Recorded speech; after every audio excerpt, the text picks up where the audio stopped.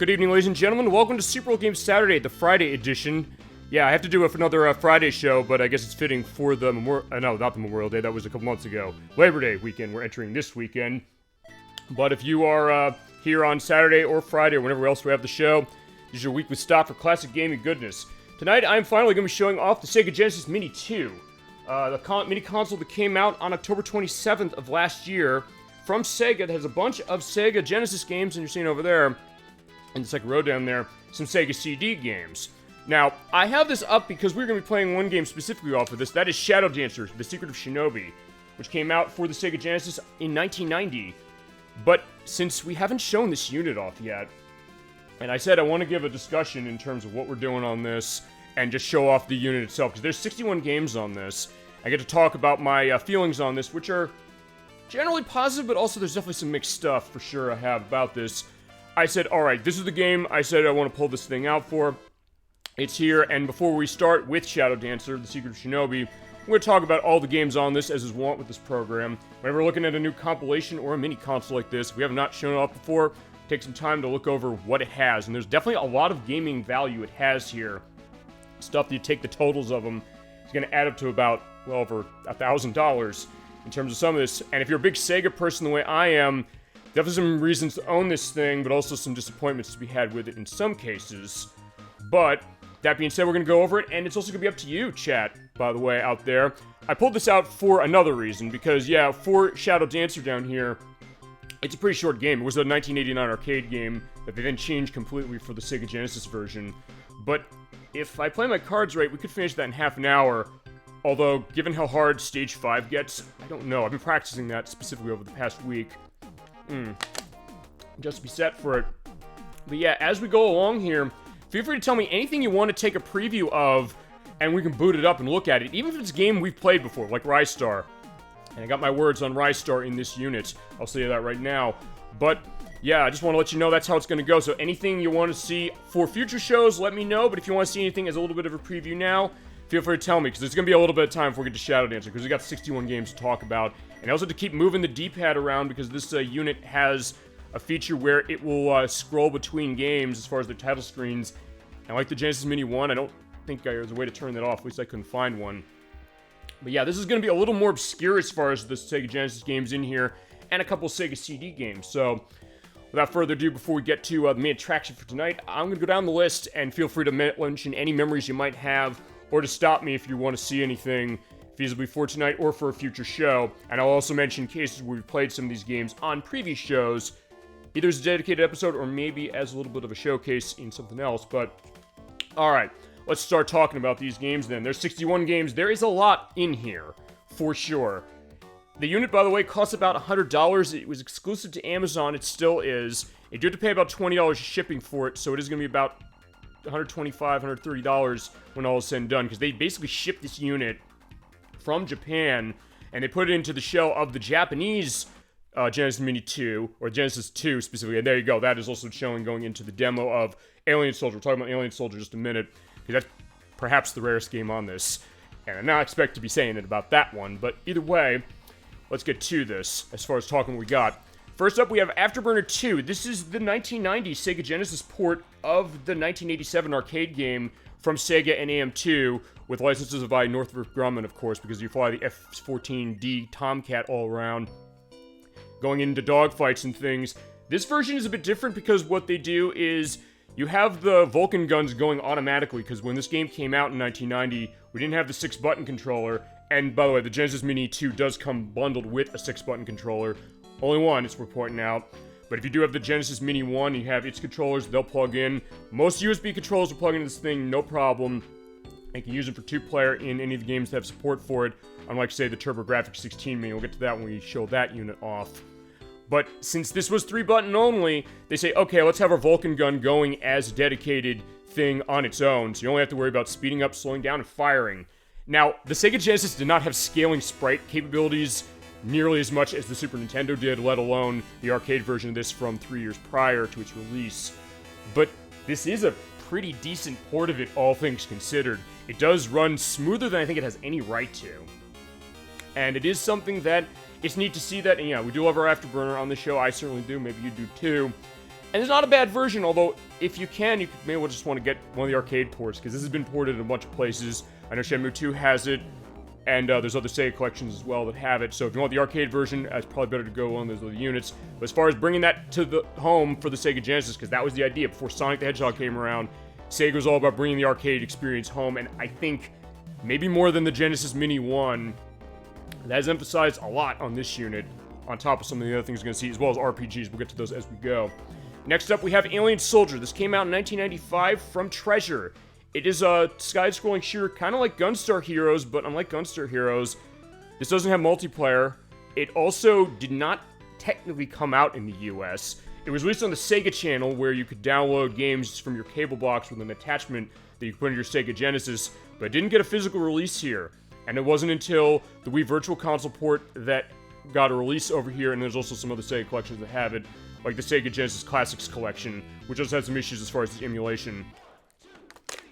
But yeah, it is a very fun and great looking and technologically impressive shooter with good old Epsilon Eagle there, and a much deeper storyline than I think I knew it had. You're basically doing a lot of bosses in terms of it, but it is insanely hard. It might be one of the hardest games the Treasure's ever made. So yeah, we are doing Contra Hardcore in only 29 short days. I can't believe we finally gotten to the point we're going to be doing that game. But yeah, I might need even more practice for this one when we want to get to it. Although, as I mentioned, if you want to see it tonight as a little bit of a preview, yeah, let me know and we can definitely show it off. It is a good game, though. It's just really hard. So bring your A game and enjoy the great sights, sounds, and atmosphere that it creates. And hey, it's another release of it in the US, but in Japan, actually, this game is like $800. I was shocked. If you're going for a complete copy, I could not believe how insanely expensive this was as far as it. And again, it didn't come out in the US, but it is on this unit, and you do have access to it. It is a fun one, but a hard one. Next up is Atomic Runner. This is from Data East. It is a 1992 port of their 1988 arcade shooter runner game. Plays Chelnov there in the picture. Your family is murdered, at least your father is, and then your sister's kidnapped. So you have to go around and stop the alien invaders who took your sister and killed your father. Basically endlessly walk, or run, as is. And you basically shoot upwards, diagonally, or straight ahead. Or you can turn your direction around to shoot backwards as you just keep running. It's an interesting game. It's a hard one, because you do die in one hit. It's also a game I always have association with the TV show Nick Arcade, because whenever they did the video challenge section, they had Atomic Runner over there. And in fact, that was my experience knowing what Atomic Runner was growing up. And it wasn't actually until this unit where I first played it for myself. Like, oh yeah, it's this great experience being able to play a game that was on Nick Arcade, that was a real game. So you could go out and buy it.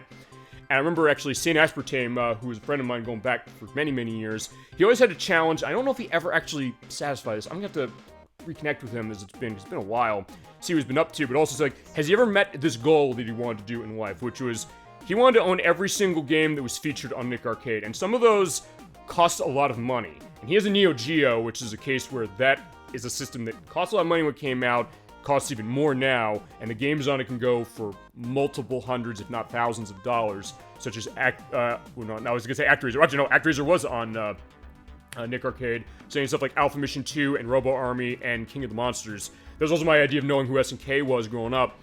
But I don't know if he ever got to the point of getting every single game specifically, which Atomic Runner was one of them, and other ones, including stuff that's not on this unit, like El Viento, which I'm still waiting for that Retrobit release of, which they did finish the pre-orders of about a month or so ago, and they're printing them, and I got my copy coming soon, so it gives me more incentive to fix my actual Sega Genesis, because it is not working, but yeah, then I can play that game, which is an interesting one, and Atomic Runner is a pretty interesting one as well. It's hard, but it definitely has a lot of value to itself, and as you get into the rhythm of it, it can be really, really fun. And, oh right, I was like, wait a second, it was doing that. As I said, it just keeps doing this. Unfortunately, there's not much I can do, except feasibly talk faster and move D-pad around. In fact, that's for Atomic Runner, but yeah, we're gonna take a leave of Atomic Runner very briefly. Go to what's next on the list. Next on the list is Bonanza Brothers. This is also an arcade port. Yeah, so far, everything except for Alien Soldier has been an arcade port. This came out from Sega in 1991 for the Genesis, and it was a 1990 arcade game where you're in Badville playing as Robo and Mobo, who look a little more, I don't know, rotund, let's put it that way, in the actual game. In the Japanese continuity, they're robbers sneaking through and stealing items, but in the case of the US continuity, they made it so that, yeah, they weren't necessarily bad guys exactly, and we're going to get in that for sure with Shadow Dancer and a couple of the other games we talk about on this unit. It's kind of a split-screen co-op shooting stealth game. It is unique, and it has a great style to itself. It is kind of simple, admittingly, but it's something that it is definitely a part of Sega's his heritage, and it is a nice one. Definitely get that sense of what was Sega doing specifically. And it's just a very likable game, if not necessarily the best game you'll ever play. And it is an interesting one to kind of see represented here. Though, weirdly enough, the actual title screen of the game says Bonanza Bros instead of Brothers, but yeah, it's implied. Next up is Clay Fighter. This is the Sega Genesis version, but it came out in 1994. The original game came out in 1993 on the Super Nintendo from Visual Concepts, who developed it. It was published by Interplay. It was a bit late to the party the year after that, but yeah, and it was not a great translation, admittingly, because there's lots of issues with its audio in terms of being very, very scratchy. It's definitely very choppy. In some ways, the Super Nintendo game could be as well, but it just doesn't feel as good. It doesn't look as great, and given some of the other options they could have picked for fighting games, this is not necessarily the one that I think they could have went with right away. And honestly, in my case, I associate Clay Fighter more as a Nintendo franchise than the Genesis one, and this is not a case where it was really worth the wait for. But it does use the 6-button control. It says down there, 6-button Sega Arcade recommend, or 6-button Sega Arcade pad recommended. There are a lot of games on the Sega Genesis that had that when they introduced the 6-button controller. So you do have that. You can play it specifically for this Street Fighter 2 parody game that does have its moments and some charm. But honestly, if you're going to play this, I'd say play it on the Super Nintendo as it is. But hey, you do have it here to kind of go through the memories of what it is and see how, in this case, Genesis did not do what Nintendo did, as it was. Next up, though, is another game that might be worth owning this console on the back of just this game alone. This is Crusader of Senti. This was published by Atlas, so you're going to get a sense of, yeah, this is going to cost a fortune, especially for that era of Atlas. This came out in 1995. It was developed by Nextech, whose first game is also on this unit. We'll talk about that in a little bit. It is an action RPG, very much like The Legend of Zelda. And you can kind of see that when you go into the game, for sure. And it's very unique, very colorful, very upbeat as far as its music and its atmosphere. It's a lot of fun, and considering that the Sega Genesis didn't have a Zelda, like a Zelda specifically, there are other games that tried to go closer to that, like Landstalker, which of course I love and was on the Sega Genesis Mini 1.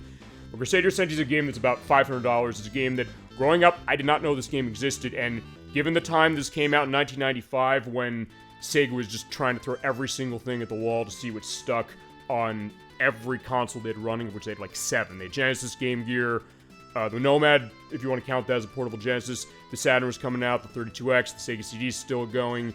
The Sega Pico, for God's sake, was still going, as it was, amazingly. So this got lost in the shuffle. Because it's an Atlas game, people are like, yeah, we want this, and it's now ballooned to a massive price. So in that case, if you don't have it, this is easily the cheapest way to have an ownership case of it. It is also on the Switch Online Plus expansion pack if you want to play it, but not have ownership of it, as we mentioned sometimes with that. Yeah, it is here. It is definitely one of the best games on this unit, and definitely a nice one that Sega was able to get going, because, hey, I guess it works better because they have Atlas now. I mean, anything of Atlas's is something that Sega owns now. So, I think that's going to be the idea going forward. Next up, they went to EA again for some stuff like they did on the Genesis Mini 1. In this case, they went for a game in the Strike series, the very first one. This is Desert Strike, Return to the Gulf. This came out in 1992. You're flying as an Apache helicopter around during the Gulf War, I guess a sequel to the Gulf War, where it kind of is a bit of a parodic take on that conflict as it was, sort of kind of with its story, but it's still kind of taking itself seriously. And you're flying around the copter all over the place, taking out targets and things. It definitely has this element of the American side of, well, the conflict is sort of based on, but also the idea of what Electronic Arts is bringing to the Genesis, and they're bringing a lot to the Genesis as it was. And there's another case of it. It definitely is an interesting one. It does have a little bit of a learning curve, but there is an arcadey quality and a feel to it that you definitely got out of early Electronic Arts games, which is the reason why this company that tends to be one of the most hated companies around nowadays was so loved, and they definitely took a lot of chances to get them, I guess, to where they are now. But definitely it's an interesting one, and the first in a long series of games, of which we had many others ones, including, this was Desert Strike was the first one. There was Jungle Strike, Urban Strike, Soviet Strike, Nuclear Strike, and Future Strike, but that was turned into Future Cop LAPD, which is on the PlayStation. I never played any of the other ones, and honestly, this was my debut of playing any of the Strike games, but I always saw these around. In fact, I mentioned Soviet Strike a couple weeks ago. We played the Spyro Reignited trilogy for the first Spyro the Dragon game within that. And it was always something that definitely was interesting when I saw people playing it. Yeah, hey, you're kind of in this desert area, wherever it is, just flying your copter around. And it's held up much better than you might think it has, compared to something like Super Thunderblade from Sega. I was like, yeah, that's not very good at all. Yeah, this is a pretty good one, and definitely a nice thing to see as far as being brought to this unit. Next up is a game that was unreleased, and we got a lot of unreleased games on this unit. This is Devi and P. Now, this is an interesting one. When they announced this thing, it said, oh, we got a bunch of games that are unreleased. Like, okay, what's this Devi and P thing? Well, what it is, it's kind of a bit of a puzzle game. It's kind of like Pong if you had the paddles on the top and the bottom of the screen. You have to get the devil guys or the Devi guys at the bottom to like bounce them to the side. So you can bounce them into the cage to save the P's, the little angel guys that are on the top. And as the angels come up, then you have to kind of catch them in the top. It's very weird to be playing that solo, because you're moving two paddles at the same time. You move the bottom with the D-pad and the top one with A and B. And the story of this game was, for years, nobody knew that this was a real game, and I'm just the same as everybody else. I didn't know that there was anything like this. It was a project that was actually designed and programmed by Takashi Iizuka, who of course is the lead of the Sonic the Hedgehog franchise now. It's a game that he was making that nobody ever knew about. Sega never said that it was being made. It was quietly shelved and not finished.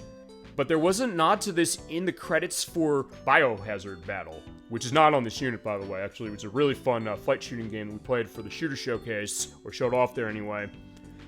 There was a thing in the credits where it said, special thanks to Devi and P, spelled P-E-A. It's like the pea, the fruit, the vegetable, I should say. It's not fruit, that's a tomato. But yeah, for years, like, people was like, what was that about? I didn't necessarily know that was the case, because I didn't play Biohazard Battle 2 years later. But yeah, that's what it was, and for this unit, M2, who developed and ported everything in this, he said, hey, let's revive this, let's put this out and release it. So yeah, you have a new game as far as Sega Genesis is concerned. It's not a great game, admittingly, but it is something that is of interest and historical significance that way, as far as an early game of Iizuka-san's as it is. You kind of get the sense of what that is, and it is unique. It does show the idea of, hey, what was Sega doing at the time, even if stuff we didn't know they were making. So not a terrific game, but it is one that I am glad to see here, because it's something good for you video game historical wonks out there like myself, or maybe all of you out there. Next up, we have Earthworm Jim 2. This came out in 1995 as the second game in the Earthworm Jim franchise, published by Shiny developed it, and it was Playmates who developed it, specifically with, the Earthworm that landed in the super suit, and he's fighting off a lot of weird characters like Psycho over there. Mostly Psycho as far as this one. And you're assisted by your new friend Snot, who's in the TV show and trying to save Princess What's-Her-Name. Good evening, Dolly Finn. So good to see you tonight. We're taking a look at the Sega Genesis Mini 2, the mini console that I'm going to be using to play, just briefly to show this, Shadow Dancer, The Secret of Shinobi. But before we do that, because we haven't shown this thing off yet, I'm going through the offerings of everything that's on this unit. And so good to see you tonight. Thanks for stopping by the show. If you want to see anything on this unit as a little bit of a preview for tonight's show, say the word and we can show it. Because Shadow Dancer is not going to be a very long game. It's going to be about maybe half an hour, depending on how I play it and how bad Stage 5 kicks my ass. We'll see either way. Hope you're doing well. Feel free to go into memories on any of the games you're seeing, or jump out and say, like, oh, I want to see this. Let's take a look at this either as a future show, giving it full treatment if we haven't, or taking a look at it now, even if we have played it before. As far as Earthworm Jim 2 is concerned, this is not the best version of the game you can get, I will say that, because it was also on the Super Nintendo at the time it came out in 1995, which has an extra move, the Manta Shield. You hit up and the X button to use it. This game does not let you do that, even with the 6-button controller. You also cannot switch weapons. You get new weapons in this one to use instead of just your plasma gun and the plasma charge-up. But yeah, you can't switch between them at will in this version. On Super Nintendo, you can. And also looks and sounds better. Now, this sounds horrible as far as Genesis is concerned, but whereas Earthworm Jim 1 was better on the Sega Genesis, Earthworm Jim 2 is better on the Super Nintendo, and feasibly here it's even better on the Sega Saturn, where it has enhanced audio and more graphical effects. When we play Earthworm Jim 2 for the show, we're going to show on the Super Nintendo, or if I can get the Saturn version, we'll show the Saturn version. But yeah, it is a good game still, even though this is not the best version you could get, I will admit that. But still, fun game, and definitely has a lot of good variety to itself, which I guess is sort of a good and bad thing in the way of this, because yeah, if you like doing the platforming stuff with shooting with plasma gun, you don't get as much as you would expect. But definitely is interesting, weird, and very wacky. And it is a very fun time, for sure. Next up is a game that was on the Sega Genesis Mini 1, but not like this. This is Ecco the Dolphin. This was from Nova Trade, who developed, and we talked this game multiple times in this program, to the point where I think we need to do this. Do I see Ecco the Dolphin this lineup? Yes, you do, Dolphin. You're seeing... here's the thing about this. Yes. Okay, so feel free to go into elements of this game. We've talked this game before when you've been on the show, and just in general. The idea that this came out on the Sega Genesis in 1992. And it was made much harder than I think people were expecting because of the fact that, hey, Novatride thought people were going to rent this thing and not buy it. And it scarred people sort of that way, but it's also a game that does have a great atmosphere to itself. It definitely is something that, if you're patient for sure, it can be a very rewarding experience, but it also be an insanely difficult one, an insanely cryptic one. But, interesting thing, the Genesis Mini 1 unit had the Sega Genesis version on here, but you're looking at the Sega CD version, which is mostly the same, except in this one, you have a totally different soundtrack that was done by Spencer Nilsson, who did the soundtrack for Sonic CD and a couple other games for Sega CD as well. It was like takeoffs on the soundtrack of Brian Coburn, who was also involved with the soundtrack of this version. Yes, and not for a young child as far as Ecco the Dolphin's concerned. Well, I mean, as far as difficulty, I would assume it would be easier given that. Yeah, true that, although, then again, it's one of those things that, I'll say this, is not a game that's inappropriate for young children. Because, like, hey, you're just kind of going around, it's sort of non-violent in the sense you're just kind of going around, solving puzzles, hitting your nose to people. Although there is Ecco Jr. Yeah, thank you for mentioning that one, which was the final Ecco the Dolphin game. I don't know if you ever played it. It is not on this unit. It is on the Sega Genesis collection on the PlayStation 2 and the PSP that has that, where it's the total opposite direction. This is hard and Junior's better. Although Junior's a weird case because Junior's kind of a little bit of a... It's like a half and half between an edutainment game. It's for kids. Yeah, it was part of the Sega Club, which had games like Wacky Worlds, Creativity Studio, and a lot of the Busy Town with Richard Scarry games were on the Sega Genesis. It was very simple compared to this one, so it was something you could get into it easier. But it's also the case that, yeah, I mean, I did play Ecco the Dolphin when I grew up a little bit when it came out on the Genesis, and it's something that when I did play it, I thought, okay, I didn't know where I was going, but I can imagine kids having this as maybe their one game for a long time, and then becoming masters of it. And then at that point, then they can just show off and show what the skill is of it. So it's the kind of game you kind of live with, but it is something that, yeah, it is appropriate for children, technically, this one, but it's also something that could be very,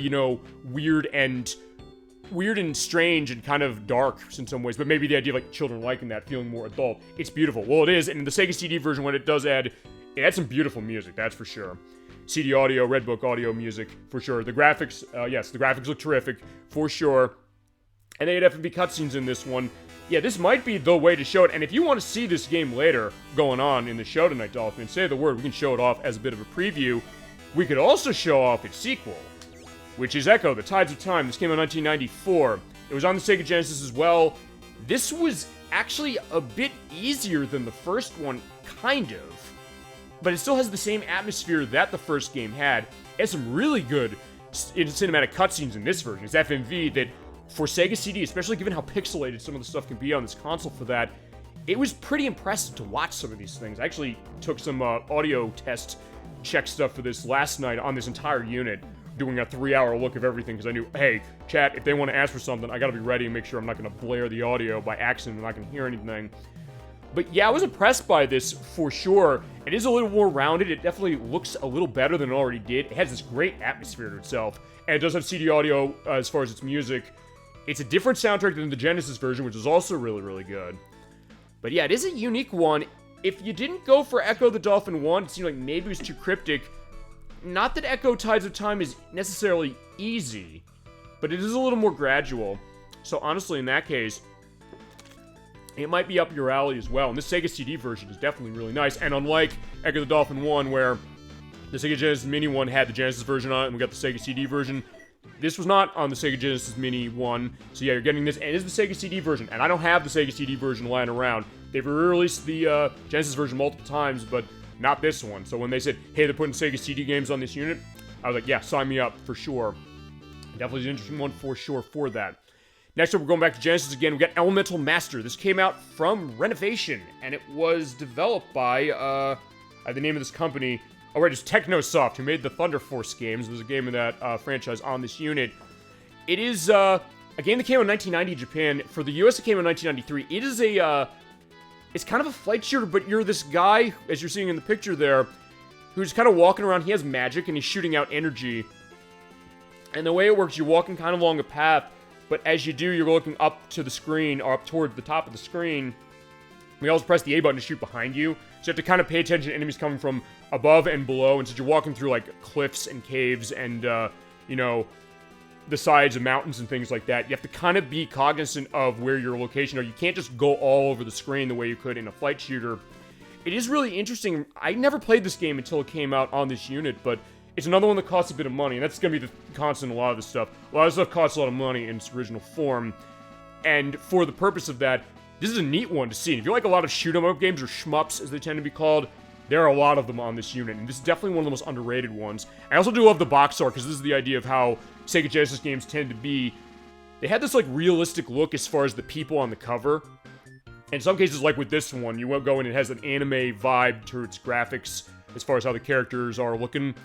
But in this case, like, yeah, it's like the realistic look. I guess they were going to, like, the idea of, like, Fabio and, like, Adventures of Hercules and things like that at the time.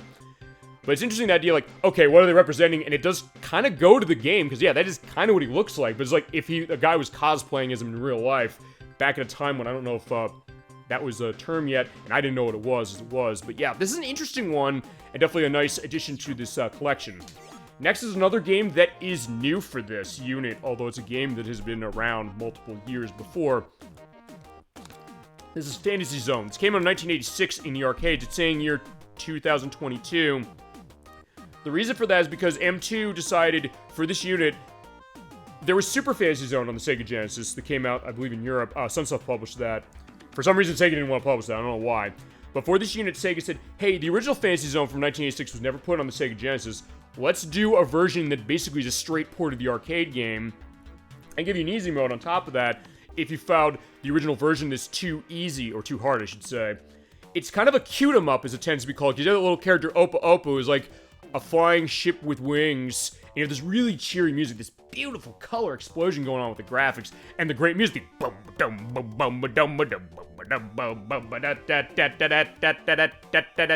It is awesome as far as how it is for the arcade. Yeah, this Genesis port is 1-to-1. If this had come out on the Genesis back in the day, this would have been incredible. This would have been probably one of the best arcade ports that the Genesis ever saw, but it was not something they made. They said, hey, for this unit, because we're putting this out, let's make a totally new game. And M2's all about doing that, for sure, when it comes to the Sega Genesis Mini 1, and also with this one. And they also, as I mentioned, revived Deviant P, which is a game that was in development, but never known to exist, and was never released until this unit as well. Yeah, Fantasy Zone is a really good one. If you ever played that one, that is a good one. I'll have to come back and show at some point. I don't know if I'll show this version, but it's mostly like the arcade version, so maybe I should show it here. Next up, we have a joint from SNK. We've shown SNK on this show before. It was an arcade game. Fantasy Zone. Yes, it was. It was an ancient one, and one I did not know the existence of for many, many years. It wasn't, I think, until 2000 when Summon Amigo came on the Dreamcast, where you could download music that came from this game, the Opa Opa theme, specifically from this. But there was a version on Genesis that passed me by specifically. But then when I found it years later, I was like, yeah, this game is really, really fun. And with Fantasy Zone, you also get the case of being able to fly around and pick up money. And as you pick up money, you can go to the shop and increase your skills. So there's a lot of depth and strategy to this that you might not expect for something so cute, but it is also something that, yeah, it's a classic for a reason, for sure. And, yeah, it's a damn good version of it, for sure. Next up, Fatal Fury 2, another arcade port, as is, from SNK. It is another fighting game. It was the Neo Geo system that came out initially, along with the arcade. Yeah, the adventures of Terry Bogard and everybody as far as that. We played Fatal Fury Mark of the Wolves from Dreamcast on the Fighting Game Showcase. This is the second game in the series, and for a port to the Sega Genesis, it's pretty good, actually.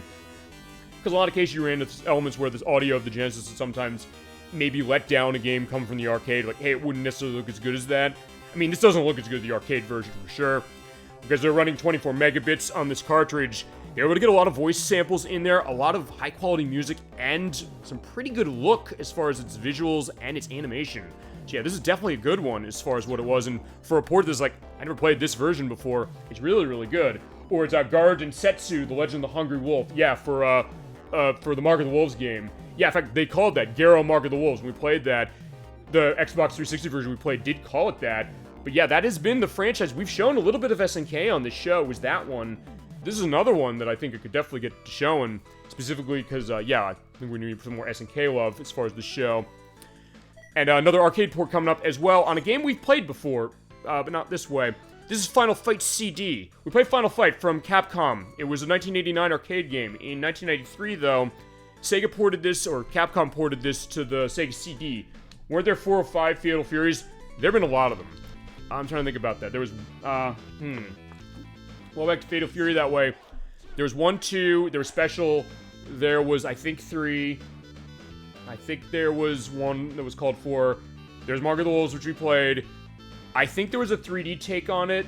I think they announced a new one. No, they are doing a new one. It's coming out, I think, next year. Because there's a lot of big fighting games that are getting new versions of themselves. Specifically, Street Fighter 6 that came out a few months ago.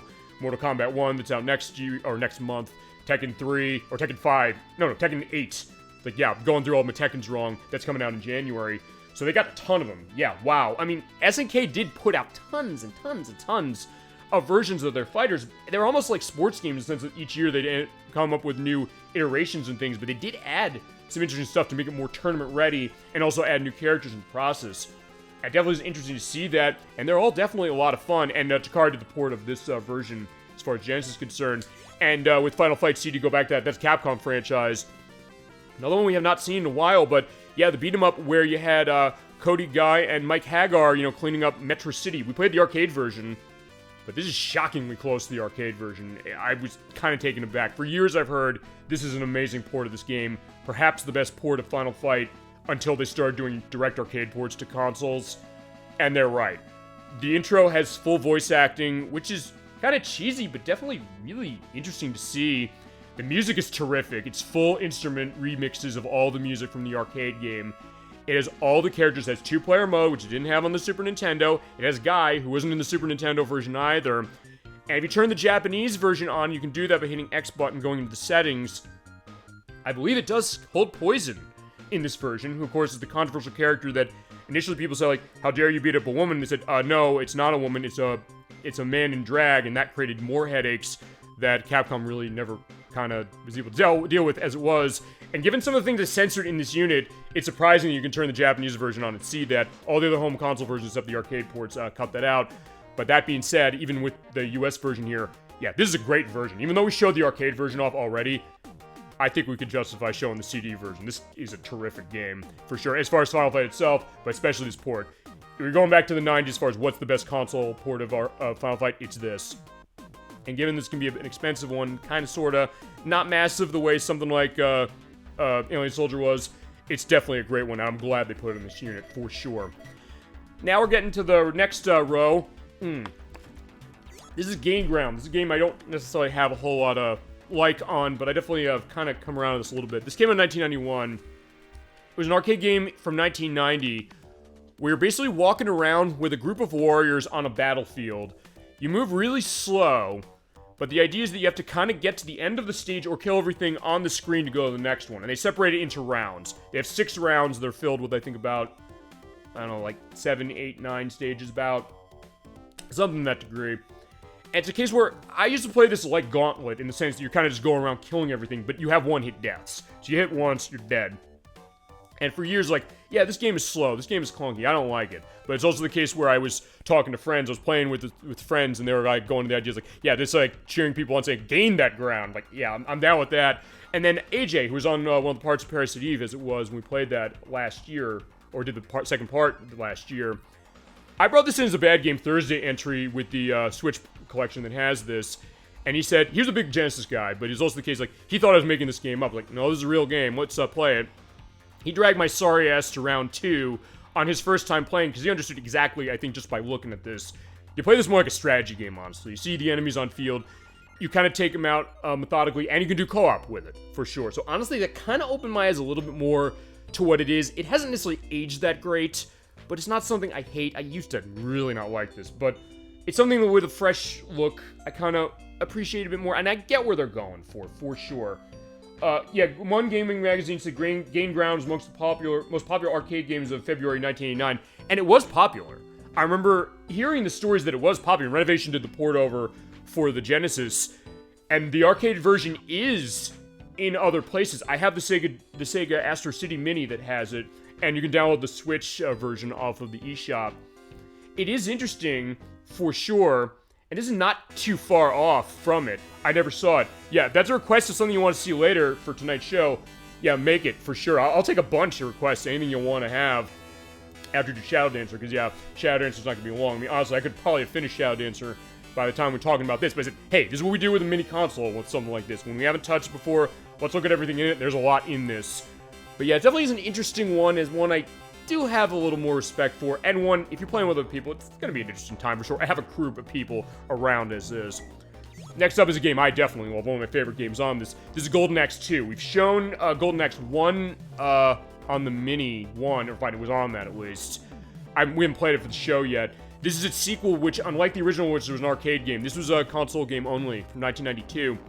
You do have the three warriors going around and defeating the evil forces. It's Dark Gold this time. The first game, it was Death Adder.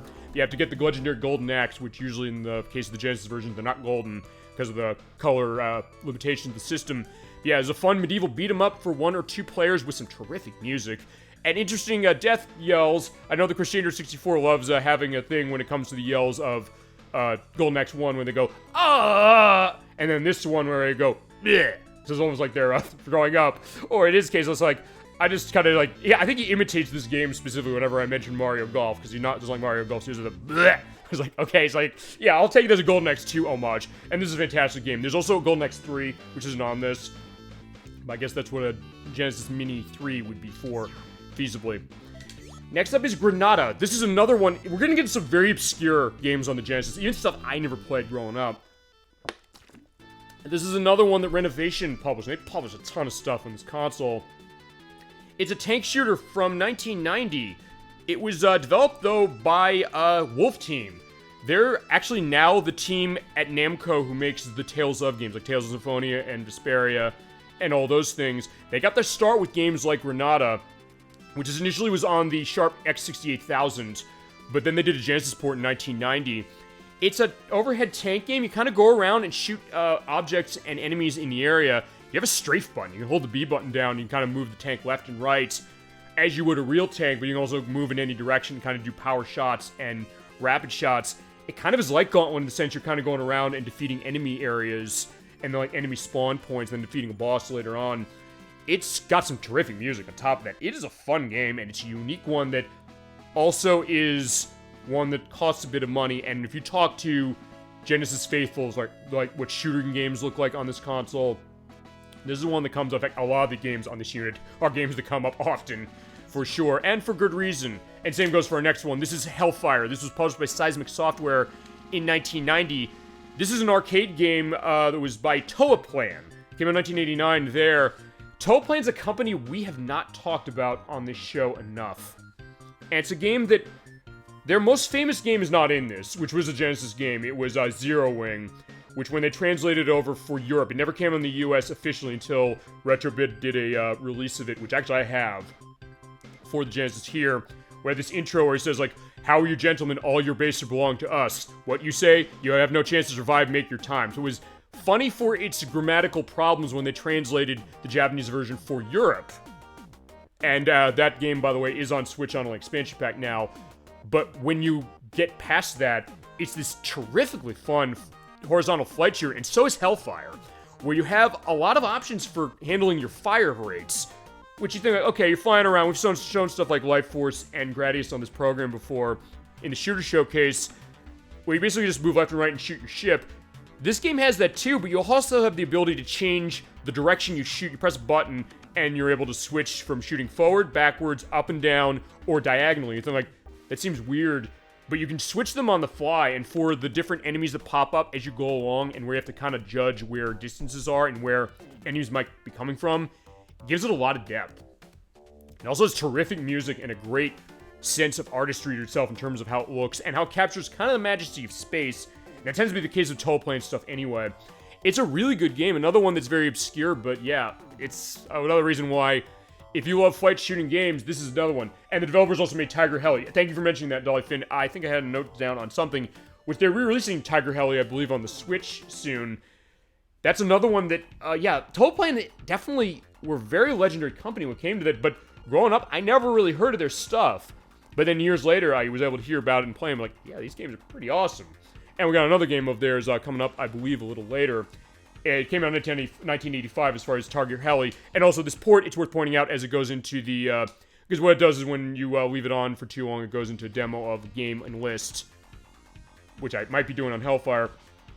But yeah, this port, by the way, I should mention, Hellfire for Genesis was done by Messiah, which was a company that did Glay Lancer, as well as Choniki. And those are also flight games, specifically flight shooting games. Definitely other legendary ones for sure. And Hellfire is one that maybe isn't as talked about as some of those, or maybe even Tiger Heli. But yeah, it definitely has it where it counts. It's a lot of fun. Next is Herzog's Vi. This is a real-time strategy game from 1990. This is a very, very, very, very early one. And one that tends to be seen as the granddaddy of games like this, in the way, like, stuff like, later we'd have games like StarCraft and Warcraft and things like that. I'm honestly not very good at this game, and without an instruction manual, or without going online to find the instruction manual, because for this unit, you can see digital versions of all the manuals. I never heard of this one. I didn't either when I was growing up, and it was early for Genesis, it was 1990. It's Technosoft who developed this, so the people who made, Technosoft, they made Elemental Master. And they also made Lightning Force, Quest for the Dark Star, we'll get to that in just a second. It's definitely an interesting one as far as what it is, and it has 2 players, so you can play at the same time, try and build up your armies, and defeat the other players. It does have a high learning curve, but from what I understood, it's another one that if you talk to hardcore fans of real-time strategy games, as far as early ones, it definitely is a legendary game, and it was not an arcade game. This is also on Switch Online, or not Switch Online, it's on the Switch to download as is for it. It's something I definitely need practice of. It's unique, for sure. We can definitely show that if you want to see it, for sure. And especially for giving a good variety, because one thing I'll say about this unit is you definitely get a lot of big games in multiple different genres to really paint more of a picture of what the Sega Genesis had to offer, with the exception of sports games, but a lot of that is licensed case. But still, you definitely got a lot of good stuff, and Herzog's Vi, I just suck at this game, that's the thing. I can't say it's a bad game, I just am not very good at it, but if I get good at it, I'd probably adore it. Next up is a game I do adore, for sure, though. This is Lightning Force Quest for the Dark Star. This is also known as Thunder Force 4. I don't know why they changed the name for the US. But either way, it's the 4th and final game in the Thunder Force franchise for the Sega Genesis. And there's Thunder Force 5 that came out years later from Technosoft, who made Herzog's Vi. It definitely is an interesting one as far as what it is. It's another horizontal flight shooting game. With a terrific music and great parallax scrolling going on. The tech behind this game is pretty impressive. And one thing worth pointing out of this version, I just want to make sure that's the case with this one. Yes, because they did do something unique. They did make some changes to some of the games that are on this. They give you the original speed mode, but they also give a high speed mode that kind of makes it run a bit faster. So M2 went in and they reprogrammed this game for the purpose of making it run smoother. I guess it sort of had slowdown, I guess, on Genesis, although I have the Switch version of this, because they did a Sega Ages version of this on the Switch. I have it. It didn't seem like it was slowing down, and I don't remember if it had the super fast mode, but it did give you a new way to play this really fun flight shooting game, for sure. I mean, it's another legendary one by Technosoft. I mean, it's Technosoft and Toaplan as it is. 2 big names of Genesis flight shooters, and they did some stuff on Super Nintendo and other consoles as well. Yeah, this is where they really made their name for themselves. Definitely a unique one and a fun one, for sure. Next is a game for the Sega CD called Mansion of Hidden Souls. It's published by Vic Tokai. It is a first-person adventure game that came in 1993. You play as this brother and sister, and for some reason the sister says, "Hey, I always wanted to be a butterfly." The brother's like, "Yeah, I don't know about this." But the sister gets a promise from a butterfly, so she thinks, and runs off after it, and he goes after to see where she went, and he finds this mansion. And so basically what you do is you're walking around in a first-person perspective to kind of explore the mansion, a little bit like a precursor to Myst a bit. It's full motion video and fully voiced. It's unique, and for a game that you would think would age horribly, man, it's actually aged pretty decently, considering. And it Mega Man support on Genesis, but not on this unit. Hello, Gemini96, so good to see you tonight for our look over of the Sega Genesis Mini 2 and Shadow Dancer, the Secret of Shinobi. He knows very well, because I was doing practice on this a couple of hours ago to make sure that I'm going to be in tip-top shape for that game, which isn't going to take long, but we're looking over everything that's on this unit so far. So good to see you tonight. Feel free to let me know if you have anything you see on this screen of what we've shown so far that, and as we go along doing the talk before we play Shadow Dancer, that you want to see a demo of. Even if it's something we played for the show before, say the word, we'll take a look. We've had some interesting stuff from EA, stuff from Teleplan, stuff by Technosoft, and this one by Victokai, I should say, my mistake, as far as that. Yeah, Mansion Souls is an interesting one. Not necessarily one of the games I would jump on right away as far as Sega CD, but for a game that I thought was not going to age well, it's aged better than you'd think. And it is very interesting, for sure. Shows the idea of what was Sega CD trying to do for video games with full motion video stuff, and not a bad case of it. Next up is Midnight Resistance. This is from Data East. So like Atomic Runner that I was talking about earlier in the show. Yeah, it's another arcade game of theirs that came out in 1991. The arcade game came out in 1989. Hey guys, hey ElecVerse, so good to see you tonight. We're looking over the Sega Genesis Mini 2. It is basically as a bit of a prelude to Shadow Dancer, The Secret of Shinobi. We're playing this game fully, but since we haven't shown the Sega Genesis Mini 2 yet, we're going through the whole thing, seeing what's on it, and whatever is on this unit that you want to see as a preview. Anybody in chat, for sure. Let me know, we'll take a look at it as well, even if it's something we played before, because there's games we played before, like Ristar, I got my words on that port on this one. But that being said, hope you're doing well. Feel free to let your memories flow on Shadow Dancer when we get to it, or anything else in this unit, of which so far we talked about Afterburner 2, Alien Soldier, Atomic Runner, The Danza Brothers, Clay Fighter, Crusader Senti, Desert Strike, Deviant P, Earthworm Jim 2, both the Ecco the Dolphin games from the Sega CD, Elemental Master, the Fantasy Zone port they did for this, Fatal Fury 2, Final Fight for Sega CD, Game Ground, Golden Axe, Granada, Hellfire, Herzog's Vi, Lightning Force, Quest of the Dark Star, Hidden Souls, and Midnight Resistance now. And we'll keep going, because yeah, there's definitely some interesting stuff, and I know like the first couple games you mentioned to me at one point are on this unit. But Midnight Resistance is kind of like Contra. They have Ranger X. Oh, you're excited on Ranger X. Yes, they do have Ranger X in this. I love that game. Is that a request of something you want to see later as a little bit of a preview? And feasibly also something that we can do as a future show? If so, feel free to let me know, and we can definitely do that. We'll get to Ranger X in just a second. It is on that. So yeah, there are definitely some very interesting things on here. Definitely more obscure stuff we're running into on this unit. Yes, I'd like to see it. You got it, my friend. We'll definitely get to that for sure. That's the other reason I brought this unit out. I said, we haven't talked about this unit yet. There's definitely some interesting stuff in this, and given the cost of some of these games on their face, you're thinking like, yeah, some of these things go for hundreds if not thousands of dollars in their original form. Ranger X is not that expensive, but it is a bit pricey, and it's one I never actually played, so this is my first time playing it as far as what it is. It is on this unit, we will talk about that for sure. So yeah, definitely is an interesting thing, and more obscure stuff's like, hey, maybe something that I missed that maybe you caught, or maybe something that maybe you missed that I caught, or however that is. We've definitely got some interesting stuff as it is. Mirror Resistance, just to quick go back to that. So doing Contra Hardcore at the end of the month. This is kind of like Contra, a bit slower than Contra as is. EA plays Johnny Ford going against the Resistance in the port of the 1989 arcade game from Data East with 8 mega memory, because that was the idea, bringing the arcade experience home to start. But yeah, that is an interesting one for sure, as far as that and more Data East stuff, along with the Atomic Runner that's on this unit. Next up is Night Striker. This is by Taito. This was a Mega CD game, so yeah, it was the Sega CD in Japan. We didn't get this here. It's kind of like Chase HQ, but it's also kind of like... I'm trying to think of like the best equivalent to this. I think Chase HQ a little bit, you're kind of a flying car, but my god, this game is pixelated as all hell, to the point where it's kind of hard to see that where you're supposed to go, and even some of the messages of it. We didn't get this here, maybe for a reason, but it's not a horrible game. It's just something that, it's a little bit of an eyesore, admittingly, and something that maybe they didn't optimize specifically for the scaling elements that the Sega CD was capable of. Especially compared to stuff like Batman Returns, which had their driving stages really, really good, and other stuff on top of that. And of course, we're talking Sega CD. There is one Sega CD game that you have to have in one of these units. It is probably the most important game we're talking about as far as on this unit. Night Trap. This came out in 1992 as a game from Digital Pictures. It was full motion video. This is one of the reasons we have a rating system today, because back in the day, this FMV game starring Dana Plato, where you're basically controlling the cameras in house to try and stop everybody around, or stop the augurs, who are like, they're vampires that don't have their teeth yet. You have to kind of stop them, like, the house is booby traps. You have to go around and switch off the traps and change the color while watching a bit of a movie. But be careful not to let anybody die or you lose. Didn't this one, along with Mortal Kombat, lead to the ESRB ratings? Yes, it did. In senatorial hearings. Yes, it was this game, it was Mortal Kombat, and it was Lethal Enforcers, which is from Konami, which is an arcade shooting game.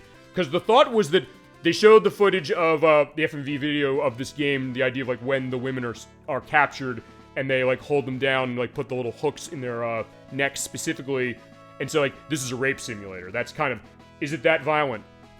Not really, honestly. It was... I'll tell you this. I'll say this as far as when this game came out in 1992. I guess it was shocking in the sense that you didn't see full motion video in games that much, as far as the idea of, like, watching a movie. Okay, vampires. Well, they are, but they're not exactly vampires. The augurs, if you ever let me know any experience you had playing this game, or anybody else in chat for this one, they were, like, they kind of move around. It's like a B-movie, really, to a certain degree. And it's the late Dana Plato from Different Strokes, as it is.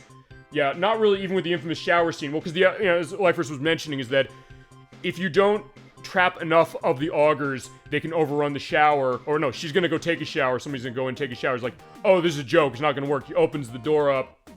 There's a guy, and there's like, wait, what are they doing? And then there's like two others that come in, hold her down while they put the thing in her neck to get the blood, and then you're berated. He's like, I don't believe what I just saw. You were supposed to protect them.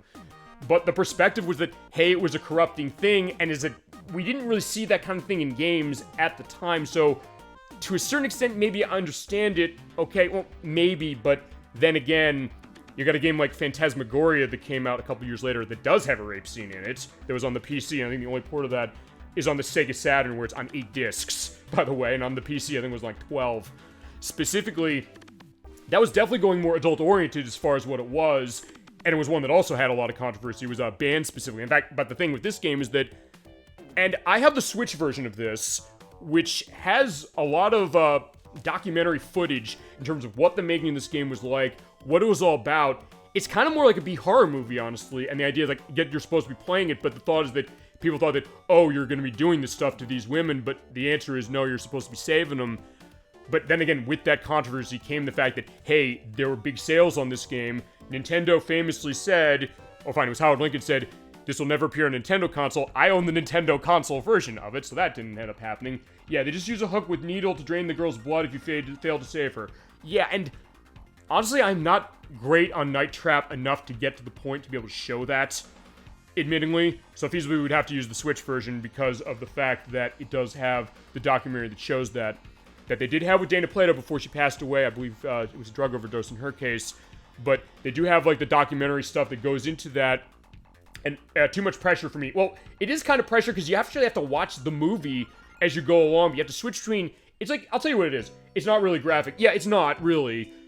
Because, honestly, the Switch version got rated to teen when it came out about 6-7 years ago. And it was also on the PlayStation 4, I believe. This was a maturity game when they rated it specifically for it. This is the Sega CD versions, we're pointing that out. Where it is the first one, it does have the pixelated visuals compared to other versions. This came out on a bunch of things. Came out on the 3DO, came out on the 32X CD, where when we showed Slam City with Scottie Pippen, this is one of the other games, where they had a 32X CD version, where if you have 32X on the Sega CD connected to your console, you're able to play it that way. And then it was also, I think those were all the only things it was on. Yeah, but for the time, I guess it was kind of a shock case, but there's also something that, there's a bit of a backlash on this game, not even just, yeah, people's like, this game is horrible, but I own the Switch version, like Bruce said. Yeah, me too. At some point, I think we should show that, because it is a very important game, as far as the history of the industry, but it's also a really hard game, and the backlash to this game tended to come from the fact that, hey, you know, it's very potentially limited, you have to switch between cameras, and if you're not quick enough, you can't capture the augurs. You also have to watch parts of the movie to get a sense of, hey, they're going to change the color code of where it is. And you have to know specifically where in the plot to put the camera on to see when they'll tell you, oh, we're changing the color from blue to red or something like that. But it's one that, I'll tell you, there's another digital pictures game that's on this unit, and ElecVerse, I think you might have an idea of what it is, if we're talking Sega CD. It's the other really, really big one, and we played it for the show before a little bit. When you really kind of boil it down, it was kind of interesting what they were doing with it. And it's kind of something that, honestly, I think, it's one of those that I think has aged better than you might expect, especially because, I think I have the note down on this one, or I have the note down on the other one, it was the connection of Tom Zito, who was involved with digital pictures, but also of Rob Fulop, who worked at Atari. He worked on the Atari 2600 ports of Missile Command and Night Driver, amongst other things, and that was his baby, along with one of the others we're going to see later. Though it is kind of fucked up, you can kill the main character. Yeah, ElecVerse is not wrong about that. They do give you an option for a bad ending, where feasibly you can make a choice like, yeah, Dana Plater, you're going away. Sorry, if you choose, but then you get berated. So the question is that, yeah, you know, you can do that, but then it also comes to the question of, yeah, that's gonna be an interesting one to show for this program. We can show it, so don't worry. It's not a case like, oh, it's gonna be too much. We can definitely show it, but as I said, that's gonna be an interesting one. Like, usually my favorite edit is the idea of this is what's supposed to, this is what should have, oh, this is what could have happened while it's going to another game demo. It does this automatically. Just we'll see what it's pulling to. Oh, Clay Fighter, the Genesis version, which is not as good as the Super Nintendo. So yeah, it is on here though. So anything you want to see is mentioned in Ranger X. We'll get to Ranger X in just a second. But yeah, this is definitely an important game. It deserved that spiel, and we'll definitely go that as we play and come back to it eventually. You know what? Before we go in the next row, let's talk about this row. ElecVerse Let It Flow on Ranger X. This is Ranger X. I'm going to go out of order a little bit. This came in 1993. This was the first game by... trying to see like the company name. I had to take down notes and a little bit on all this stuff. It was GAU was the company that made this. They also made Crusader of Senti, which is on this unit, which is a terrific game. It is a flight. Okay, it's not a flight shooter exactly. It's a 2D run and gun shooter with a bit of a jetpack. There's kind of a Contra vibe. There's kind of a little bit of a Transformers vibe. There's kind of a bit of a Shoplifter vibe. And ElecVerse, since you're the expert on Ranger X in the audience, I think, feel free to sell this different, or explain to me, like, specifically, like, sell this game more, as far as, like, if I'm doing a good job describing what this is. You kind of have to destroy bases a little bit as you go on. It's also like Target Earth a little bit, which is not on this unit, weirdly enough. Which is kind of weird, but, and then again, I'm not huge on Target Earth. I like this one a bit more, but it's one I didn't grow up with, and actually it is celebrating its 30th anniversary this year, as it is. It is unique, it looks great, it sounds great. It does have heavy usage of the 6-button controller, which is probably why they bundled the 6-button controller into this Genesis Mini 2, for sure, for it. Yeah, definitely a unique one, and a case of I like and hearing the fact that chat's like, oh my god, they have Ranger X. Because remember, this is the only re-release of the game. It has not been re-released on anything. It was not on the Wii Virtual Console back when they were doing that.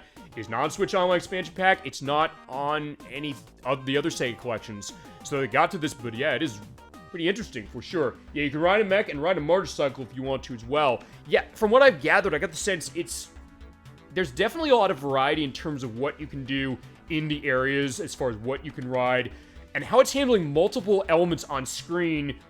With some choppiness, yes, but given just how much this game is doing, it's pretty impressive to see it holding strong as much as it is. I mean, I guess it goes to the idea of the clock speed of the Sega Genesis. It definitely goes into that to show that, hey, you know, this is what the Genesis was doing. It had this kind of more hardcore edge to itself. And definitely is a unique one, is that we'll show this off. ElecVerse, you want to see Ranger X, you got it. In fact, maybe we should show that off as it goes into another demo. And I can't turn this off, unfortunately. So if I don't move around, it's going to keep doing this. But it's going to go into, oh, that is Crusader of Senti. You have two different buttons to change direction of firing. Yes, that is true. Which is kind of something Atomic Runner did, but definitely more so than that game as far as what's on this. And yeah, you do need that 6-button controller to play this thing effectively. I don't know how it plays with 3 as is. But yeah, it's definitely an interesting one. And honestly, I think, you know what, I think when I'm done talking about this, we'll take a look at Ranger X. We'll take a look at any of the audience requests first, and we'll get to Shadow Dancer. I think I'm set with Shadow Dancer. I think. So that'll be the case. We'll start with Ranger X, but again, Chad as well, ElecVerse as well, Dolphin, Gemini96. Hit me with anything you're seeing on screen here is like, oh my god, I want to see this. No matter what it is. Even we played it before, I'm fine with that. Which, fine, we'll go to the row above, because I have my words I need to pull on this, for sure. I love Ristar, but I don't like the port in this. But let's talk about Outrun something. Weirdly enough, they had to cover up the original box art with a sticker. I don't know why. I guess the original box art for the Genesis version, something about it, I don't know if there's a licensing case with the cards that were on that. When I edit this, I'll have the actual box art, because I don't have to answer to that feasibly to go to that. But I guess they couldn't show the actual box art of this 1991 port of the 1986 racing game from Sega, which is downgraded for sure over the arcade game, but it does run surprisingly smoothly and does capture the feel of it. It's pretty fun. I never actually played this version growing up. I played the arcade version. But yeah, for a take on Outrun, it is actually a pretty good one. And Genesis handles it way better than you'd think it would with its lack of scaling sprites and stuff like that. And definitely better than Outrunners was handled on this. I love this game in the arcade. Admittedly, I only played the arcade version this year. This is a huge one back in 1993. They ported it to Sega Genesis. This is its only port, as far as the Genesis is concerned. They never ported the arcade game. The arcade version is great. We're sitting down in the car case, you're kind of doing head-to-head racing and you basically can kind of go around. It's actually kind of a little bit like Top Gear from Kemco, a little. And this home version is too, but they force you into split screen. It moves really slowly. On the Sega Genesis, it's like a shittier version of Top Gear, and Top Gear is a great game, which is because of ElecVerse who played that game. That game is awesome. At some point, I got to figure we're doing Top Gear 2, which we're going to run the Super Nintendo version, because that was on Genesis, but that's not on this. Yeah, but Outrunners, when I played the arcade game, I found that this year in an arcade. It's like, oh my god, I never played this. Play on easy, though, you're going to die. Play on easy, though, because you'll die really quickly. Yeah, for Ranger X. Honestly, with Outrunners, there's another case for that, sure. Yeah, we'll show easy as far as Ranger X. I'm going to assume that's the idea. Even on easy, I was getting my ass kicked. But then again, it's also the case that I've not played this game much. It was until this came out last year that I haven't. But that's that idea for sure. Yeah, but Outrunners is definitely a sad one. Even to the point where Sega didn't even want to publish this year. They had Data East do it. It's like, yeah, this is not a good game, and I love my Outrun. So, yeah, please, Sega, I'm begging you, please do an arcade port of this. The arcade version, by the way, it's worth pointing out, was running on their, System Multi-32 hardware. Genesis was not able to hold to that, and even as far as porting it specifically, they didn't really do it right, and it's a damn shame, because, yeah, I love my Outrun. Yeah, please port the arcade version of Outrunners, please. Alright, fine, I'll get off that. Next is Phantasy Star 2. The second game in the Phantasy Star franchise, the second one that came out, and the first the Sega Genesis had. This version is changed a little bit. As you're seeing with the box there, this is a huge instruction manual explaining how the game worked, running on its 6 mega memory. This version also gives you an easy mode, where this is an early RPG, very early, 1989. So you have to walk around a lot, you run to random battles a lot, you run them very frequently. The game is really hard, so you better be doing level grinding early, but for this release, they did an easy mode, where they give you faster walking speed, and they also reduce the enemy encounters, and I believe they do make the enemy encounters easier. So if you are coming to this game for the first time and you're like, I don't know if I'm going to be able to handle the difficulty of this, the easy mode can help. I mean, this is a great game regardless, but it is one you definitely have a commitment with, but you are rewarded with some terrific music, terrific graphics, and a great storyline that definitely has a lot of depth in ways that you would not expect it to have. And this is definitely a great port of it for sure. Perhaps the best port of it when you think about it, because of that easy mode, because it gives you extra stuff as far as it. Next up, we have Populous. This is from Bullfrog, the team of Peter Molyneux, going back in the day. Came out in 1990. It was on the PC, but it was also on the Sega Genesis from Electronic Arts. It is an early God game, so it is a strategy game of sorts, where you're helping people build a city and, I guess, survive. It's another one, though, like Herzog's Vi on this thing, where if you don't have the manual or don't scan to look at the digital version of the manual, you're not getting far. That interface is not going to help as far as it's. So yeah, come prepared with the manual and you'll be rewarded with something deep and complex, but unfortunately I'm not one of those people because I only played it for the first time in this unit and I don't know how it plays. There are people who I know probably scream at their screens. I was like, oh my god, I love Populous, get better. I was like, I know, I'll figure it for sure, but I can't dismiss it. It definitely is an interesting one and a unique one to be pulling in as far as the Electronic Arts stuff they took. Next up, we have a Japanese import that is here for the first time. This is Rainbow Islands Extra. This is from Taito. This is the home port of the enhanced version of the sequel to Bubble Bobble, Rainbow Islands. Rainbow Islands Extra came out on the Mega Drive in Japan in 1990. It was a port of the 1989 update to Rainbow Islands. This is our first time seeing it in the US. They did translate it, and they do give you the new extra mode that has new enemies. And you're basically playing, I believe, I don't know if this is right or not. We'll figure this when we play Title Legends next year, because this game is in that, or the original arcade version is in that, I believe. It's a sequel to Bubble Bobble, where I believe you're playing either children versions of Bub and Bob from that game, or just children, and Bub and Bob are around somewhere. You're basically shooting rainbows around to trap enemies and use them as platforms to climb. As you jump on the rainbows, they collapse, so you can kind of put a bunch of them around to kind of get yourself. It's like a vertical climbing game specifically. It's not a game I tend to like as much as original Bubble Bobble, though in all honesty, I played the original Bubble Bobble much more than I played this. And it's not a bad game. There's a pretty good conversion of it, as I've mentioned for some of the stuff when it came to doing arcade stuff. Okay, fine, let's get into this. I love Ristar from the Sega Genesis. It came out in 1995 from Sonic Team. This is one of the best games on the Genesis that people tend not to talk about, I guess in the same way, like Bruce was saying with Ranger X, the fact that people don't know this game and they should. Ristar's a case of that too, as we show when we played it. I'll have links to all the games we played already of this, which this is one of them. I used the Switch Online expansion pack version for this. Yeah, you're probably wondering why am I hesitating talking about this, saying how awesome this game is. Well, M2 fucked the port up of this in one crucial way, and I can't believe that they did this, because usually M2 is great with this. They made the voice pitching wrong. It's pitched too low. Okay, you know what? I'm gonna play this for you briefly just so I can prove my point. Take a listen to this.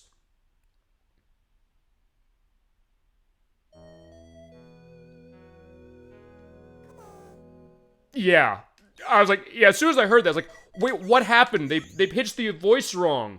And just makes everything sound worse, even though it's ported fine outside of it. It's a great game, but yeah, if you're gonna play this, please play it in the Switch Online version. Don't play it here.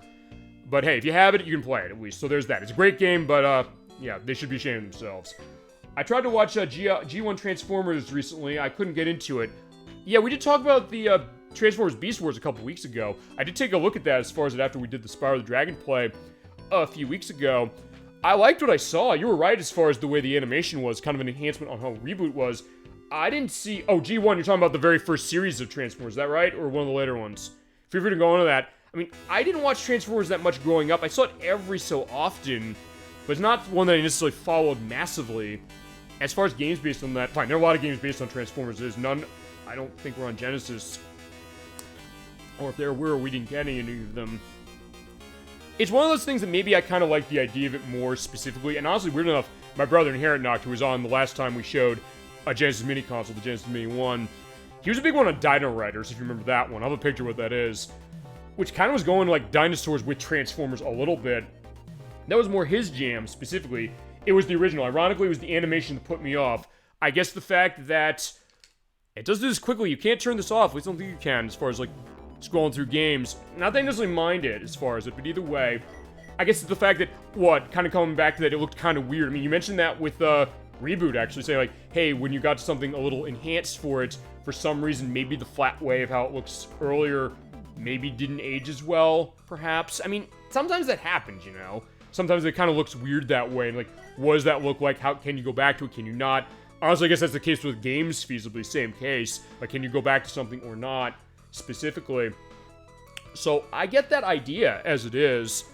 I have to go back just to see as far as that, but I get that idea anyway, as far as that. I guess speaking of robot stuff a little bit, this is different. This is Robo Aleste. We talked about this when we played Ristar. The idea of the Aleste franchise, of which in this country we had a couple of them.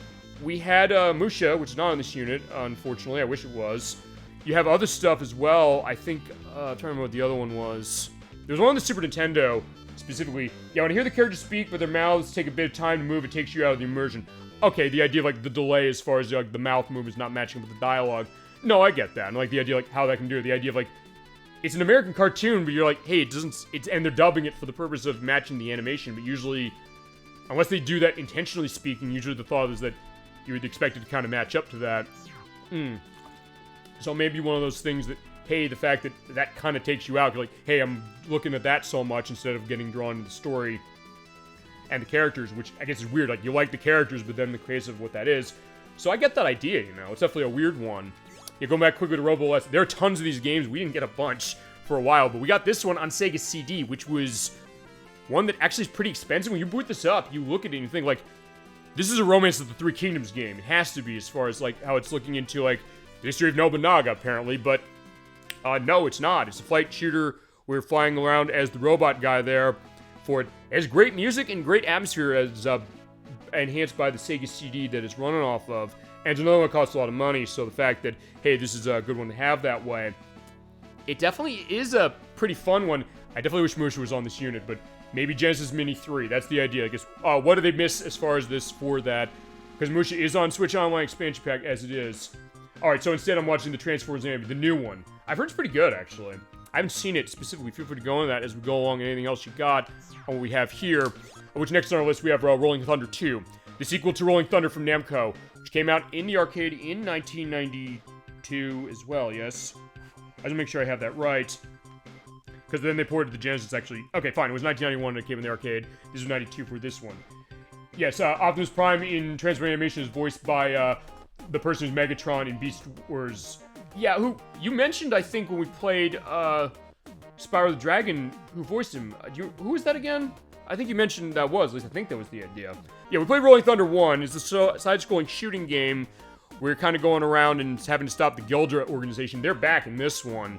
and you're joined by a new agent, Layla. Specifically, you have to go all around the globe and stop them, specifically Miami, Giza, and anywhere else you go. It's a fun one and a pretty good port of the arcade game. One I don't have a whole experience with either one, but yeah, there you go. Another good one as far as Namco. Most of the Transformers shows are on Tubi for free, by the way. Yeah, I'll definitely have to take a look at that as well. And with a long weekend coming up, that's also part of the reason I'm doing a Friday show.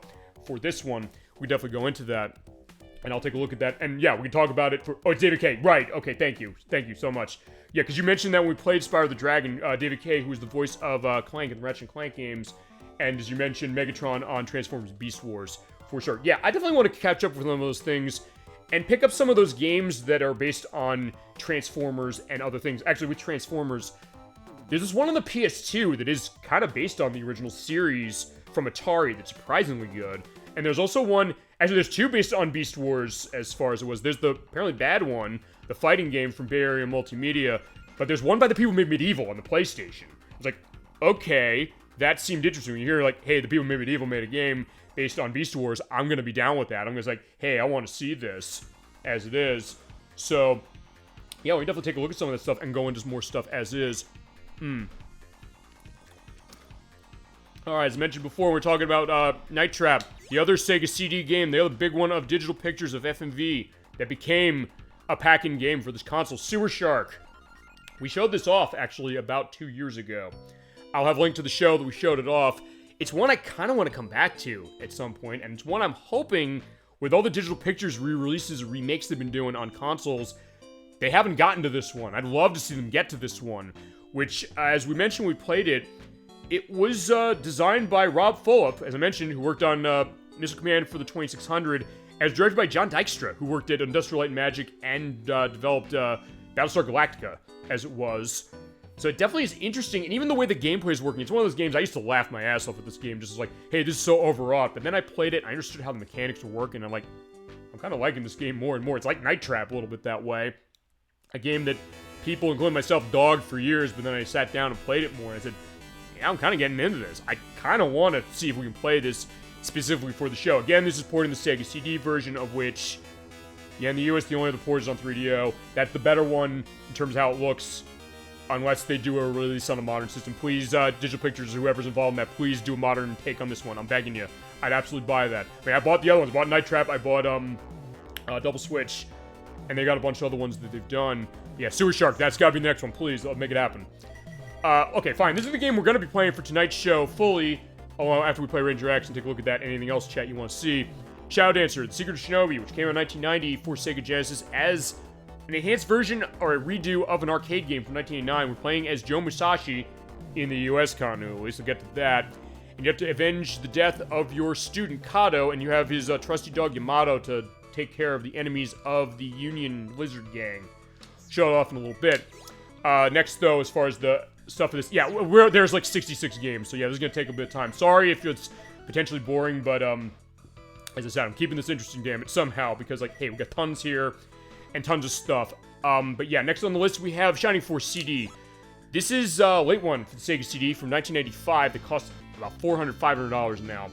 It is a remake of two games from Game Gear, Shining Force Gaiden and Shining Force Sword of Hajia. I played Sword of Hajia, which is a great game. And it is a tactical, turn-based strategy game in the Shining Force franchise. I love my Shining Force, for sure. And this is more of it, and it has great audio in terms of what it's doing, and great storytelling as developed by Sonic Software Planning, or as they're known now, Camelot. People make the Mario Golf games. And your Shining Force continues because you have Shining Force 2, the second game in the series from 1994 for the Sega Genesis. It enhances on the first game with more tactics and things to do, more places to go, and new characters going through, and a really good storyline. Yeah, these storylines are really damn good as far as these games. And this is another really good one on the level of CD and the first.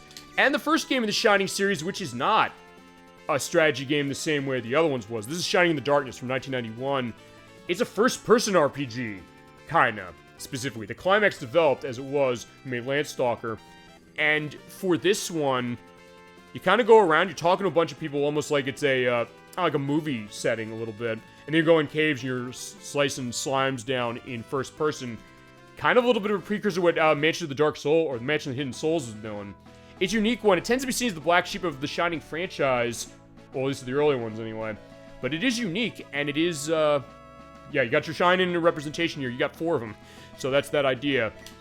Next up, Silpheed. This is from Game Arts, and, yeah, fine. I guess it's the time for me to start screaming and yelling about the fact that, Lunar Silver Star and Lunar Eternal Blue and Powerful Mail are not on this unit. Because they're in Japan, they're not in ours. This is by Game Arts, who made, fine, they made all those, and they kind of half sort of made, a Powerful Mail along with, Nihon Falcom. But yeah, this is a fight game that was a game that originally was on, I think this was a Sharp 68,000, or a Sharp X68000 game too, from what I took down. Okay, no, it's not. It's a 1986 PC 8801 game. It's a flight game that does have a lot of scaling polygons. It's kind of like Star Fox as far as how it is, and it's held up surprisingly good with some great audio. It definitely is a great showcase for the Sega CD, even though, like, fine, I'm mad, I'm shaking my fist as far as those 3 that the Japanese unit has and we don't, because Sega didn't want to pay the money to work in designs, or they got cold feet as far as some of the potential controversy as far as the content in it. Yeah, fine, this is a great game too. But yeah, I'm sorry, I'm mad about that still, and it's never going away. Next is Sonic 3D Blast, the Genesis version. We played the Saturn version already. It is a remake of Swords of Flicky, with Sonic in 3D, isometric sort of, kind of. Nocturne loves this game as far as the Genesis version is concerned. We will show the Genesis version. We're going to show that off when I can get a reproduction cartridge copy of the Sonic 3D Blast Director's Cut, which was developed by John Burton of Traveler's Tales, who made this game. And he said, I'm just going to do a cleaned up version of this just because I want to. And people printed cartridges, and it does have some unique stuff to it. So I think for the purpose of showing off Sonic 3D Blast that way for Genesis, because I know she loves that one, and it's different enough from Saturn to justify, especially that version where it fixes problems that people say, like, hey, we wish there was Supersonic. It has Supersonic. The controls are slippery. It enhances those a little bit from what I understand. It has other stuff going on. It's going to be that case. But yeah, that is the case of what this was with FMV stuff going on. Not the greatest way for Sonic to leave the Genesis, but not a bad one. It has a mixed reputation. I get it why. I know ElecVerse, you're not a big one on it. I can't say I don't understand where you come from. I get it completely. But it is one that definitely is interesting. Doing interesting stuff as far as Genesis, and it is here because, of course, Sonic 3 and Sonic & Knuckles, we're never getting those re-released because of the way the music licensing is. But we are getting Sonic CD. I know, ElecVerse, you love your Sonic CD, specifically with the Japanese soundtrack, which, good news. This has the Japanese soundtrack if you pick the European version, but you probably want to pick the Japanese version, otherwise you're running this at 50 Hz. But it does have the Japanese soundtrack, and it does have the American one as well, for this terrific game that's celebrating 30 years this year, that we have played for the show on Sega CD. This is porting the Sega CD version, so it does have the loading and frame rate problems that it doesn't have in later releases. So this is really not the best way to play it, but it is here, and as far as your classic Sonic fix, it is a great game, for sure, still. And you do have both elements. You have the full Japanese soundtrack. They didn't run the case with the license like, hey, we couldn't have vocals for all the music in that version. They could, and they have the English one as well. So yeah, this is definitely a great game for sure, no matter how you slice it. Next is Space Harrier 2. This was on the Genesis Mini 1. You're like, why is it in this one? Well, because M2 said, you know, when this game came out on the Sega Genesis, it was choppy as all hell. The Genesis doesn't have the scaling sprite technology. I sound like a broken record, so like 5 times tonight alone. They said, what would happen if we reprogrammed this game for Genesis tech, making it run better, so it would run better, wouldn't be choppy, specifically, and would be cleaner as far as its audio? Well, they kind of succeeded. It is better in terms of how it feels, in terms of how it runs, and its audio is enhanced with audio from Space Harrier, the arcade game, but there's tons of texture flickering. It's really bad, honestly, to the point where you kind of question why'd they bother. They fixed one problem, they may introduce another one. Also, on top of this, you do get a Genesis port of the original Space Harrier, which is not on Genesis. That is kind of the same story as Space Harrier 2. It's like, hey, it runs decently as far as how the scaling sprites are concerned, but the way that the textures are flickering is pretty bad, especially when you get tons of stuff on screen. It's a good port that way, but yeah, the Genesis would have been way in over its head, even with this new game they designed for this. And the new games continue as we have only a couple more rows. Yeah, there's tons. Sorry again for that, but this is Spatter. This was an arcade game from 1984 from Sega. I never heard of this one. You're basically this guy on a bicycle or a tricycle going around. There's birds going around. It's kind of like Pac-Man when you run into the, I guess the guardrails. You hit the B button and like slam the side of it and knocks them off the road. You have to go around and collect your flowers. I never, ever heard of this arcade game. But point is that when they made this unit, they said, hey, we were making a port of this, or let's just make a port of this specifically and put it on here. It's not great, but it's also the case that I never really played this. It's kind of simple, kind of like Flicky, but kind of like Flicky better. But hey, something new. It's something that they made for it. So it's a neat thing to have as far as a curio, if nothing else. Next up, horror. We're getting into October eventually. So we're going to have Splatterhouse 2 as far as this. Yeah, you have Rick going back in the house with the cursed mask saying that, hey, you can save your girlfriend, Jennifer, I believe. Is that right? Jennifer? No, it's Jennifer. I think it's Jessica from Lunar. Like, no, it's just Jennifer. Fart. Yeah, it is a beat 'em up. It is horror-based with a lot of blood and creepy, crawly creatures coming around. On the Wii Virtual Console, fun fact, this is the only game that was on it that had a mature rating. Despite the fact it didn't have a rating when it came out, and, well, yeah, that's the idea. It is pretty fun, simple, but fun, for sure, as an early one as far as Spyro is concerned. Then one other re-released game, or new game, Starmobile. This was a game that was on the X68000 from 1991. They did a new Genesis port of it. It's kind of a puzzle game. You have these stars coming down. You have to basically balance them on scales. Not much to say really about it. It does has this nice, starry atmosphere about itself. It is unique. It was Mindware who did the original version.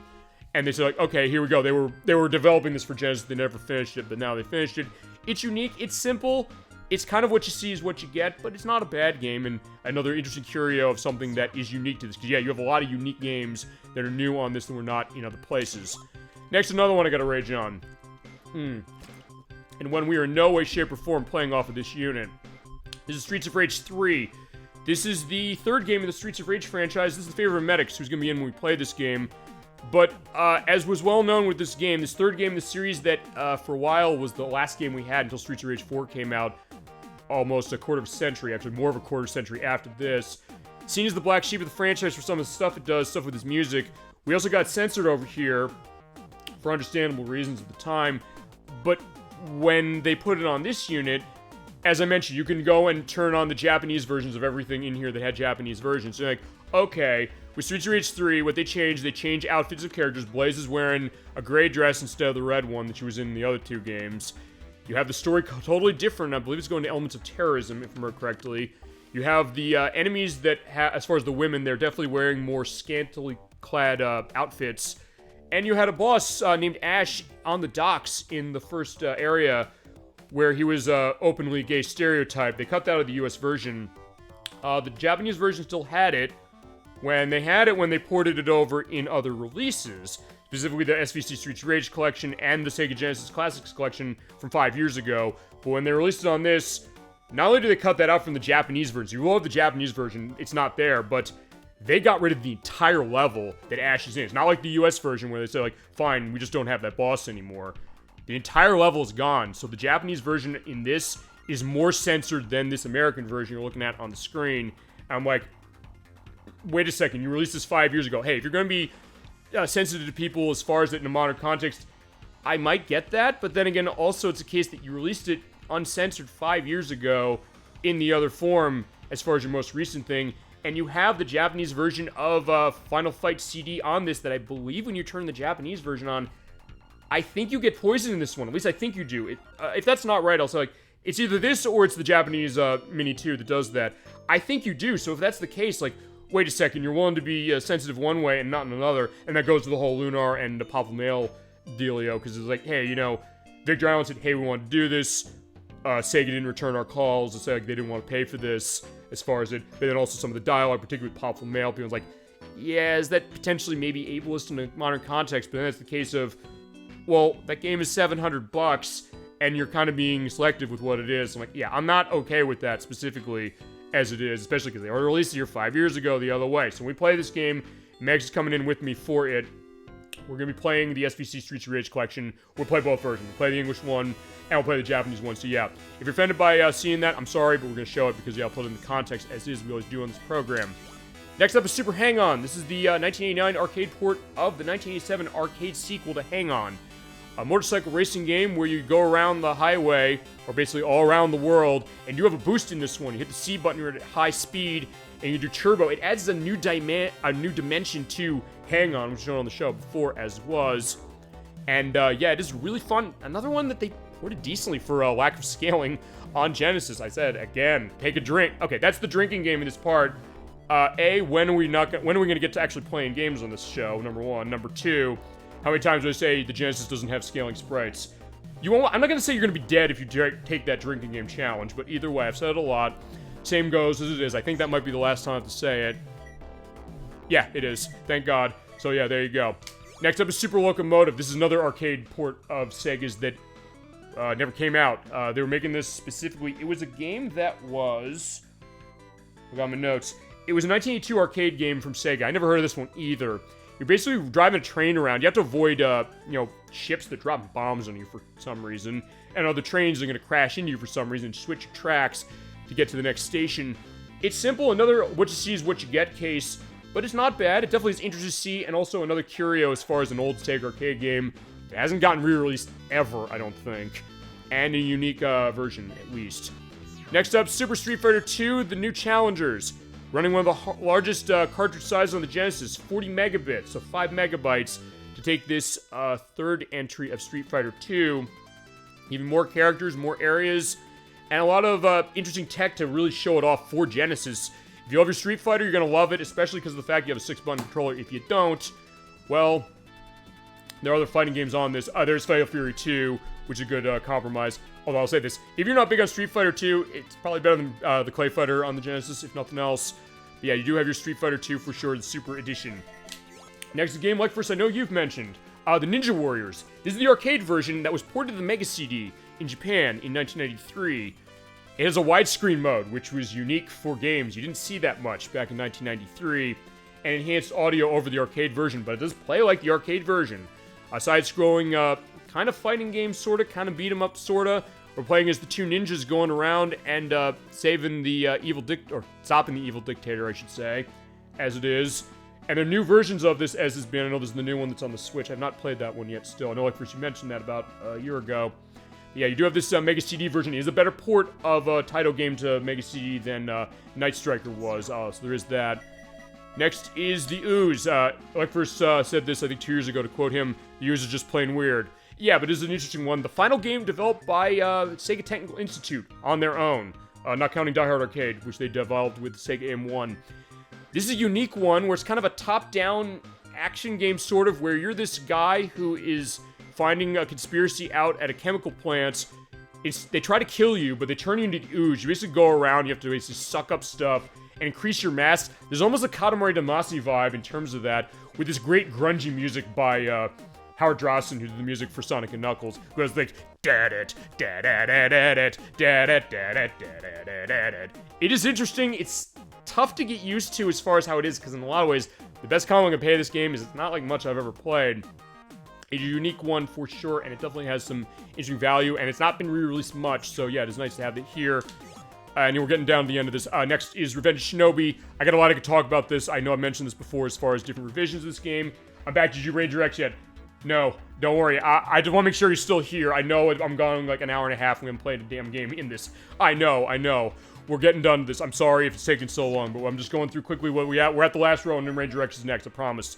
Revenge of Shinobi came out in 1989. They're wrong. It's not 1990. It was a hack-and-slash sort of side-scroller with good old Joe Masashi going against the Neo Zed gang with multiple different revisions with unlicensed characters. Yeah, this revision does not have the unlicensed characters as it is. Then is Toe Jam and Earl Panic on Funkatron, a side-scrolling element of Toe Jam and Earl with co-op elements. Another one that definitely has a great funk element, great music, great look to it for sure. Definitely different than the top-down element of it. Oh no, you're good. I was worried I missed it. Yeah, don't worry, you're not missing it. We're getting to the end of this. It's just there's 61 games on this thing, and maybe I shouldn't do this. The idea of saying that we're looking at a mini console, I talk about everything that's on it briefly. But, okay, maybe part of the reason also I'm doing this is just so, like, hey, I want to give enough people a time to get a sense of, hey, you're going to show the game you're going to show, or you're going to show the game you're going to show, or what it is. Or say, like, hey, I want to see something in this. Because, yeah, there's a lot of game here, for sure. But, yeah, Toe Jam and Earl Panic of Funkatron is an interesting one. Next is Truxton. This is another one from a Toe Plan. As far as the arcade port, they do give you an option this where you can run the arcade music, which is faster, or the standard background music. It is another flight shooting game from the company who made Tiger Heli, as Dolphin was mentioning, Zero Wing, which ElecVerse I know you've mentioned before, and other stuff like, what else was of theirs on this? Oh, right, Hellfire of theirs was on this. This is another really good one with great tech and great atmosphere. Definitely some flashing light stuff going on with it. But yeah, if you love your fight shooting games, you're going to love that one for sure if you haven't played it. Next, Vector Man 2, we're at the last row, thankfully. Just because we got to get some game stuff. But fine, game stuff discussion. I'll also have a link or an element in the video saying like Ranger X and any other game and shout outs or start here. I promise that. Vector Man 2, this is the second game and the final game in the Vector Man series. I was never a big one of Vector Man 1. I've mentioned that before as far as it seemed like, hey, it seemed like maybe it's like a soulless attempt from Sega to chase after Donkey Kong Country. But 2 found its soul, really. I like what they do with Vector Man, his character, giving him this more robotic voice of it. So, like, Scene 2. Truxton, where's Mark Bussler? That is a reference to... it's a reference that's lost to me. I think there's an element to that. There's someone online who knows what Truxton is. Is that the idea? Someone well known for Truxton, someone who worked on Truxton. Feel free to elaborate on that. As I quickly mentioned the fact that, yeah, Vector Man 2 is the case. I like it better than Vector Man 1. We should show some stuff for Vector Man for sure. With this one, I definitely will want to show this game. This game is a lot of fun, even though it's not much different than the first one, but they kind of cleaned up some stuff in terms of how the way you take hits, and also the way that Vector Man runs his character. I like it a lot more. Next is Viewpoint. This is an arcade port from Sammy and from... oh, right, Ecco. It'd be made totally rad on NES, Polestar, the legendary Axe on TurboGrafx 16, and Vice Project Doom. Classic Game Room. Oh, the Classic Game Room show. Yeah, God, that's one I've... Yeah, that's a name I've not heard in a long time, but alright, fine. I guess they did an episode on Truxton. Is that the idea? I don't know if you... feel free to go in memories on Truxton if you've ever played it. I guess they've had that element, so I guess that's the case where... Fine. We've talked about this tonight already so far. The fact that when it comes to their flight shooting games on the Genesis, there are a lot of legendary ones. Truxton's one of them, which is another one, although even though it's not on this, and many other things as well. Thank you for indicating that, ElecVerse, for sure. I don't know how I forgot that, although I don't know if I actually ever saw them talk about Truxton. Given how I've kind of gotten into Truxton because of this thing, I definitely probably should take a look at that. Viewpoint's kind of like Zaxxon, just to go into this. It's like a top-down isometric shooting game. It's not Zaxxon. I'm surprised there's no Zaxxon on this. But then again, it's an arcade game. And they didn't do 32X stuff, because if they did, they could do Zaxxon's Mother Base 2000, which is a remake. I never played it before, but I know it from Classic Game Room. Alright, so yeah, that might be another one. Like, if you want to see Truxton, feel free to say on Truxton as well. We'll do Ranger X, so that's the first thing we're going to do. Next up is Virtua Racing, which is on the Sega Genesis. We mentioned the SVP chip that was in this, the Sega Virtua processor. Yeah, when Star Fox was doing the Super FX chip, Sega did this to get this arcade game from AM2 ported to the Sega Genesis. On a cartridge, it costs $100. And a cartridge, if you're 32X, it does not work on it, which is why they also did Virtua Racing Deluxe on 32X. Yeah, they did a pretty damn good job porting it into this. He talks about Truxton a lot next to how much he loves the Vectrix. The Vectrix is a unique one. It's one I don't have. It costs a lot of money, and I don't know how the hell we could stream that outside of emulating it, honestly. I actually played the Vectrix when it was at MagFest, specifically. It's this big... fine, ElecVerse, I think you know what it is, but for anybody else who doesn't know, and I'll have a picture as I talk about this, it's this vertical TV, this heavy thing that has like a controller that pulls out, or two controllers that pull out, and then little overlays that go over it. You can kind of play like a bunch of games with it, with like vector graphics. It really is interesting as far as some of the stuff that's on it. And it is a unique device, especially the time when there was like vector graphics stuff in arcade games, but not much in the home. But the Vectrix is bringing it home in a pretty big way. Definitely one of the granddaddies as far as consoles are concerned. And go back to Virtua Racing briefly. Yeah, this is an interesting one. It's another case where you'd think this game would age like milk on this unit, but it actually doesn't. Although if you're going to want the best version of Virtua Racing, it is on the Switch. It's basically a straight port of the arcade game. And there's extra stuff, and it is awesome. And the 32X version is awesome as well. When I get my 32X and Genesis fixed, I could show that 32X game off eventually. But yeah, that's the idea. And then two more, and we can finally get to Ranger X. This is versus Puyo Puyo's Son. This is a Sega Genesis version of the multiplayer side of Puyo Puyo's Son, which is an arcade game from 1996 that also got ported to the Sega Saturn, and in Japan it got ported to the PlayStation 1, the Nintendo 64, and the Game Boy Color. So technically there's a Sega game on the Nintendo 64, who knew, and the Game Boy Color, and the PlayStation 1. It's the multiplayer portion, so yeah, if you're playing solo, there's not going to be much there for you, but you can still do practice cases. Oh, you have an element as far as elements of the Vectrix, what it looks like. Fantastic, thank you, ElecVerse. I'll definitely put that in the link list, or actually, I could also probably use that for the screenshot for when I'm talking Vectrix, or while we talk Vectrix as it is. Yeah, it's not just me, it's all of you. for sure. Thank you. This is the picture of what the Vectrix looks like. Yeah, okay, fine. There you go. So that's even better. So I'll have that for the edit as far as, like, going into that. But also for now, it's like, if you've never seen the Vectrix to anybody else there, particularly Dolphin and Gemini96 in chat tonight, that is a unique unit. Definitely something that is a special one, for sure. And it is pretty neat. If you could play that at some point in your life, I'd probably recommend you do it. But, yeah, good luck on cost. The thing costs a lot of money. Again, versus Puyo Puyo Sun is another Puyo Puyo take. There's multiplayer only unless you're just wanting to practice. It's fun as far as what is. It's Puyo Puyo. Basically, nothing really unique to it. Although I think you do have Sun Puyos that do change some stuff as far as the mechanics. But I honestly haven't played this much. Is another one they didn't have a port of this initially, but they made one specific for its unit. And lastly, War Song. This is a game that I know I've personally been discussed by people who swore by this game. This is by actually, yeah, it was ported by Messiah Games, who made Glay Lancer, they made Target Earth, they made Shoniki, and they made the port of, I think it was Granada, I believe they did the port of, right? Oh no, that was a Wolf Team made that. There's something that Messiah made that we talked about tonight. Also, here's the classic game playlist for the Vectrix stuff. Awesome, thank you so much, ElecVerse, for sure. I will definitely put that in the link list. Yeah, last on this, and then we'll go to Ranger X right away. I promise, no delay. War Song, a tactical RPG, the first game in the Langrisser franchise. A game that costs a lot of money, but one that I know people going back like 15 years have told me this game is awesome. So I always wanted to play, but the cost was always so prohibitive I couldn't get a copy. But it's in this, and this is its first re-release. So yeah, if you love your War Song, to the person out there for sure who was recommending that to me like 15, 20 years ago, this one's for you if you're still out there for that. Yeah, I haven't forgotten you for sure as far as you telling me this game was awesome. And it is interesting. It is very fun for sure. But yeah, you got used to the way that interface is. It's kind of like Fire Emblem a little bit as far as how it is. All right, fine. I've wasted your time enough. Let's talk Ranger X. Take a brief look at Ranger X, and we'll take a look at Shadow Dancer and anything else you want to see. All right, so Ranger X, ElecVerse is gonna be all you as far as the element of this. Yeah, Langrisser is a name that rings some bells. Yeah, there were other versions of Langrisser going back on the PlayStation, I think, specifically. I think didn't Working Designs do a publish on one of those here? They didn't publish War Song. Yeah, because War Song was the first game in that franchise, as it was. I never played any of them.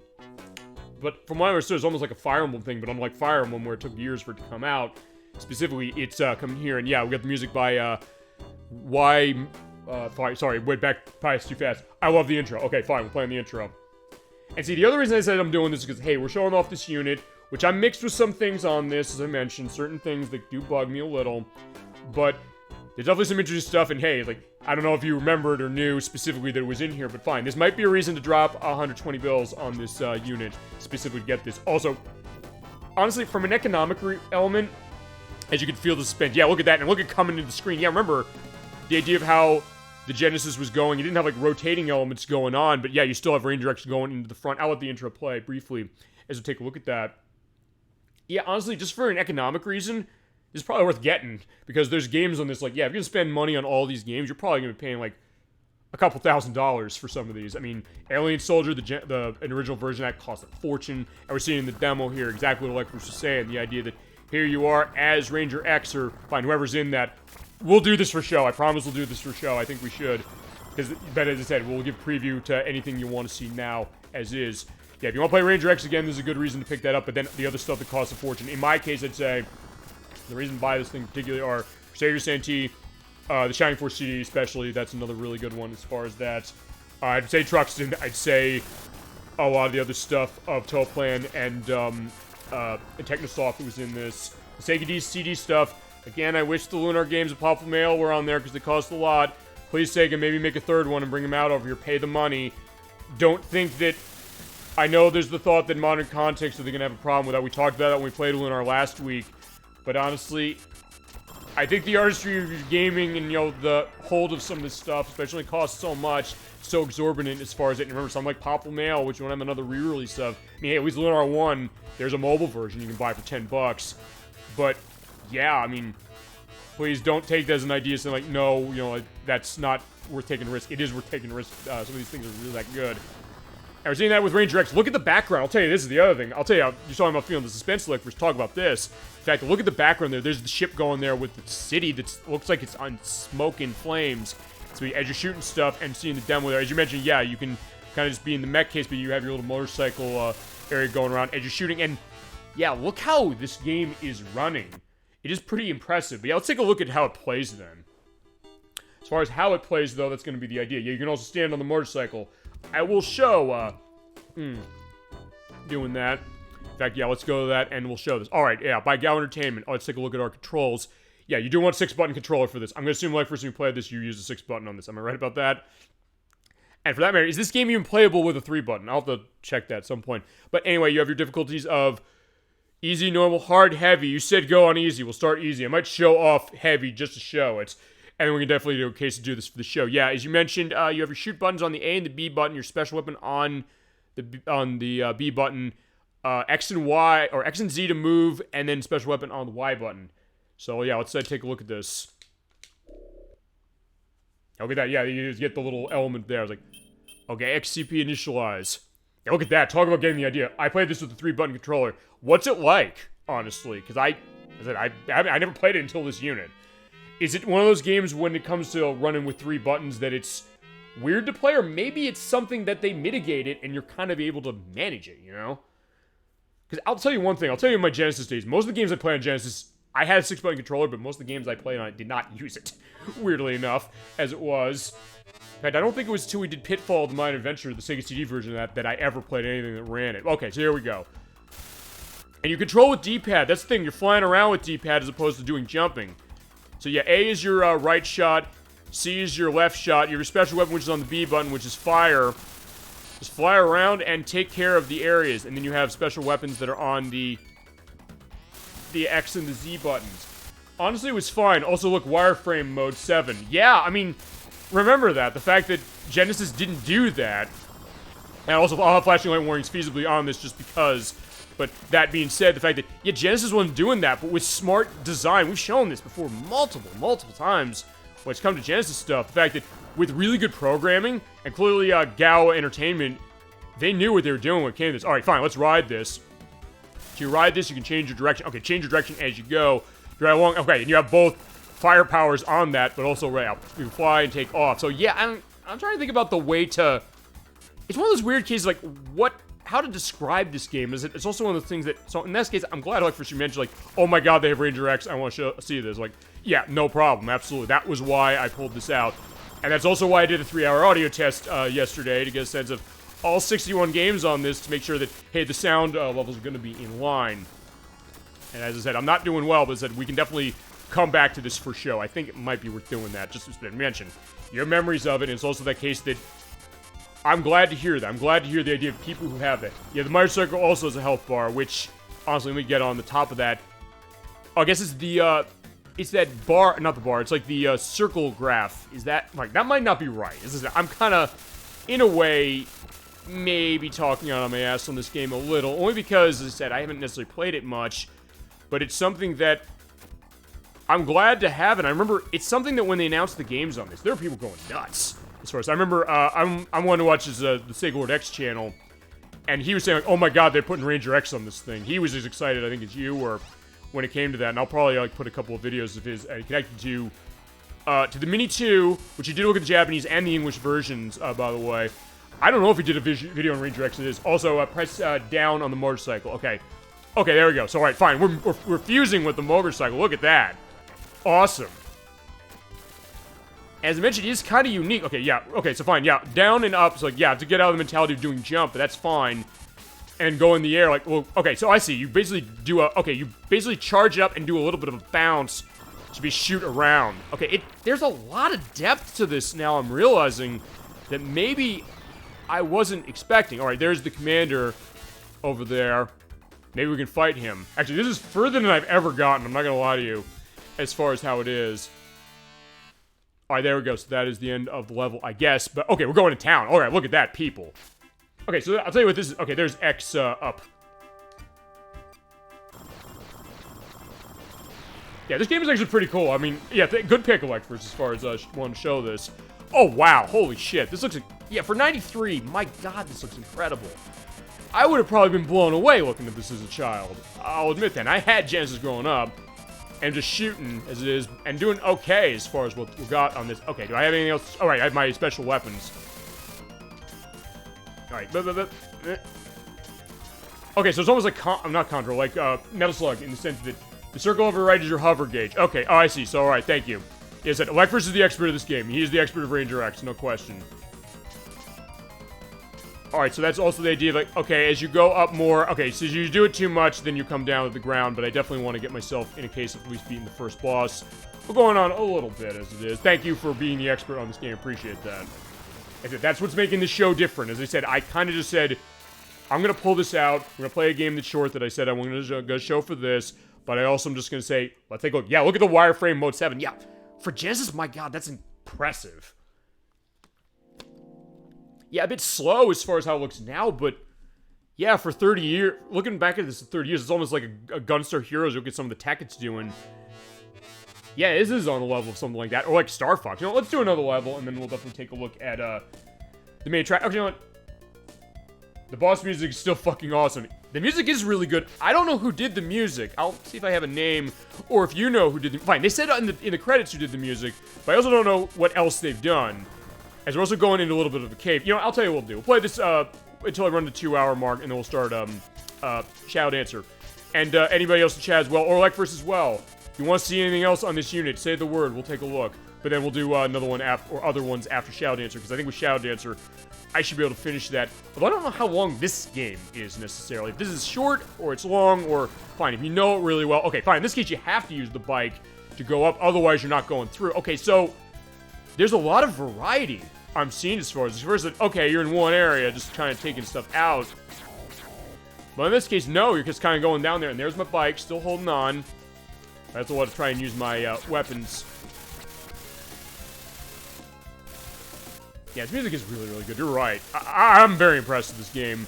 I was impressed when I played it briefly, but it was also the case that when I played it briefly, I said, I can only play this for so long.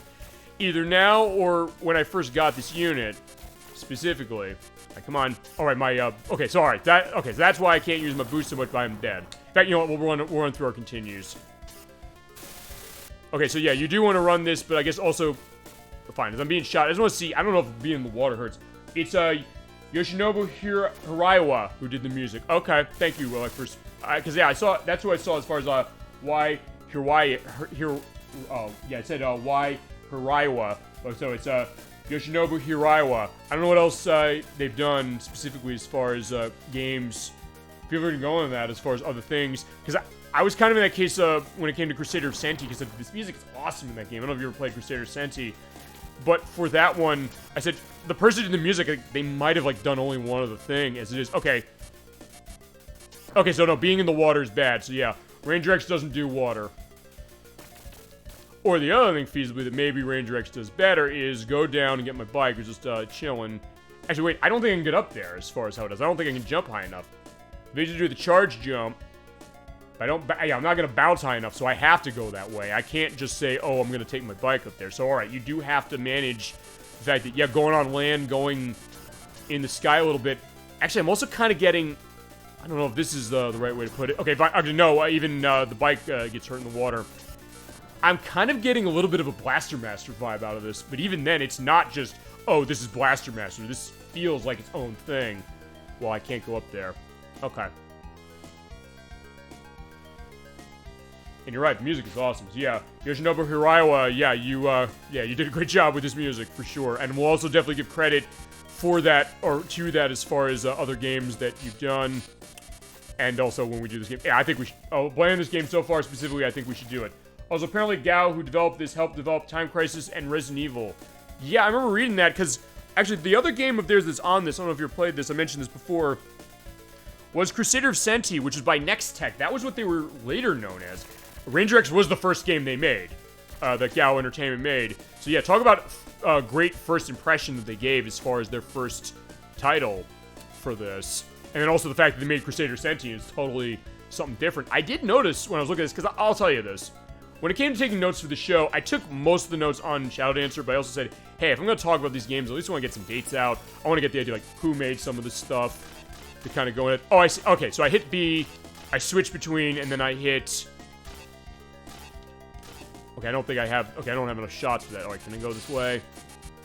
Okay, so I have to... Okay, it's like Mega Man 3. You have to shoot through the, like, the bubbles of the coral that are through there. Uh-oh. Alright, the question is...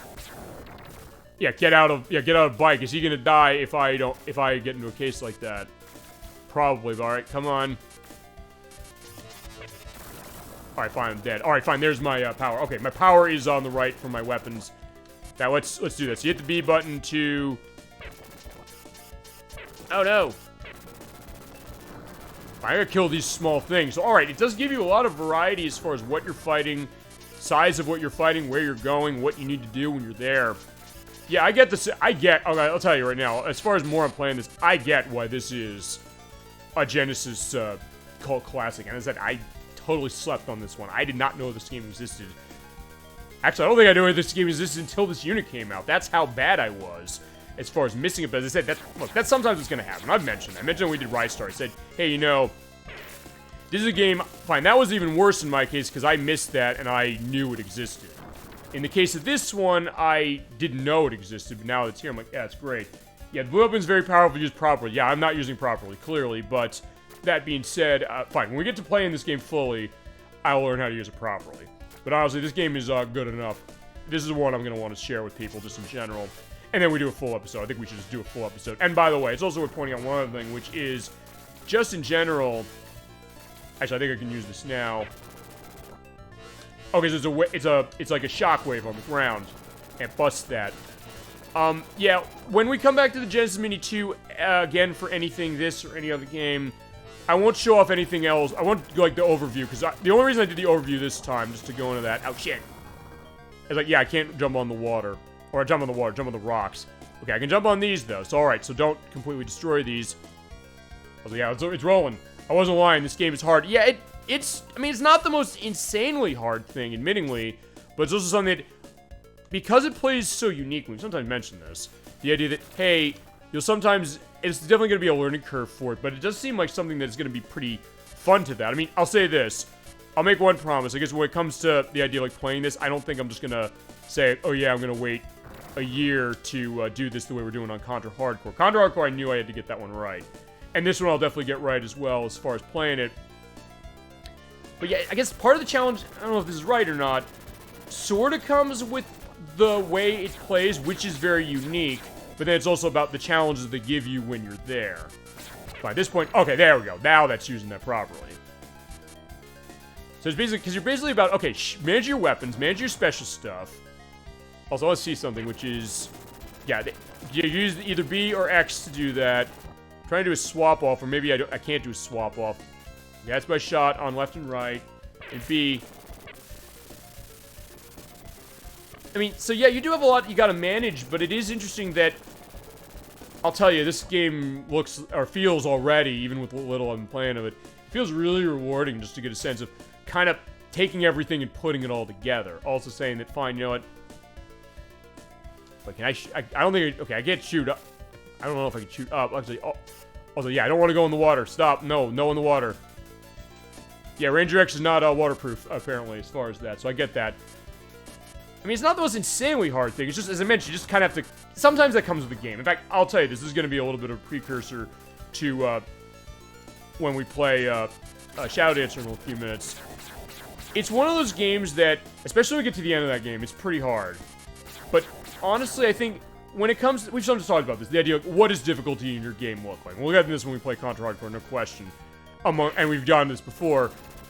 But sometimes what does it look like? It can be different for certain games. I think, almost like Shadow Dancer, what I'm getting is that part of where the difficulty of this game's coming from, what I'm playing this so far, is understanding how this game is operating with its controls and with everything in it as we get in the next target. Oh no.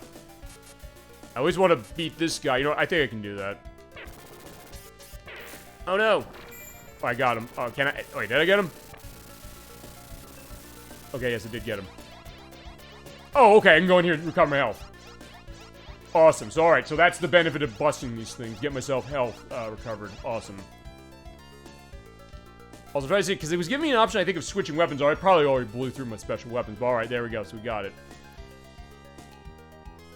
Actually, here's the other thing. Do I have to destroy the gun turrets here? I guess I can kind of feather what I'm doing. But also, I guess it's teaching you, like, hey, when it comes to the jetpack, yeah, you have to kind of manage it. So it seems like the challenge is coming from understanding how the mechanics are and then how to put everything that it is together. Wow, those things heal you? Yeah, I guess they do. I don't know if you didn't know that. It's like, I didn't know any of this. Oh, ElecVerse for sure. Okay, fine. Okay, recovers you to a point.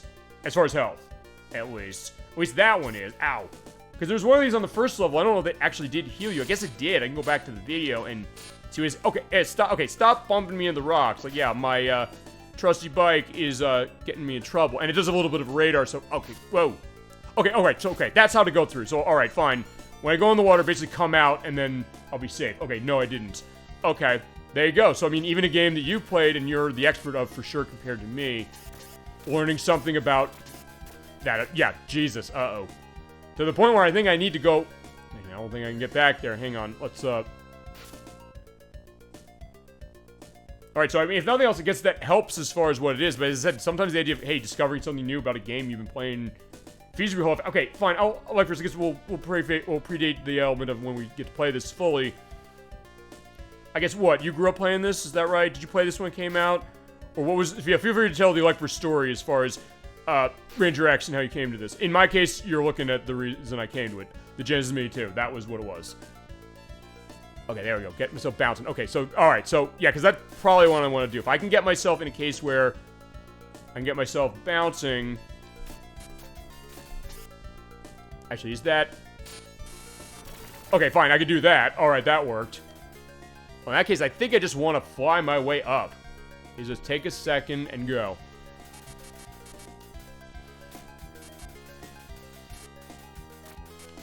Alright. And then when I'm done with this, or I get a game over, whichever comes first. Oh, shit. There are a lot of enemies here, so that's where the difficulty is coming here. And also, I guess the idea that, hey, make sure you shoot in the right direction. But it doesn't seem... I'll tell you one thing. I played this during my pre-teen years, and I played this game during my pre-teen years, and I still wish I had it. Oh, so you don't have this. So, alright, fine. I think I gave you a good reason to buy this unit. On that alone, unfortunately, I got a game over. Yes, alright, fine. If you don't have this game, yeah, the Genesis Mini 2 is probably worth picking up for, this game, as it is. Especially because you have memories of it. So, yeah. Alright, there you go. Thank you for going into that. The way of discovering game. You know what? Fine, let's watch the great intro again, and then we'll play Shadow Dancer. And anything else you or anybody in chat wants to see as far as this unit? Save the world showed after Shadow Dancer. Yeah, alright, I'm a convert. You did it. You converted me to this one. I'm definitely, very impressed. We'll do this as a full show. We definitely gotta do this as a full show. The song is still depressing, though. What, the opening or the game over music? Okay, actually, yeah, fine, I'm hearing the opening, you're right. Well, it does look very stark. You mentioned, like, the suspense. Like, what's going on here? There's something kind of dark. And it mentioned what the power of music for a game or anything really can do to you, especially even something like this. Again, hats off to Yoshinobu Hiraiwa to get you into the mood that way. But also, fine, it looks now it's like depressing that way, but then it's also the idea like, okay, now we're gonna do this. It looks really exciting. Oh, the Game Over song. Oh yeah. Oh, if nothing else, I guess the element of an understanding, like, hey, you screwed up. But I guess the idea when you think about this, I'll let the demo play on this one more time before we go to Shadow Dancer. I guess the idea that sometimes it can be so sad as far as music and kind of hit you in a weird way that maybe you didn't expect. In fact, I'll tell you two stories. I told one, I think, sorta. One was Top Gear Rally on the not the Super Nintendo, on the Nintendo 64. Just like, raw games that kicks you in the balls. Yeah, I get that, for sure. The idea, like, hey, it's not gonna, be easy on you. Like, fine, you had to come to this, you screwed up, you have to live with the, weight of that. As I said, the two songs at the top of my head in games that kind of, weirdly enough, as I was growing up, kind of made me depressed and kind of really weighed into me that way was actually, as I mentioned, Top Gear Rally for the Nintendo 64. The opening of that game, the music in that, it's high quality with what it sounds like, but it sounds really, really depressing. Or Rare. It's just, okay, just like games by Rare, it kicks you in the balls. Yeah, I mean, especially the hard games of Rare. We mentioned stuff like Battletoads, stuff like, fine, of course, and Double Dare. That's for sure. That being one of. I'm trying to think of other stuff of Rare's that's insanely hard. Actually, fine, Battletoads being probably the biggest one, but other stuff too. No, but I get that, the idea of what that is. But I mentioned, Top Gear, that opening music is surprisingly sad. Like, I think it's the same guy who did the music for Top Gear and the Super Nintendo, I believe. Was something that I was not necessarily prepared for that, and actually, honestly, that was not a good point in my life when I heard that, so it didn't make things really good for me. And then the other case, weirdly enough, was talking about Game Over music. The Game Over music of Speedy Gonzales and Los Gatos Banditos for the Super Nintendo, where you had two elements as far as you being, I'll put a picture of this if I can find something for this, which is, you have Speedy Gonzales basically hanging out on the cage when, you know, the Los Gatos Banditos, led by Sylvester the Cat, are coming into shadow to basically eat, Speedy Gonzales, as far as there's this really tense music when it's like, do you want to continue? And then when you don't continue and let it get a game over, it plays this really sad music, and then it cuts to a picture of Speedy Gonzales, you know, in the bull ring, as he usually is doing, like, his, running act, with his sombrero down and looking really sad. And honestly, in that case, for a game that was for children, I think it's something for, Looney Tunes, it made me feel very somber, saying, like, yeah, I let Speedy Gonzales die. I felt horrible, honestly, about myself. So I get that as far as Ranger X with this one, but yeah, you found a winner as far as this, and a winner for tonight's show, for sure. So thank you, ElecVerse, very much for the request and for giving this. And as I said, I will put this on the master list of what I'm playing. I'm convinced we got to play this, and we will use this for it because this is the only version of it that I have. As I said, if you love Ranger X in particular, yeah, the Genesis Mini 2 probably is going to be worth it. I guess here's another question. You'll know this better, ElecVerse, than I will. Is this ported correctly? I think it is, but as I mentioned, there's cases like with Ristar where they didn't port it right with some of the audio, with the voices being pitched wrong. And I think there was something that was a little scratchy with something else that I don't know if that's a case with this one. Also, one thing I'll show before we go to shout answer. Yeah, but again, thank you. Oh, okay. So did you talk about it? The piece of music for... That's the Game Over for Ranger X. Speedy Gonzales, Los Gatos Banditos, the opening of Top Gear Alley. I'm not sure which. Feel free to indicate on that. Just to quickly mention something going the audio. Because if you hit the... Okay, fine. If you hit the Y button, you can organize these games based on order of recently played, Sega CD games first, number of players to support genre, Z to A to Z, and the date released, going to the top of Super Hang-On in 1989 to the bottom of, well, the new stuff, but then also Vector Man 2. Speedy Gonzales. Yeah, I'll indicate that for sure. Because if nothing else, it'll be me, you know, going into that element, which, I don't know if you ever played that game, it's actually kind of as close to Sonic the Hedgehog as the Super Nintendo ever got, to the point where they did, like, a ROM hack that was basically Sonic the Hedgehog put into that. It's interesting, actually, and it's Sunsoft, I believe, is involved, and I know Acclaim did publish on that one. That's a unique one. It definitely would be one worth showing off, I think, specifically. But alright, fine. One thing I was going to mention, because we're talking about, hey, I was asking a question, I guess, of how's audio emulation, because one thing this does that's unique, they give you options as far as how these are. You play in languages, see the credits, legal notices, do a factory reset of everything on if you want to. But in the options here, they give you screen settings for 16:9 or 4:3. I run 4:3 unless the game has an option for that. There's some games that look like they do, like Clay Fighter. And I think some of the Sega CD games. Actually, Ninja Warriors being one of those. You can do wallpapers of different kinds for it. You can do kind of the Astro City look. You can do like the TV look. I do nothing as far as it. What the mode button does, because this is a replica 6-button controller that comes in the box of this thing. And any of the Genesis Mini 1 controllers will work on this, or feasibly any USB controller will work on this. You do a press a button, do a quick open of a game, hold for 3 seconds, or turn it off. But the other thing is sound design, or sound setting. They give you the option to listen to the audio of every game, either with the Genesis 1 sound fonts, or the Genesis 2, because the Genesis 2, interestingly enough, and honestly I never really kind of put this together, because of the differences in the audio tech in the system for the Model 2 units, it sounds different than it does out of the Model 1. And actually, the stuff we've shown off on the show, the only game we played on the Model 2 was Aladdin on Sega Genesis, because Nocturne was with me for that one. She used her Model 2 to play that. Everything else we played Genesis on the actual source has been Model 1, and everything we've been playing tonight so far has been the Model 2 sound. But you can run it onto Genesis 2 or 1 sound. Honestly, the Genesis 1 sounds kind of muffled, which is weird, because it didn't necessarily sound like that in the original way when you run it on the system itself. It's kind of minor, admittingly. Honestly, I think the Genesis 2 sound for this one kind of sounds a little better. But it's interesting to give you the option for the purpose of how that goes. But alright, fine. Alright, with that, feel free to keep any suggestions or recommendations of what you want to see on this unit coming. But let's play the game that I birthed the idea of showing this unit off specifically for after 2 hours and 5 minutes. But I had a great time also showing Ranger X, so there you go. Got to show off everything's on the unit. We showed Ranger X. We showed off... Anything else you want to see as we go? We went the full way on this unit, as we always do on this program. Had great discussions as is, and we're going to have more with Shadow Dancer, The Secret of Shinobi. Let's talk about this one. This came out in December of 1990 for the Sega Genesis in the US and in Japan. In the US, it was, or in Japan, it was, maybe I'll just emulate it. Ranger X. I don't know, is that a hard one? Also, here's the other question. Is that a hard one to emulate? Maybe, okay, here's another suggestion. Maybe Sega could put that on Switch Online expansion pack. They put some stuff on this, or from this, that onto that unit. As it is, or yeah, emulate it, assuming it emulates well. Yeah, it is a good game. You definitely gave me a good suggestion as far as it. Alright, yeah, this game came in 1991 in Europe and Brazil. Yes. Well, okay, fine. This is also, I guess, our sounding board for Sega. So, like, they keep doing those Switch Online expansion pack updates as it is for Genesis, and unlike the Nintendo 64 stuff where they announced them a while in advance, and we got excited by 64 this past week for that, the Genesis stuff kind of comes in the dark of the night on Thursday night at 9 p.m. So in that case, I usually see something on Nintendo saying like, oh, by the way, they updated this to add these games. Like, oh my god, they updated these. And then I come into work the next day as far as my lunch break. It's like, by the way, Switch Online update day. Let's take a look at what they added. Of which Revenge Shinobi was one of. And maybe they could do Ranger X, because I guess Sega has the licenses. I don't think they had to pay anything specific.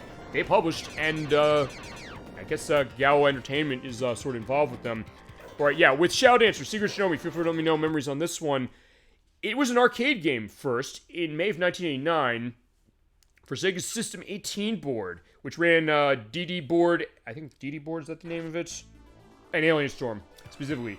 Shadow Dancer, this is the only game you play as Dome Musashi's son. Yes, in the Japanese continuity, at least. This is a complicated one. In fact, I'll let the intro play and I'll talk about what story's going on. Because it's different between the three versions of this, which are the arcade version, which I do have, if you're playing the arcade version, which I do have the arcade version in the Astro City Mini. I gotta come with a reason to show that. I've had that unit for almost 3 years. I have not shown it. I've said, hey, I want to show this at some point. I will definitely show that unit for sure. It does have the arcade version of this on it. Now, in the arcade version you're mentioning, the story is different. You do play as the son of Joe Musashi, who is, and I do have the element as far as story down, Hayate Musashi. For the Japanese version of this and the arcade version, you're playing as him going through. And then, as you mentioned, we played Sonic and All-Stars Racing Transformed. They have Hayate Musashi in that game. I did not know that actually in ElecVerse until you mentioned it to me, so thank you for doing that. I think he's in the 3DS game. That was the indication of that. And the last game in the Shinobi franchise. It's been a long time with Shinobi, and God, I miss it. And this is our second time of Shinobi as it is. We played Shinobi 3 for this program. I'll also tell you this, ElecVerse, I know you wanted to be in on that show and we did it, and you weren't able to, but as I said, when I come back to showing a collection that has it or something with it, I could show it again just to show it to you, because I know you said, like, hey, you want to be there for it, and that game is awesome. Specifically, I'll vary it up. I'll basically do a case like, hey, if I give a guess or something. Jiro Musashi. Okay, so wait a second, there's 3. So, okay, Jiro Musashi is... Okay, so thank you, ElecVerse. I knew it was something to that. So, it was Jiro Musashi in Sonic All-Stars Racing Transformed and in Shinobi on 3DS, who is Joe's father, or the costume is of Joe's father. Okay, so that's it. So that's the lineage. So the lineage is Jiro Musashi is the father of Joe Musashi. You're playing as in this English version.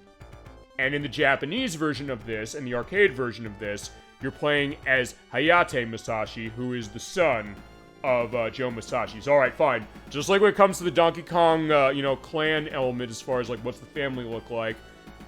And the more I'm thinking about it, the more I'm getting the sense that, no, it is the case that Cranky Kong is the original Donkey Kong from the old arcade game, and I guess Donkey Kong Jr. from before is the one from Donkey Kong Country. We have the same case with Shinobi a little bit. But yeah, the story of this is a bit different as far as what it is. In Japan, yeah, with the character playing, yes. But also, I don't remember if the Japanese version of this, if it has the same story, because this is a revenge plot, basically. You have Hayate Musashi, or Joe Musashi, it's either or. Feasibly. Honestly, he looks different enough he could be Hayate. We could say for the sake of argument that's the case as far as what it is. But either way, as far as this is that, or Joe is using Jiro's costumes in Sonic All-Stars Transform. Okay, so then that, okay, so it's basically, I'm trying to remember, I don't know if Sega ever said if this is the case or not, that it is Joe Musashi, but he's a different outfit, I guess because it's his father, so maybe honoring his father's memory, I guess, although, I don't know, aside from that 3DS game, was Jiro Musashi anything else? Because there's other games in Shinobi's franchise that we can touch that we have not touched yet, and we got a lot of them as it is, or how that goes. Either way, I don't know if they said specifically, but alright, fine. Plot was and is that after... Fine, English continuity here, we'll start there. After the Revenge of Shinobi, spoiler warning, Joe Musashi defeated the Neo Z gang. So, he went back to Japan. And his student, Kato, is in New York City in 1997. So yeah, this is the case of it. Okay, so Shinobi on 3DS was Jiro Musashi. I want to get that 3DS one and show that off somehow. Because I love my Shinobi as is. But anyway, for plot of this, Kato was killed by the Union Lizard Gang. And so, Joe Musashi here, Jiro's the father, I gotta get that right, I'll get that right eventually. Hayate Musashi is coming to New York in 1997, even though it is posted in 1991 there, with New York City on fire, as it is. Yeah, we're rocking New York City tonight, again, like with Parasite Eve and other games we played. As you go along, and you have Hayate, okay, I gotta get out of that mindset. I'm going totally nuts on this, but alright, fine. Yamato's the name of the dog. Yamato is the dog that Kato had left behind, so now it's revenge time. And you're seeing where it's going as far as how it plays. It's actually a lot like Shinobi from the arcade from 1987. A game I think I've taken for granted, I'm not gonna lie. And one I think I need to come back to was just to kind of get a better sense of it as we're seeing with that. So alright, that is the case of Shadow Dancer, The Secret of Shinobi, which was developed by Sega R&D 2, who made Phantasy Star, they made Super Thunder Blade, it went to that demo again, I did not realize it did that, as well as Phantasy Star 2, we showed before, Altered Beast, Super Monaco Grand Prix, or Super Monaco GP, and the 8-bit versions of Castle of Illusion. Shadow Dancer is a game that nobody really talks about. Yeah, this is a game that drew a lot of blanks when it came to people I was talking about. Honestly, I guess that Shinobi as a franchise maybe does, to some degree, only because of the fact that it's been 12 years since the last one. Oh, no, 11 years. Because Shinobi on 3DS was 2012, I think. It was 2011, 2012, but somewhere in that. I'll put up right down below which one it is. But I'll tell you, I'm kind of the same way because the first time I played this was when it was collected into the Sega Genesis collection, which is on the PS2 and the PSP. It also had Shinobi 3 and... Okay, I don't think that had the arcade Shinobi. At least I don't think it did. But I played this game for the first time here. I said, okay, this is definitely different than Revenge of Shinobi. First I said, why is Revenge of Shinobi on this? Then I remembered, oh wait, there's that weird case of the licensing of like the multiple revisions of that one. This game didn't have that element, but yeah, it was an arcade game, as I mentioned before. They changed it significantly for Genesis, as you're sort of seeing. Also, you have your difficulty elements of running normal, non-shurikens, or as they call them, Death Stars in the instruction manual. Either way, you can throw shurikens or not. You have levels of 1, 2, or 3. This is difficulty. There's 2 and 3. I'm going to briefly show this. When I go back to the Sega screen and select 2, it shows Shadow Dancer 2. You're thinking, like, what does that mean? Well, basically, it's referring to the level.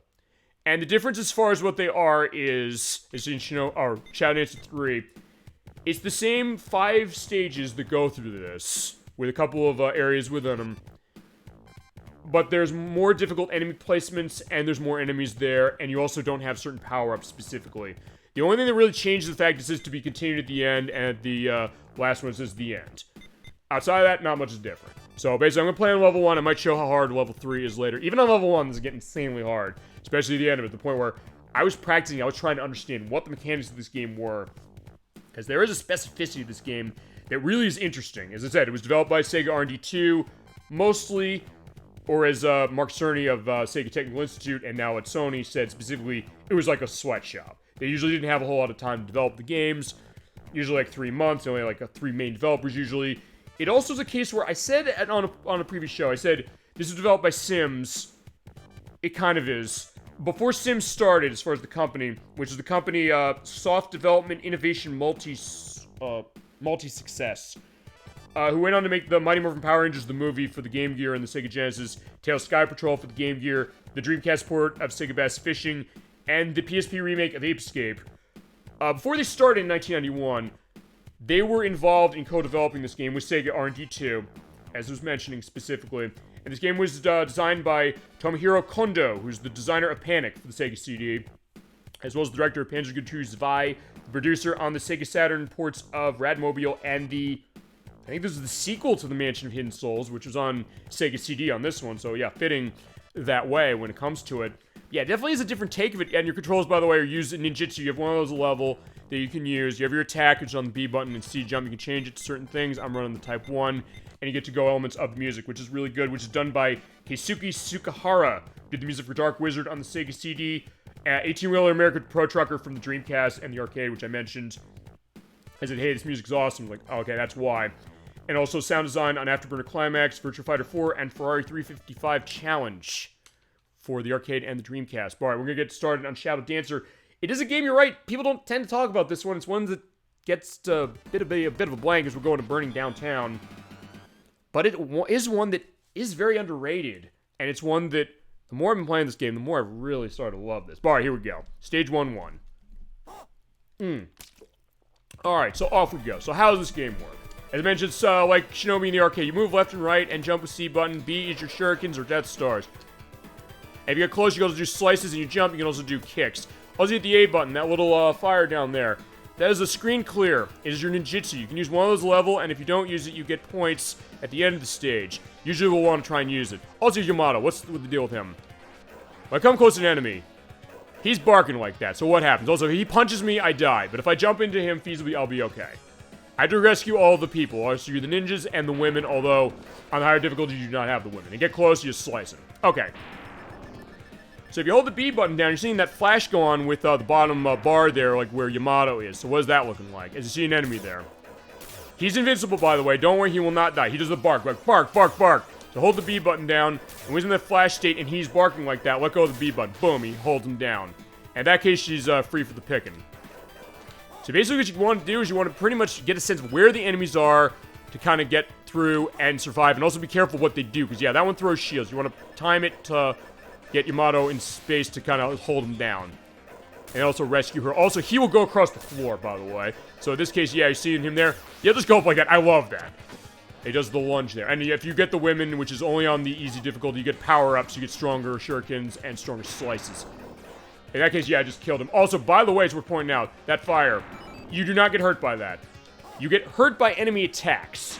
So you can take advantage of the fact that you can just jump on people and it does nothing like this. I'll show you. Boom. If you were to punch me, though, I would die. But in this case, that's all I got there. And even in that case, yeah, it's fine. So, but that you might think that makes it easy, but not necessarily, especially go on. And at the end of the level, you get time bonus. For the time, you get 3 minutes, which you have to try to make run out, usually. Unless you miss a survivor, in which case you have to go back and get them. And bonus if you don't use your ninjutsu. Alright, so next level. When it shakes there, you also do that. Also, you hit up and the C button between planes, you jump upwards. And you're invincible when you do that, by the way. So you take advantage of that. Also, I'll show you, he doesn't throw that. You can't hit the guy with the shield when he's not throwing. I'll show this. So here's the thing. Okay, actually, I'll hold him down. That's fine. I'll do that. But I will show this in just a second. So it kind of is a little bit of an element to get a sense of, okay, I got to plan what I'm going to do. So if I jump up there, as far as like doing the jump up, he's going to start shooting. So I want to get set and just slice him. And same with that guy up there. Jump up, hit B, boom, he's done.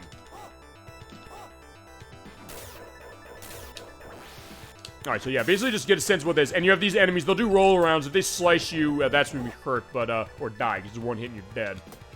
Also, the area will, go that way. Actually, I want to show this off, because, yeah, you're wondering, what's going on with your model there? He's barking, but then there's that enemy there. In fact, I'll show this. I throw the shurikens. Okay, never mind. I was gonna say I can't hurt him with the shurikens, when he's, like that, but I guess apparently I can. But if... Ow. Okay, fine, I'm fine. Well, I did get a Union Lizard item, that is one up.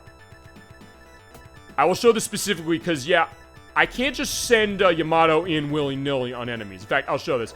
He's doing that. He's a shield that way. You usually can't hit him. But if I let Yamato go and shielded, he'll bounce off. He'll be fine, but the problem is that he goes to being a little puppy, and he can't do anything. So I hold the B button down. That bar doesn't fill, or that circle does not fill a lot. So he's just kind of going that way. He can't do anything. And the only way he can do something is when I save a survivor or after about a minute or so. Yeah, in that case, yeah, he's a big dog again. And now he can do what he needs to do. So yeah, there's a lot of strategy to be putting into this as we get in the next survivor, specifically, boom. Although on the bosses, it's worth pointing out, Yamato's not there. You can't use him. Also, there's going to be flashing light warning every time I fight a boss.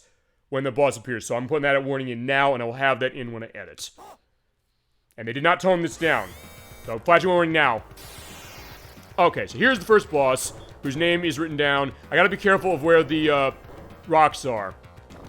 And you can't run, by the way, so you have to be careful as far as it, and duck down, do the duck crawl. Also, if you are trapped, though, you can use the ninjutsu. It'll get rid of the rocks on screen, and it'll do 2 points of damage to him. And on the harder difficulties, he has more health. Just throw him throw the shurikens at him that way, and get out of the way of the rocks. And duck under the fire.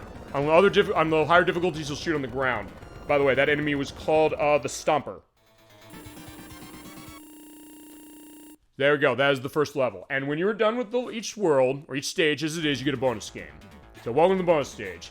You go down a building. You're basically doing the hardcore thing. Like, yeah, I'm just jumping down that building. There are ninjas coming down. Shoot them down. Throw the shurikens out to hit them. There are 50 ninjas here. If you hit all of them, you get 3 lives. You hit 49 of them, you get 2. If you hit 47, you get a life. If you hit less than that, you get points. I'm going to be just getting points. I also have an edit in because when I was doing my practice on it this week using the Sega Genesis Classics collection on Switch, I did get a perfect on this. And I had the recording saved specifically. But yeah, just keep going down and eventually get down to the bottom where we make the nice ninja land. I got 44, so I got 8,000 points.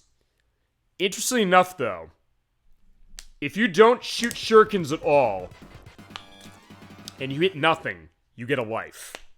So, feasibly, going for this bonus stage and actually trying to hit the ninjas is a risk. Which is interesting when you think about it. Also, when you do the ninja crawl, as there's also, Yamato can sometimes bounce off enemies, and it won't be a problem. When you're doing the ninja crawl down and diagonal, I'll do that ninja walk, but also he'll like doing the sniffing out, which I do love that touch. Now we're getting the ninjas that are going on the bridge. You want to pay attention to what the ninjas do, because you also cannot send Yamato out at the ninjas at all. I'll briefly show this. There's no opening as far as the ninjas, so if you try to do that, you're going to be screwed, so don't do that. But in that case, I knew I could just make the jump down the bridge, just hit him on the way down. Basically, yeah, use that jump to your advantage, and as soon as you see that, hit him. And also, be cognizant of the fact when you do that jump, you have invincibility frames in that. So yeah, I would have gotten shot and killed otherwise. But in this case, yeah, pretty much just, get it set. Also, here's the other thing. If I leave Yamato on him too long, I'll do this. He kicks him off, and so he gets weakened. But also, the other thing to pay attention to with the gun guys, they'll shoot bullets off in increments of 3. Okay, so, yeah, let's see, I want to kind of get close. Yeah, so if you get close to him, you can kind of hit him, and also jump down and slash. Boom. I never do the bonus stages, as far as it's because you get a life off of it from, hitting nothing, basically, yes? Which is an interesting thing, and it goes to some aspects of the difficulty of this game, which are kind of unique. Even the fact that I'm playing on the easiest difficulty setting, in air quotes, but interesting thing about that is that you have the fewest continues when you're running on easy. You have 3 continues running on easy, but on hard, or on the hard difficulties, on normal you get 5, on hard you get 10. Also, there's an enemy down there. I probably shouldn't do that, but I'm going to use my ninjutsu to hit him with wind. It is random what they give you as far as what it is. Depending on enemies you kill, you can also get life that I don't know. Can I get that? Yeah, Yamato can't get it. I don't know. Yeah, okay, I'm not taking the risk. Sorry. So in that case, yeah, you know, that's a weird thing. You think like, hey, wait a second. On the higher difficulties, you get fewer continues. But no, it's not that case. And there's the yellow ninja. They basically do the run around. You want to be careful of the red ones. We'll see those in a second. But yeah, not doing the bonus stages. Yeah, there's a benefit to do that because you're always guaranteed a life. So basically, you could say, like, I won't do them, I won't shoot anybody, and be guaranteed a life. Or I can say, no, I'll take a risk, and I'll make sure that I can do that. Also, you can jump between the fences. Hit down on D-pad when you're on the other side, and up with, or on the back, and then up and C when you do on the front. Yeah, not killing bonus stages makes sense, because of course the ninjas are about stealth, and I got killed. But yeah, that's what you gotta worry about the red ninjas. They do those jumps, and they will kill you. Well, fair enough as far as, you know, the idea of, like, being stealth. True, although, fine, I guess, what's the stealth looking like here? Because, fine, they know I'm here. They're coming after me, but you're right about that. The idea that killing is the last resort. Yep, good point. You're right. And, in all honesty, I mean, in some ways, I guess that's kind of what happens with Shinobi as a franchise. That's usually the idea of what it is. Uh-oh. Okay, yeah, he bounced on me. He got lucky with that, because when he bounces off you, if he's doing that slice with the swords in the air, and you get hit by that, you're gonna die. So you gotta be careful of that. Also pay attention to the fact that, yeah, basically time the bullets on them. They'll shoot 3 bullets, and then you can do that. But you're right, that's an interesting thing to look at and say, like, hey, you know, I'm gonna play it that way for the purpose of getting into the ninja way. Because, like, what is the ninja way? It's basically being stealthy and being, you know, killing as a last resort. Good point. And that's usually the idea of what that is as a gun of life. Whoa. A lot of cases, it's also about kind of just getting a sense of, like, yeah, where the enemies are, where the ninjas, and kind of trying to outsmart them, pretty much lure them back to where you are. That's what I've noticed is the best strategy of this game, and I'll show that later. Whoa.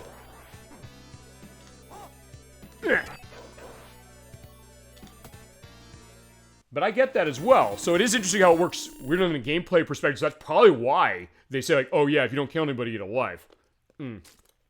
As we're at the next boss, which I think is easier than the last one. Weird enough. The difficulty of the boss is weird, and flashlight warning again when the boss appears. Everyone is gonna be like that.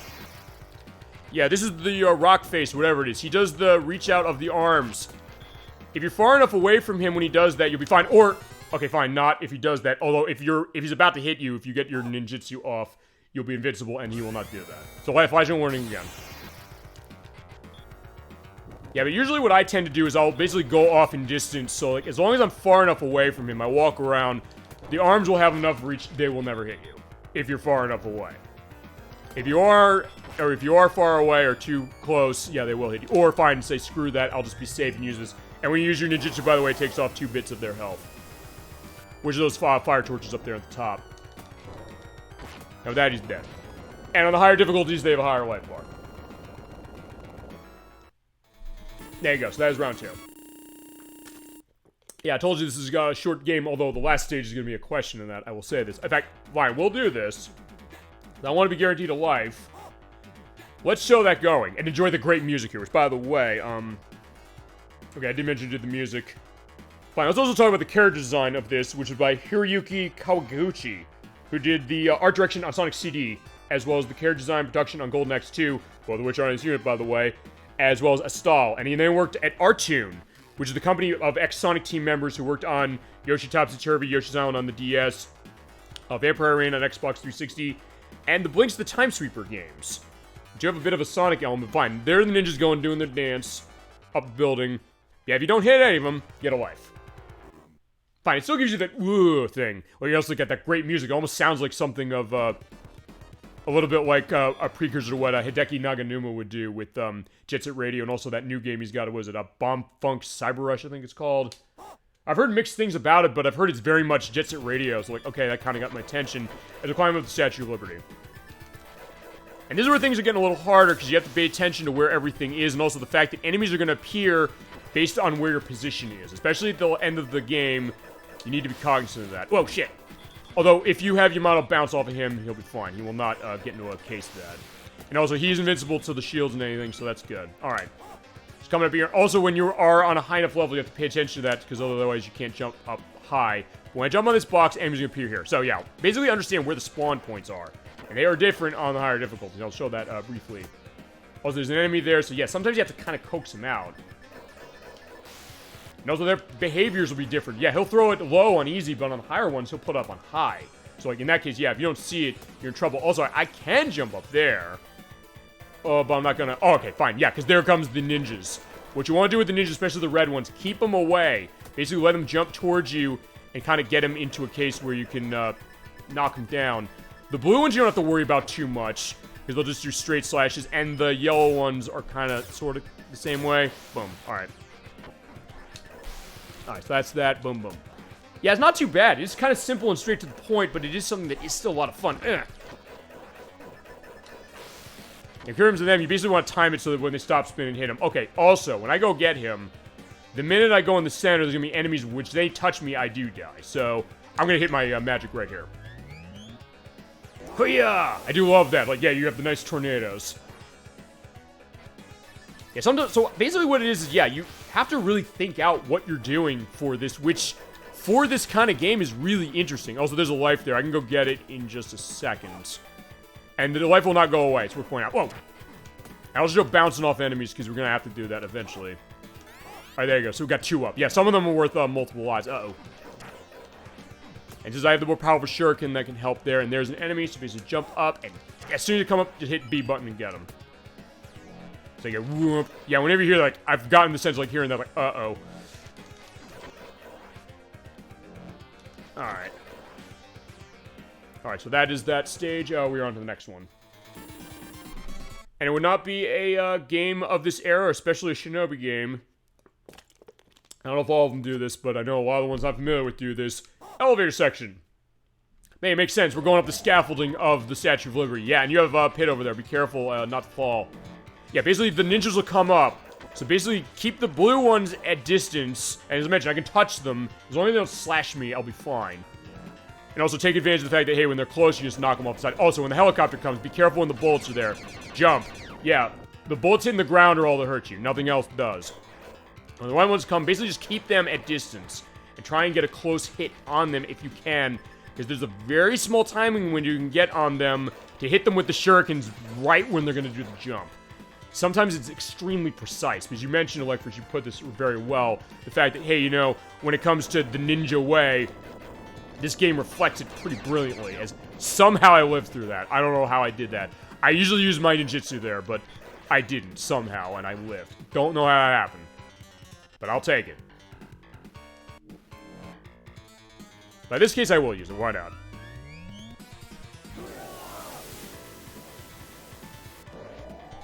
Alright, so yeah, got him.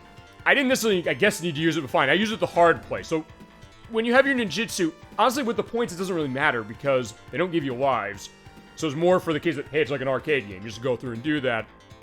So if you want to use your one ninjutsu, and you can't get more of them, the only time you get more is if you die. In order to get up here, just do the jump into the torch of the Statue of Liberty. Which is where the boss is. And this is another case where, again, you have to be very precise. And honestly, that precision is something that I have loved about this game the more I've been playing this, getting ready for the show, and playing it more myself, and flashing out warning, as is the case with the boss. So there we go. This is, fine. The Mirage was the last boss. This boss is, hang on a second. Yeah, because she'll throw those blades out. This is, oh, Blade is her name. She throws those out. They'll basically be the blades going on, and she'll go down this way. When she does that throw, you have to basically time it specifically so you jump, and then right after you jump, you throw the shuriken up to hit her in the face. And don't hit the blade. It's actually very hard to get that timing down. It took me a lot of time actually doing that when I was doing my practice this last week. Actually, before we did the Lunar part last week, the night before we did that, I said, fine, when we put the Genesis Mini 2 in this, practice this game, because I knew I got to practice this. I said, I have to get that timing down. It's so specific. You have to basically jump and the C button, or hit C and B basically right at it. And you can only do it while she's in that animation like that, either before she throws it or right after she throws it on the ground. And when you are down to the last two, you can kill her with the ninjutsu if you so desire. And also, if you hit her that way or too close, she might just go away. In this case, you know what, fine, we'll do it the hard way. Just to show what I had to do. And again, if that touches you, you die, so don't do that. Oh, shit, like that. But that's all, okay, fine. I'm glad I showed that because that's what happened when I was doing my practice, but I have 6 slots. And by the way, 0 does not count as life, and fine. Flashing white warnings, fine. I'll have flashing white warnings every time the boss appears. Every one. Except the last one. So yeah, the leader of the Union Lizard Gang is, you know, the worst one, but fine, I guess he's a case of, like, we're not gonna have a flashing light on it. Fine, I'm only doing that just because, like, hey, I know it's strong enough, like, fine, it makes sense to do it. Nothing really outside of that.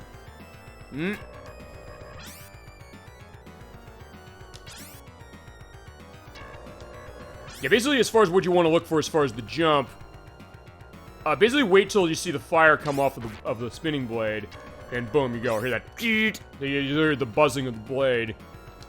Got it. And by the way, when you do make the last blow, the blade disappears, so you'll be fine. Alright, got her. So there goes Blade.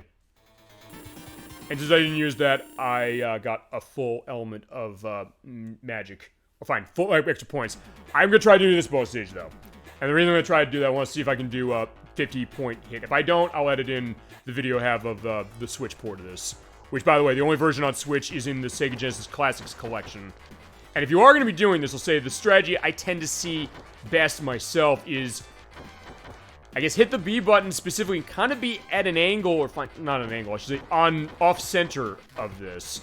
But it's not always an easy thing to do, so fine, I'm not going to get many hits on this. As long as I get 47, I get a life. Honestly, if there's anywhere I'm really worried about, it's honestly the last level. But I practiced those so specifically today, I know exactly what I gotta do. just off of the life. Okay. It is 47 for life or 0. And then 48, 49. Oh, no. It's 48. Wait, is it? Okay, never mind. I think it is 48. Okay, Into the Darkness. Or In the Darkness. This has some of my favorite effects in this game as we're going to the cave.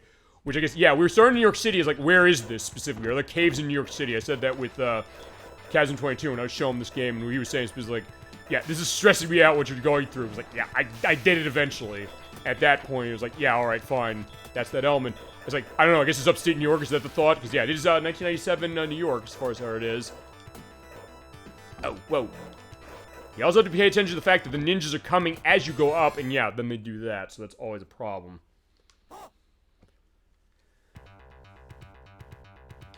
Alright.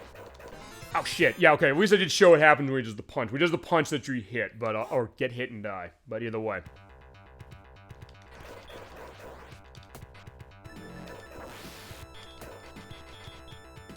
Okay. Yeah, basically you got to do a read on the enemies. That's what I've really noticed about this, and that's kind of what it is. But also pay attention to the fact that, yeah, the ninjas come out of nowhere and know where they spawn. And also know not to be in the way when they're doing that jump. Because that's the only time when they'll have an enemy hit you and let you die. But I'll tell you what I'm going to do. I'm probably going to... Actually, I'm not going to use my... In fact, I'll show you what I did as far as my practice for this. Because, yeah, this is what I kind of ended up doing, which is... Yeah, he'll come to me when I get close enough. Wait, okay, he's holding on. So, alright. Because, yeah, the spawn point of the ninjas will not go off until I walk over where Yamato is. So what I'm going to do is I'm going to charge this up. Get him to take him out from a distance. Cross that. As soon as I do, basically, you have a moment to get out of the way.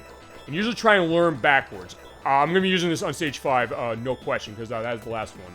As I mentioned, this is not a long game, which is why we're doing the Mini 2 stuff the way we are. Alright, so there is the next of the gunmen. And after that also is one of them. In fact, at this point, no, we're not doing that. I'm using this. And at least you get the nice lunge of Yamato going. I love that look. And also, by the way, using the power does get rid of the bullet for the gun. So, alright, that's good. Alright, yeah, make the jump. Just come over here. That's what you gotta do. And when you're powered up with the power-up shuriken, you do have that 1, 2, 3. And do the count on bullet when you're going downwards. That's the best strategy you can give. You only shoot 3 bullets and then go down that way and then hit them.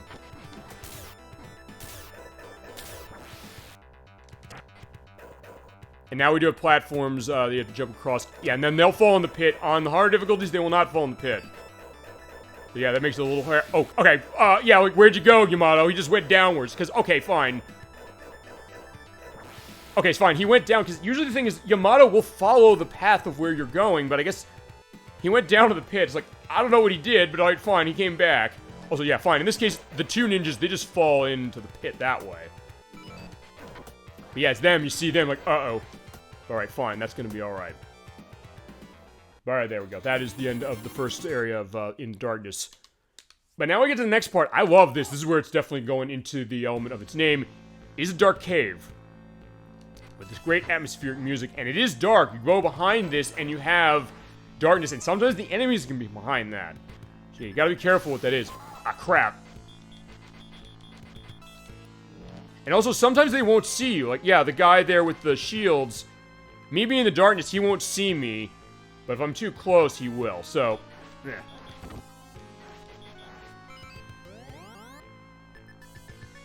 Okay, and I can sort of see a little bit of a blue pixel there. Yeah, so I got to see that. And sometimes Yamato will see him when they're just barely off screen. He'll be there, so get that case and then go. Whoa, shit. Okay, fine. In that case, that was terrible to do that. So that was a bad idea. It's also pointing out one other thing, which is when you kill the shield enemies and you get the hostages that they're holding, they will not come back on death. So in that case, yeah, the one I killed there, he's fine. Everybody else will come back on death, so keep that in mind.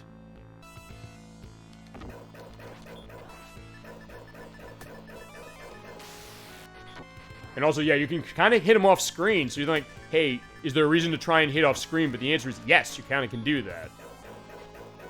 Also, the other thing is there's not necessarily a sound case. They're not hearing Yamato barking his head off. Uh-oh.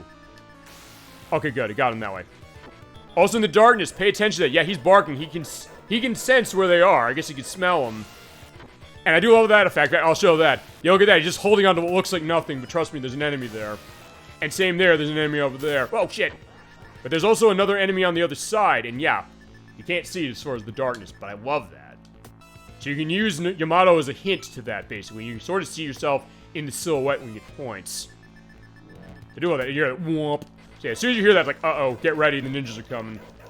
Now, honestly, as I mentioned, the red ones are the ones you need to be worried about. The blue ones you can manage, the yellow ones you can manage, and then, well, we'll see in the next level. There's another variance. We'll get to that in a bit. Yep. But also, it's hard here because, yeah, they can go in the darkness, so you might lose sight of them. Okay, so he's sort of getting a sense.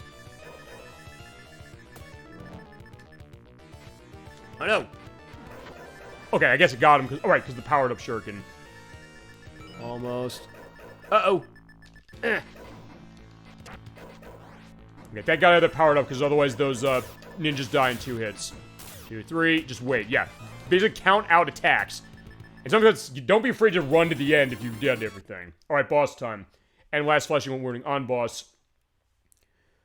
This is the Wheel of Flame. Or will be in just a second. Again, I think this is easier than the last one. So yeah, the difficulty of the bosses is not necessarily the case where they're giving you the harder ones. Yeah, it'll do the spin. When it stops, hit it. And if you don't, it'll shoot out fire, like that. Just basically walk out of the way. Ow. Also, yeah, if you touch it specifically, it's only the fire that hurts you. Like, touching the wheel itself is gonna be fine. And I can also use my ninjutsu. In fact, you know what? I'll use ninjutsu now, because it will get rid of the fire.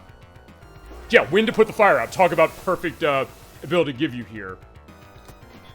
As in, it's more for cosmetic, really, than anything else, as far as what it is. Oh!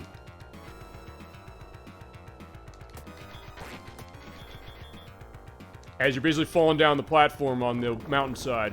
Also, I don't... Okay, fine. When you run out of time, you die. But I don't think it's the case that, yeah, you fall down the bottom and then, oh, you just crash into the mountain or something. But alright, fine, we got him. Alright, that's stage 4. Yeah, but we got round 5 coming up. Fine. Stage 4, round 4, fine. Round 4, round 5. Okay, round 4 I'm nervous about, but... And for this one, I'm not touching anything again because I want a life. But I love this effect, because first, like, wait a second, it's dark. So it's like, okay, it's dark in the night, perhaps, something like that. As they go... Yeah, look at, yeah, go look at Hayate and, or Joe Musashi going on. But as you go down, look at the night sky. That's a beautiful sight. It's these little things as well. Now, honestly, the Shinobi franchise has always been good at that. But especially this one, it seems like, oh, there's like nothing there. It's like, where'd the rest of it go? And they're like, oh, wait a second, I'm diving down the building. But I'm going down the city streets and making the jump. Boom, got it. And I will definitely put in the edit of the perfect on this about here.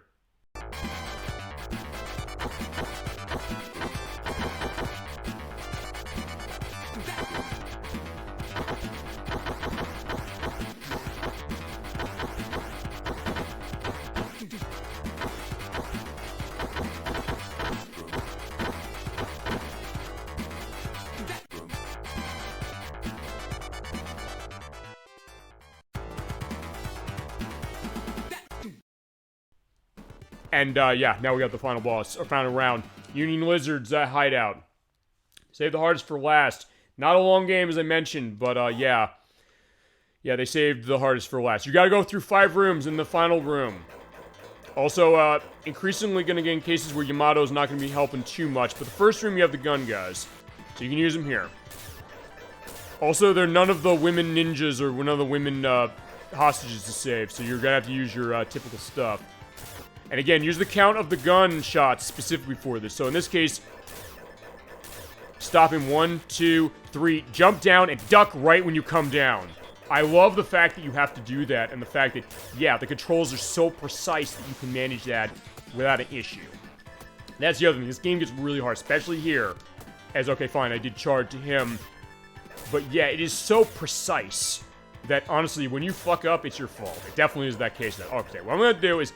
I'm going to show you the benefit of using the jump to be invincible. So, what I'm going to do is, I can put Yamato onto the first guy and then wait for the other one to stop doing the shot. So, 1, 2, 3, jump with the box, jump over, boom, bounce on him and walk.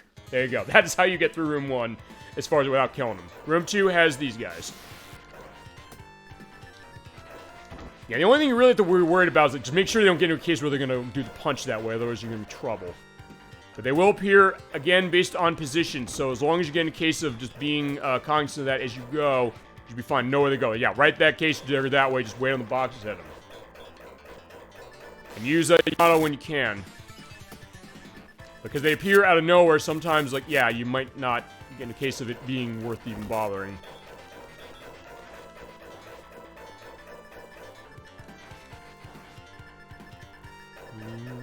There.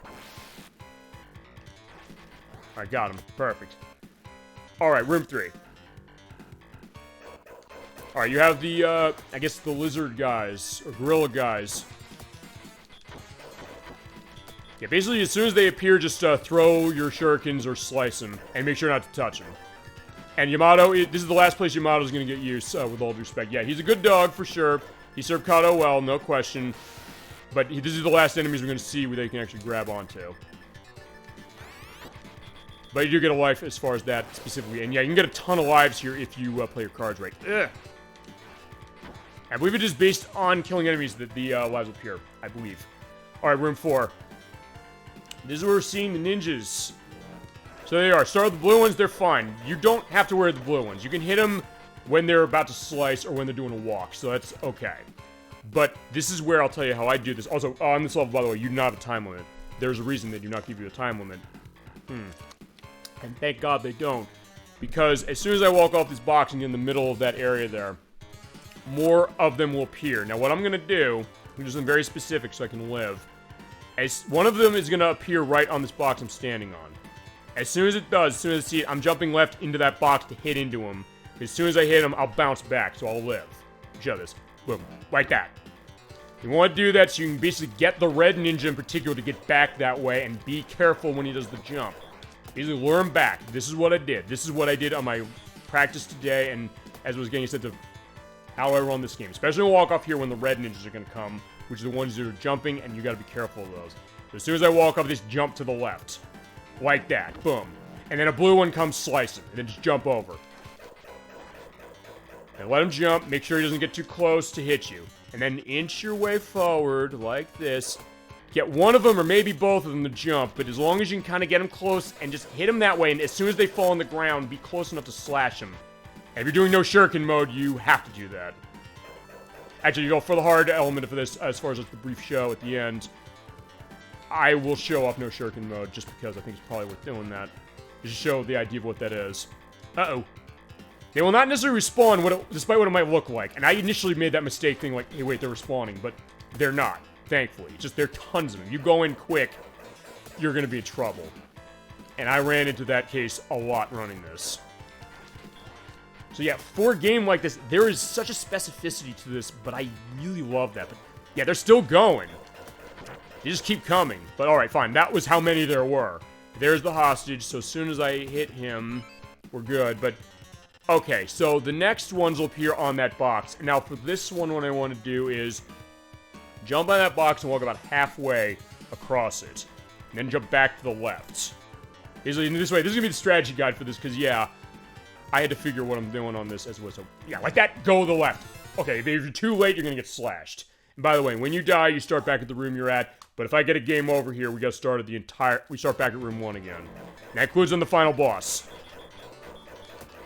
Yeah, basically just be slow, being methodical. As you mentioned ElecVerse, you said this specifically. You said, like, the way of the ninja. Put yourself in that mindset. In some ways, this is one of the most unique cases of this franchise for it. Not that the other games don't do this, as I unfortunately didn't get out of the way of him. But this one in particular, I think, maybe emphasize it in... I don't know if I'd say necessarily emphasize the most, but one where you really have to get in that mindset, and it's not always easy to do that. Okay, so fine. We'll do this again. Same deal. Go in the middle. Jump to the left. Boom. Bounce. Yeah, if I can just get that one out, that's fine. Yeah, the yellow ones, they'll do the little crawl that way. They'll do jump. You can hit them that way. Usually when they're crawling, you can't shuriken them, but sometimes you'll find an opening. Alright, so... the left, boom. Yeah, this is, as I said, if you're looking like how's the strategy of this game, although on easy at least, because you have more enemies on hard. I don't think I'm gonna go through this whole game on hard. I'll at least show off what we're dealing with. Don't necessarily go that degree. Also, don't necessarily get too close, otherwise one of the other ones will come. And you can also hit them with the shurikens right as they're doing the jump. You have to be very specific in order to do that. The timing is okay, in that case, I got really lucky. Because he landed on the ground just as he was coming out of that spin, and I didn't die. If I was a fraction late off of that, I would have been gone. Okay, so... here's again. Like that. Just, yeah, learn back. Learn back. That's all you gotta do.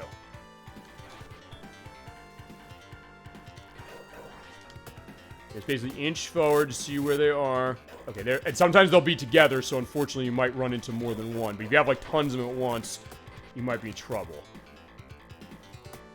Okay, as mentioned, there are tons of these things, so yeah, just do that. There we go. Yeah, basically you can be right next to them when they fall down and get up, do it again, because they took 2 hits to kill. And the blue one's fine. Yeah, don't worry about him. Just keep throwing my shurikens at him and it'll go. Uh-oh.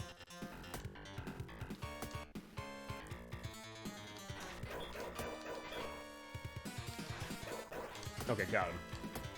I don't know if that's all... okay, it's not all of them. Okay, I'm gonna look back on the video on that. It looked like either I just hit him with the top of the sword or something. Okay, there he is. Boom. Okay, so... uh-oh. Ah, crap. I was inches away.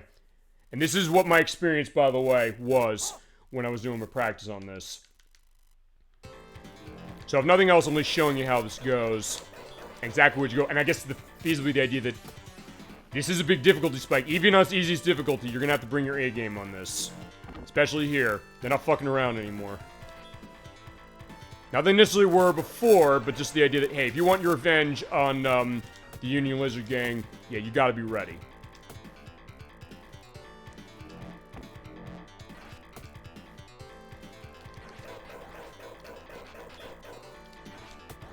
Okay.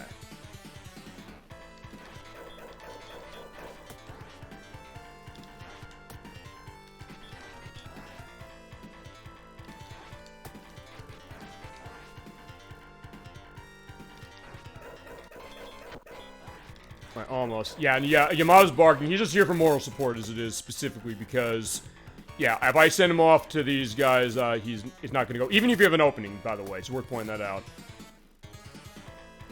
Alright, so... yeah, it is very specific what that window is to get over on the side to avoid getting yourself killed, potentially. I mean, there might be other ways to do this, specifically, but this is the strategy I found that works, and so I'm taking it. Oh, that was lucky. Whoa. In some cases, like, when they do the jump, you walk underneath them. That's basically what you want to do.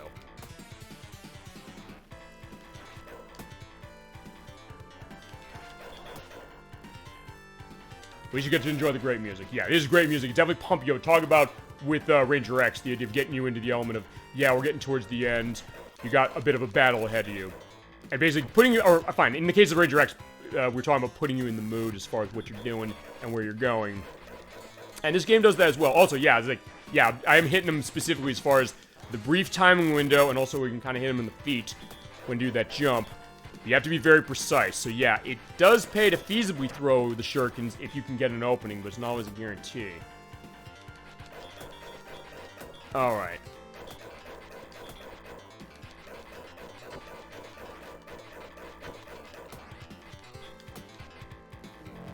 Uh-oh. Shit, I keep walking backwards.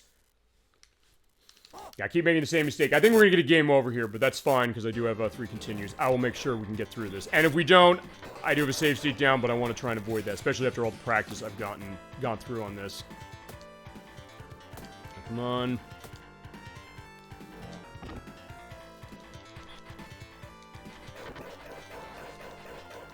Yeah, just bark it up, Yamato. Don't worry. We'll go home. We'll get you some. We'll get you a nice meal at the end of this. Oh shit. Okay, fine. At least I show what happened when they hit you. Alright, that is, unfortunate. Okay, fine. 0 does count as life. I was wrong. So, alright. It'd be amazing if I do this on my last life, but, yeah. We'll see. I do have, 3 continues after this, so that'll be fine. Now, honestly, the first 3 rooms I'm so used to, as I didn't do what I said I was doing on this. But either way, I still survived.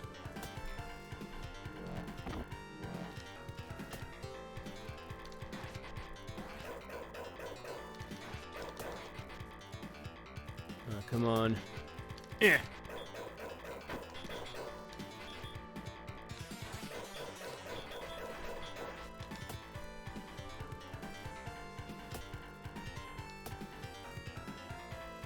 Almost. Yeah, right there. There we go. I just got that perfect. Fantastic. Okay, this is inch across. If you see, like, 1... Oh, come on. Fine, he can come.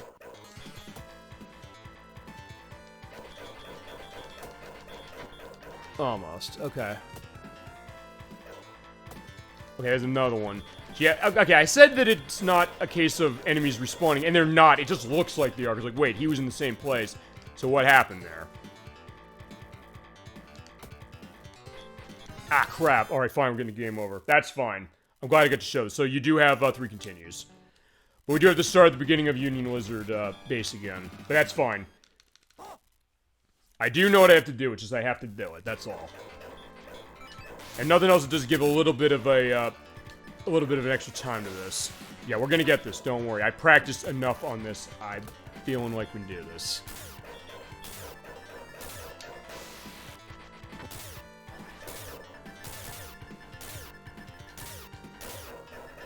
Just wait for him to...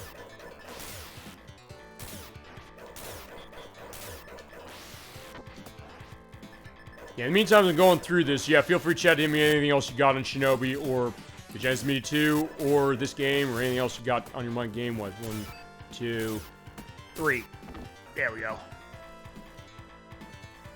This is gonna be it until we get to the boss, which... It's 5 rooms, by the way, and then we have the boss. Who is, Saros is the name of the boss here, by the way, as far as the leader of the Union Wizard gang.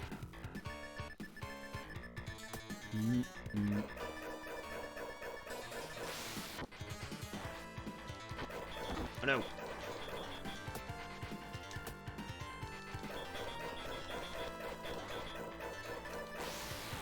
Okay, fine, because he... Okay, that's what happened then at the other thing, because he went down the boxes, specifically. So, yeah, it looked like I was right on the edge of that bar. I do have, I got lives. Fantastic. Oh, no.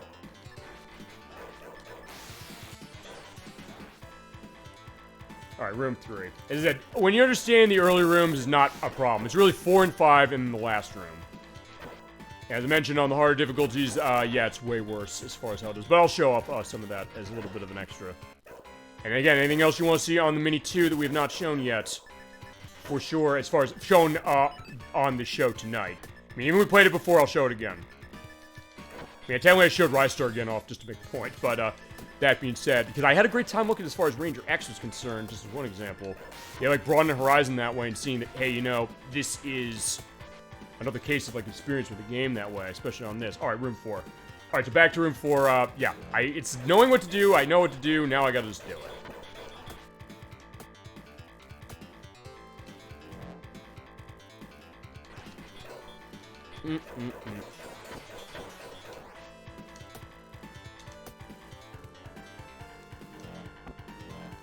Also, yeah, by my bouncing into him, I bounce him backwards. So in that case, I basically saved myself some time. And there you go, they both go down.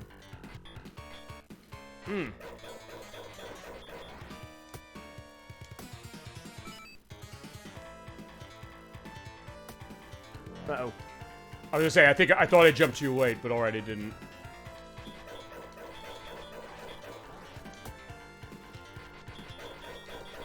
Can't make the jump down, my friend. In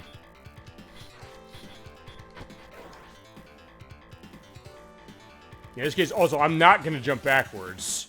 Like I did that last time. So basically, it's only that one or... Oh, he didn't appear. Wait a second. Hold on.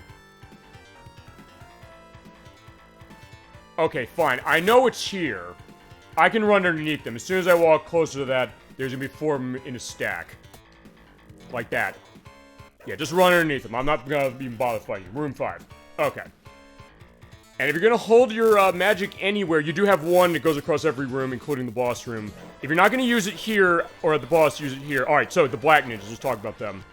They will do one of the 3 things that the other ninjas do. What the blue ones do is they'll do the run around, which you can hit with the shurikens, and they'll do the slice towards you. But the yellow ones, which will do sort of the same thing, but also sort of doing jumping, but not the spinning jumping, and the spinning jumping. When you understand what they do, that's the case of... Yeah. Basically, pay attention to the ones that are doing the jumps. And they take 3 hits to kill, by the way. So yeah, you gotta be careful of that. Same strategy as before. Basically, just coax them out. Uh-oh. Shit. But this is the last room before the boss.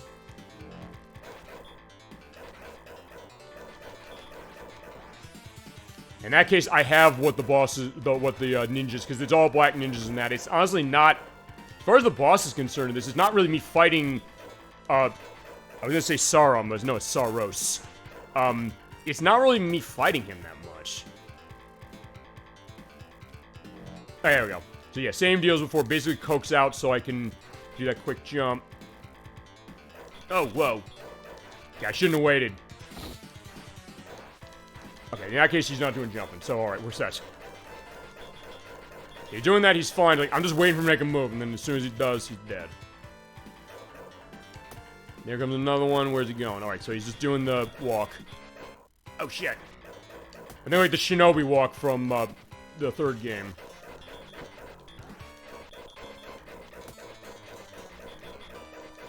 Now, come on.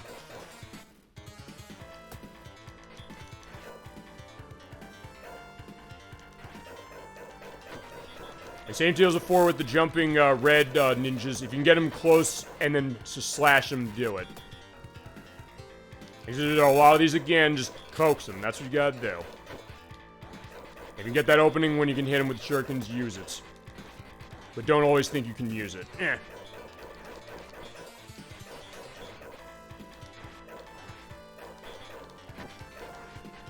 Okay, I just have to remember where are they gonna spawn next. I think it's when I come down this box. Yeah, it is. Okay.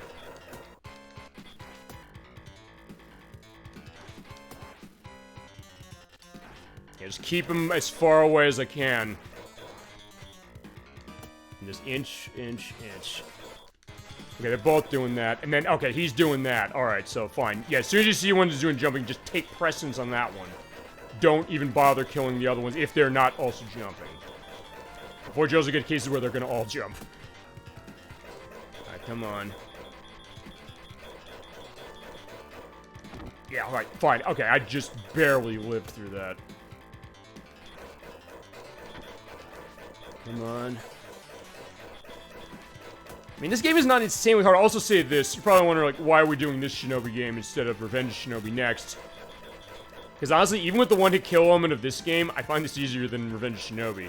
And that's also despite the fact that I haven't played this game for nearly as long as I've been playing Revenge Shinobi. In fact, that's the Shinobi game I'm the most familiar with as far as length of play.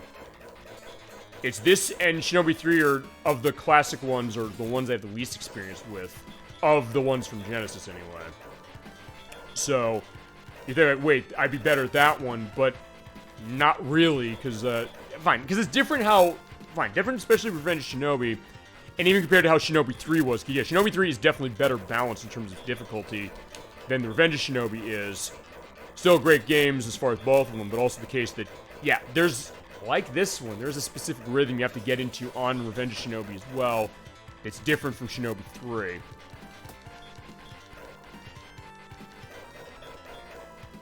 Oh, no. Yeah, that could have killed me right away. Uh-oh. Shit. I kind of saw that happening. Alright, yeah, we're almost there. But nothing else, at least showing you to what degree the difficulty is. And that's also why I'll say that why is this a live show, number one, and also why is it a case where I won't necessarily be against the idea of showing a death of myself playing this game, or crap, or other people playing.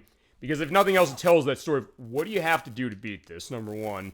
And number two, what's the experience of being in a case of being like, yeah, so drawn into what you're playing. I can get the sense that, yeah, I feel like my palms are sweaty. I'm like, uh-oh. Get the sense like, there they come, like, oh no, I gotta get them. There comes the other one. Gotta be careful of that. So the idea of, like, also kind of, you mentioned, like, the ninja element, like, kind of trying to be calm as far as that kind of keeping your inner, you know, balance that way, as they say for that. But then, yeah, something like this where it kind of realizes that from the perspective just as a player, you know? Not just this franchise, I mean, this one as far as what it is, but stuff like Ninja Gaiden, Ninja Warriors being another one, in its different way, yes, for it. And really, I think some of the best ones really do reflect that really well.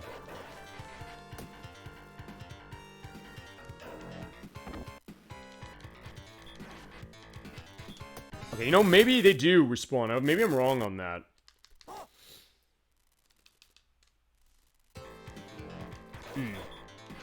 It seems like they are, but it's also the case that it wasn't when I was doing my tests, as far as it earlier today and over this past week. Oh, fine, it seemed like it was, and it seemed like it wasn't, weirdly enough.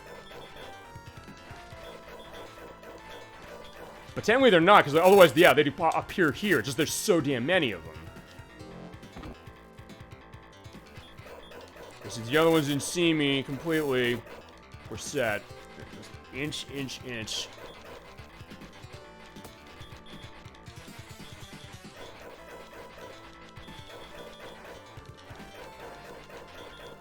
Say, yeah, come by.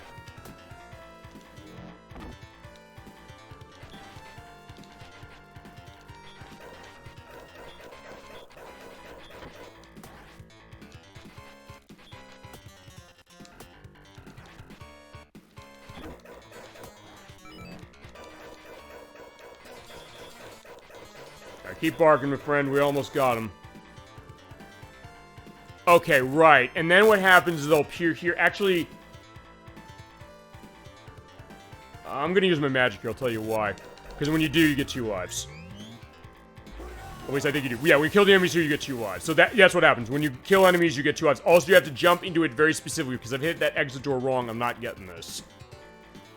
And that's where the final boss is, so... Got it. Alright, here we go. So, final boss. This is Saros. He is, yeah, we talked about, not Castlevania, we talked about Ghosts and Goblins on the show, or Ghouls and Ghosts. Or all of them. Remember he had Astaroth in Super Ghouls and Ghosts, he's kind of like the statue. He's doing stuff. In this case, he has the ninjas come out. They are on pattern. And some of them you don't have to attack. Like this one here. He'll do the roll. Just jump over him. You don't have to do anything. You want to pay attention to which ones are going to do the jumping, which is the one on the right. And you want to be on the edge of the screen so you can kind of get him over this way, because what happens is that after a little time, he'll throw out fire. And you're safe underneath this pillar. Jump and hit him twice. You have 2 hits to hit him there. Boom. If you're just on the edge of the screen this way, you can hit him against that and just keep going. Boom. Oh, fine. He just did the slice in. But alright, fine. That's the case. I do have tons of lives. I know what we're doing now.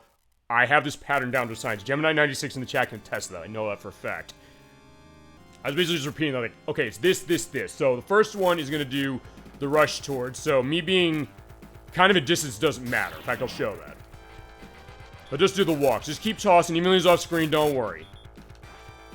Those will try and get that going. The other one, I don't have to do anything. He's just going to roll off screen, so just jump. Now, in this case, be on the right side of the screen. Edge yourself a little bit so he comes down. Slice, and just walk as you slice. You get the other one as you go. At that point, you'll have enough of an opening so you can be safe when the fire's in. When the fire goes away on the top, jump and hit him. You get 2 hits off if you're quick enough. And for this one, yeah, he'll do the roll. So yeah, this case, yeah, I don't have to do anything. Just jump. Okay, it's this one. I have to go to this side. He'll do the jumping. Be right here so I can hit him and do the same thing. Bump, bump, bump. Because you want to get yourself in place for when the jumping one is there. The jumping one's on the right as far as that.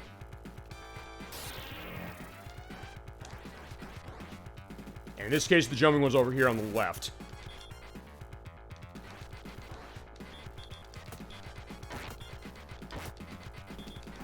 Also, I'm gonna use my magic very specifically. I'll show you why in just a second. So another case where I can kind of just keep doing this. Bump, bump, bump. But they both will jump, and that's where you're in trouble. Remember, they take 3 hits.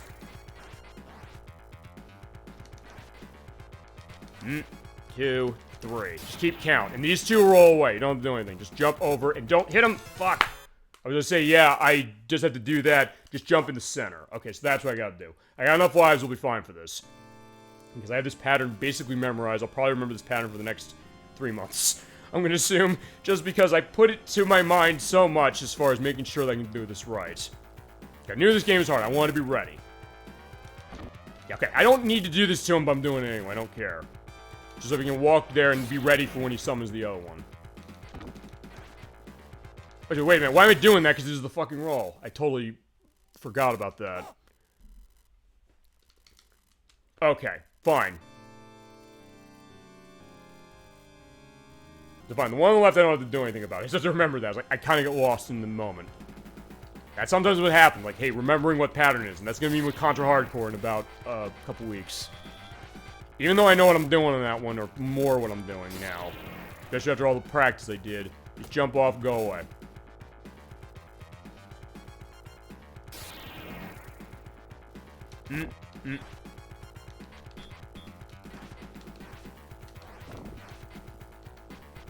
Oh no! No, okay, I did get 2 hits. If you're not quick enough, you'll get only 1.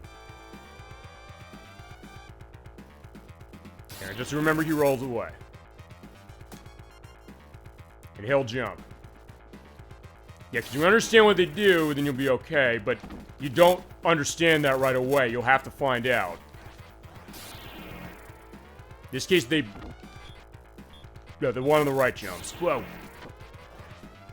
In this case, I think they both jump. Or fine, no, the one on the left jumps. Damn.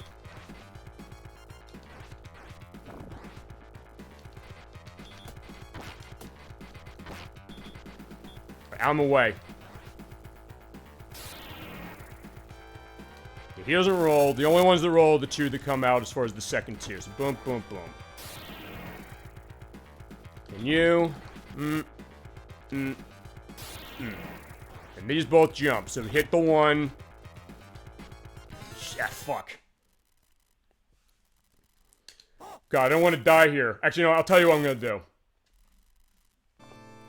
I get to that point again, I'm not gonna even bother wasting time with the pretext. I'm just gonna use my magic.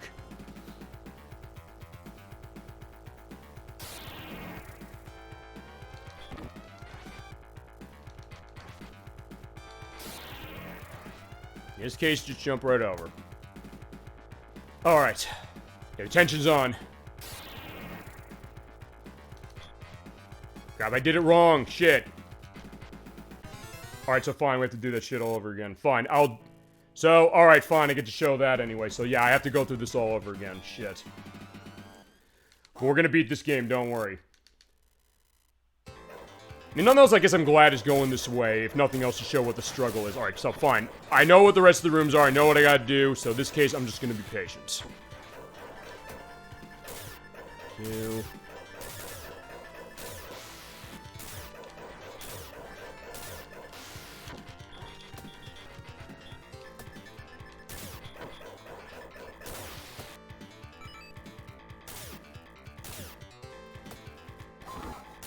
Okay, that was lucky. You saw that, right? I bounced off him, and I guess as I was walking out... Yeah, the bullet didn't do anything. It didn't count because I was leaving the room. But nothing else, I'm glad I got to show that anyway.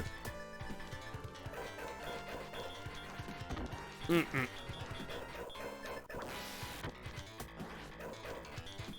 honestly, the first couple rooms are easy, when you understand, so you'll be set.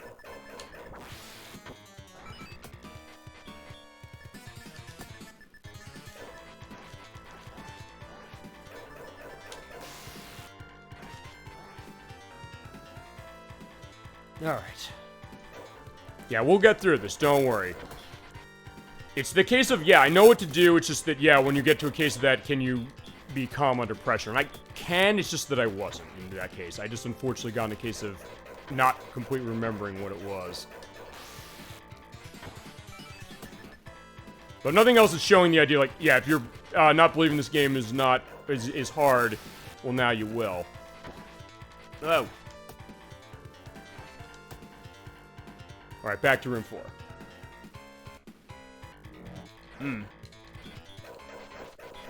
Yeah, I'm not even gonna bother, you know, doing anything else different. So same strategy as I showed before. Just do that. And be nice and easy.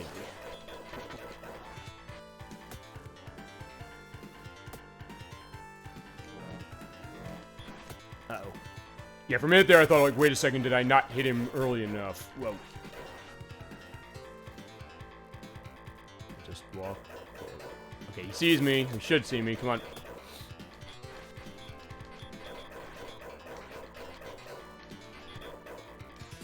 And he will, by the way, jump to where you are, so you can take advantage of that. It's like, hey, so if he's gonna go where you are, just walk out of the way.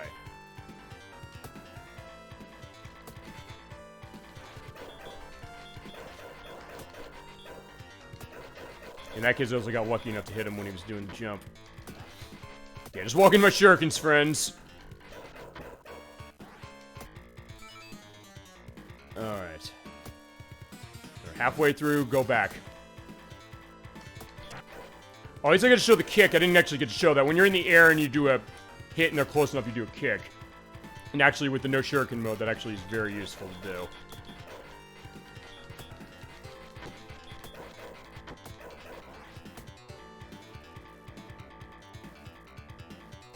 Okay, we're at the end. Perfect. In this case, same deal. Just walk run underneath. Okay, so much better. So far I've done this without dying, so that's good. So just in case I need all those lives going in, I can have all those lives going in.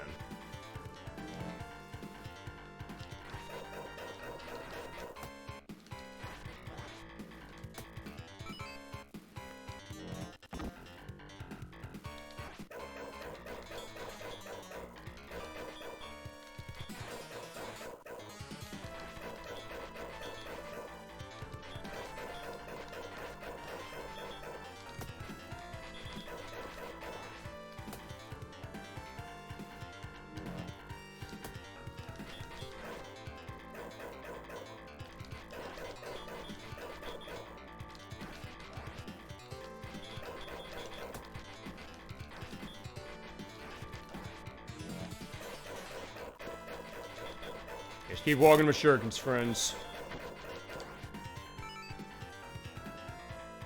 Yeah, same deal, just use this now, I don't care.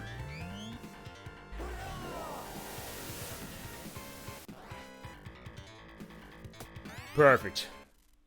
Alright, so here's the final boss. I have 7 lives coming in here. I don't have my I don't have my magic, I should say, for what I did, but it's okay.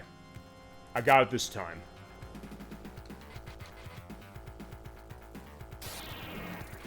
Just gotta remember the pattern.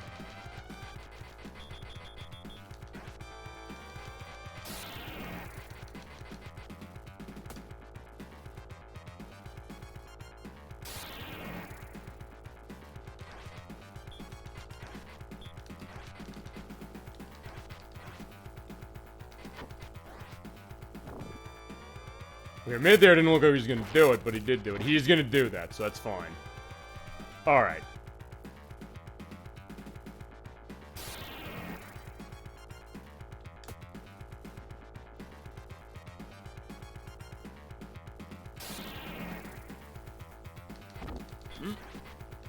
Oh no.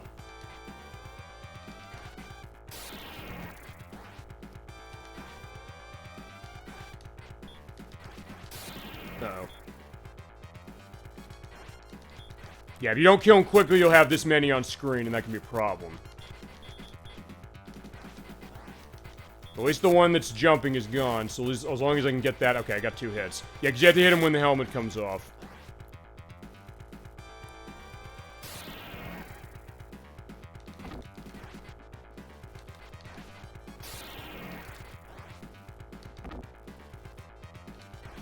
Ah, shit. With all the lives I have, I think... Yeah, I have 9 lives. We're gonna be fine. If I run out of all my lives, yeah, something's horrible. Something is horribly wrong.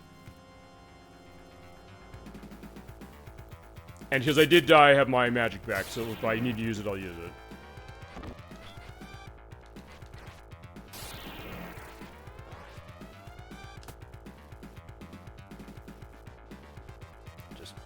So sometimes it'd be tough to just get yourself set to go on the edge of the screen, so you can do the slash, slash, and slash. Boom, there he goes. Okay. Oh, shit.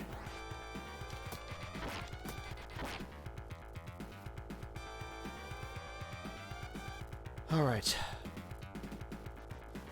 Yeah, I had to do what Nikki was saying a few weeks ago, saying like, yeah, you gotta get... Fine, I'm sitting up as far as playing this game, like, be in gamer pose. That's usually the idea, but like, I'm in full gamer pose on this one. As far as the lean forward, you're ready to go. You got everything set.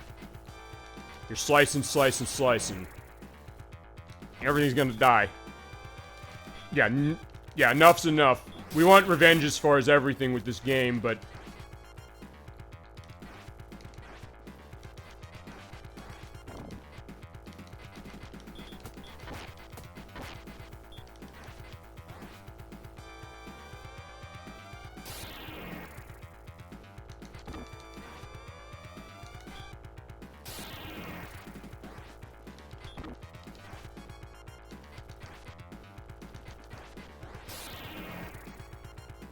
And remember, the last one, as I mentioned, he's not going to jump. Yeah, these two, fine, these two will not do anything. Just jump right over. Got him. Yeah, you know what? I'm not going to even, I'm going to guarantee victory right now. We're using our magic. It'll take off all of them, and we win.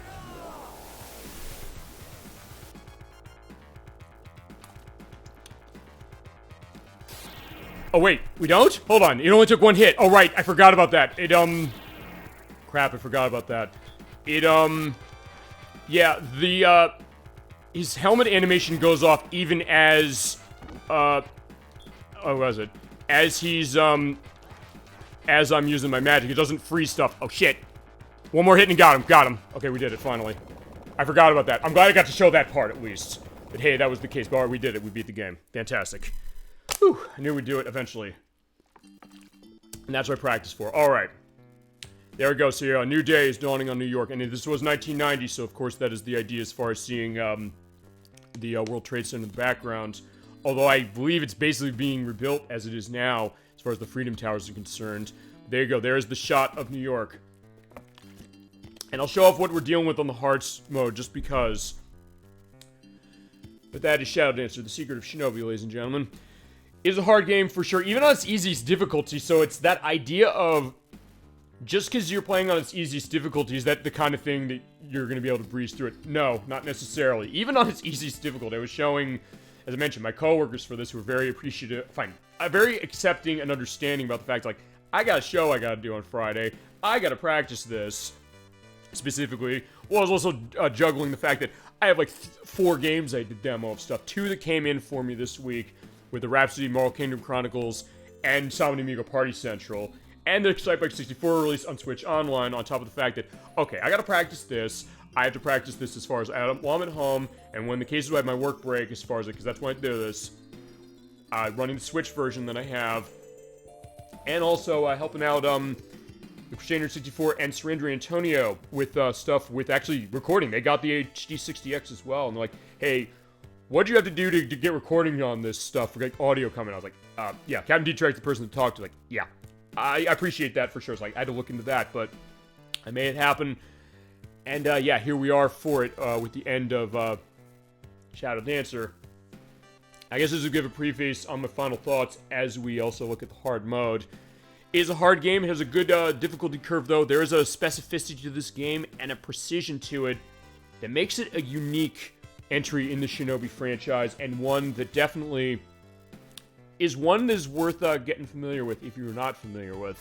On the Genesis itself, it's not super expensive. It's one of the few games that doesn't cost an arm and a leg.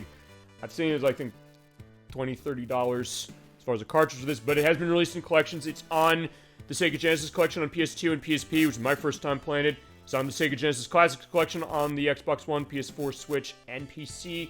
It is on the Sega Genesis Mini 2, where this is probably the best port of it that I can think of. Back in the day, it was also on the Wii Virtual Console. It is not available that way anymore. But yeah, it is definitely an underrated element. People don't talk about Shadow Dancer, but yeah, it is one I think worth coming back to and one worth discovering. It's kind of a great hidden secret as far as this franchise. And yeah, Shinobi definitely is a great franchise. It's one that definitely gets you in that ninja mindset.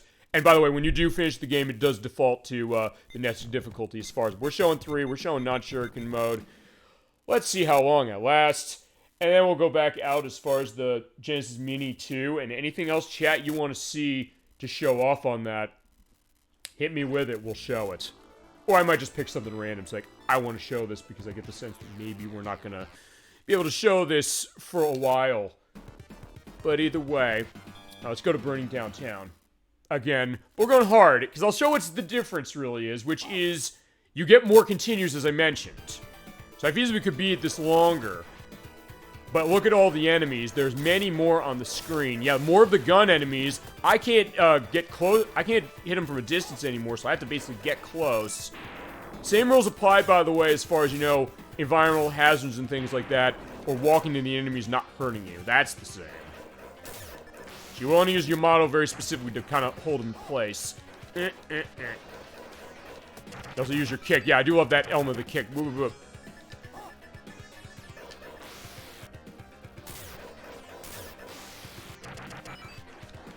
I do love that kick. That is insanely useful. I'll tell you that right now. Oh, shit. But unfortunately, I got myself killed by the bullet. As mentioned, since I have 10 continues on this, I might use one specifically, and then I think we'll look at something else specifically. As I said, chat is your choice as far as other stuff to show. Or as I said, I'll just pick stuff specifically just because I think I might want to do that. But yeah, because I oh, shit! Okay, I was lucky. Oh, okay, fine. You do have an invincibility frame sort of when you bounce off the enemy. So that's good to know. I don't think I actually recognized that when I was doing my plays or my tests on this.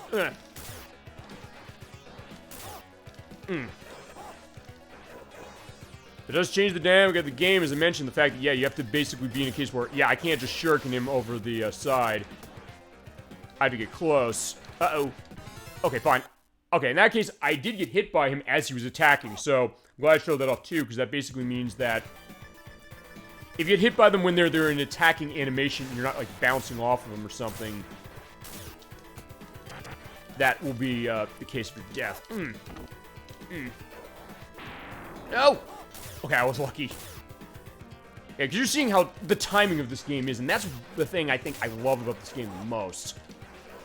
I said, in some ways it's unique from the other Shinobi games too, to the point where it's almost making me think the other ones don't have it this way, even though I know in my heart that they sort of kind of do. Whoa! But I'm also getting a case of doing the same thing, dying in the same place. I mean, nothing else, I'll be fine if we can just get to the end and show off the boss. So at least I can show the fact that the boss health meter is higher. In this case, yeah, I don't have any more. Actually, no, I have one person more safe. By the way, when you die, I don't know if I mentioned this earlier. If I did, I'll, sorry for repeating myself, but if I didn't, I'll just say it now. When you die, the hostages you saved are already rescued, so you don't have to go get them again. But conversely, if you have cases where on the lower difficulty where you have the power-up, you can't go get it again. Okay, yeah, fine. I tried to put my foot in a bullet. That didn't work.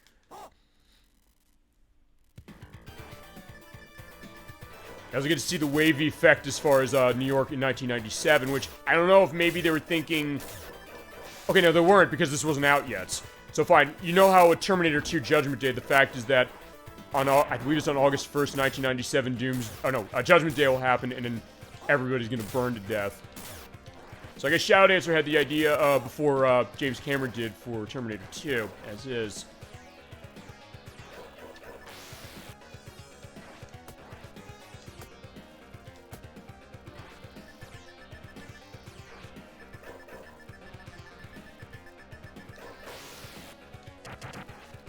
Alright, there we go.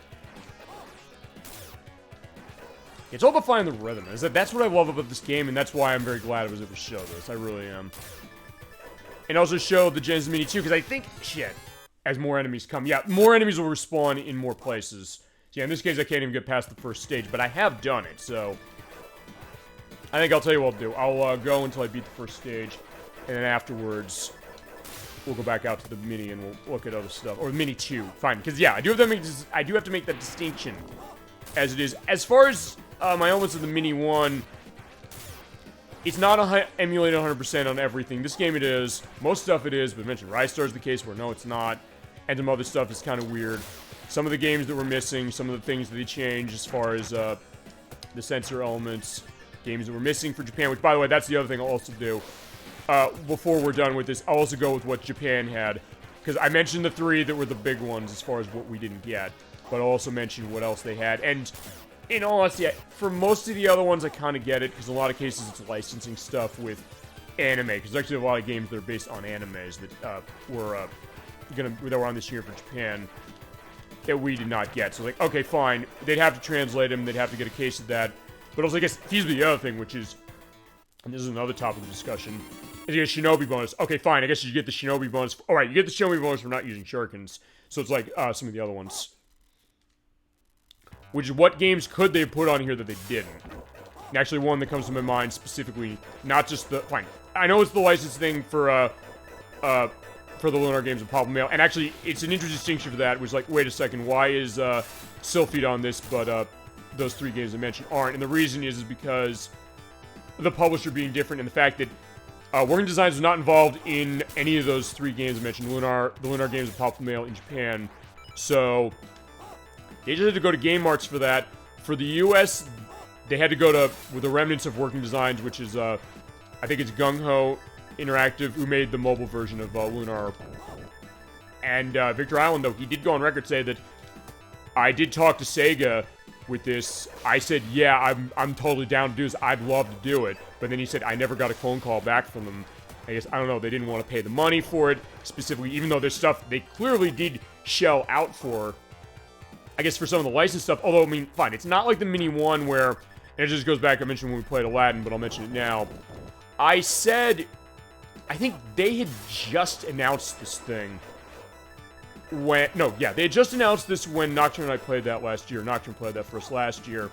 And I said, will they go back to Disney and get Aladdin for it? Obviously they didn't.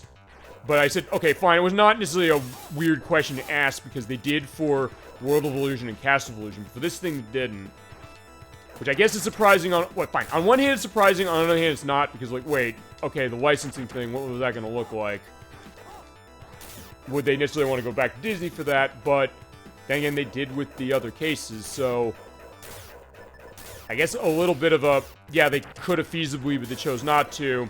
But then again, as we're seeing, there's some cool stuff they put on here. As I said, I'm mixed with the fact that, hey, some of the stuff is missing.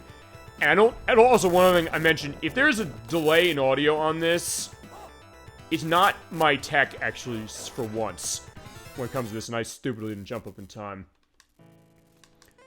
Oh, fine, I'll show the element of this. Actually, wait a second. This is going to take me back to the first level, isn't it? Oh, no, it's not. Okay, fine. I got to show this then. When you get a game over on any stage that's not the last one, you don't have to go back to the beginning. You just go back to the stage you died on. But, yeah, I mean, as far as what this was, I mean, I'm a little mixed as far as what the unit is specifically, but there's stuff in that game I'm glad they were able to get, and they did put out, so, and the cost effectiveness of it definitely makes it worth it. But yeah, it sometimes can be, I guess, a weird thing as far as, like, what that's looking like. And some of the things, like, hey, could have completely been out of the realm. Fine, I guess I'll go into other stuff I guess would be interesting to see that I guess they could have done.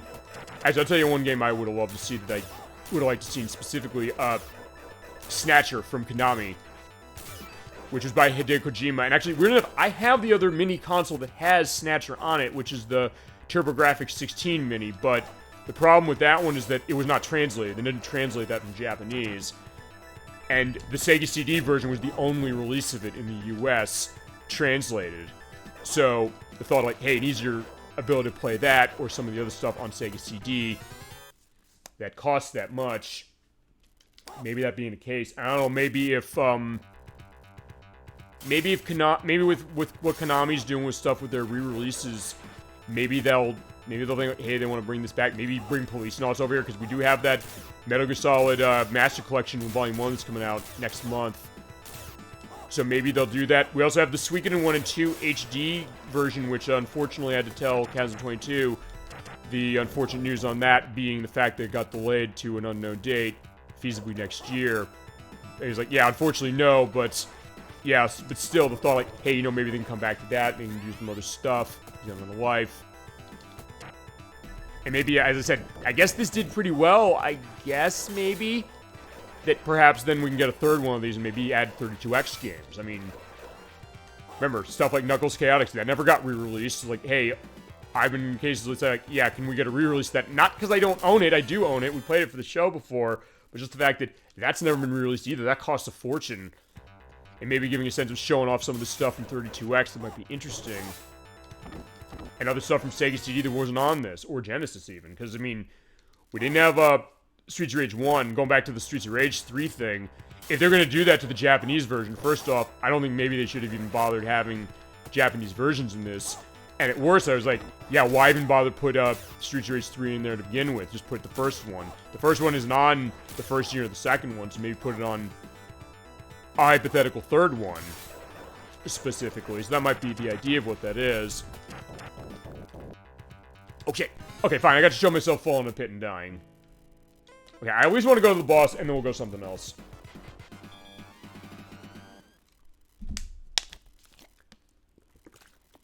So I guess if nothing else is to go back to the thing with the Mini 2 as far as where I'm at. My feelings are a little complicated on this thing, but that being said, for what's on this and what's really good on it, I'm glad I paid the money for it, no question.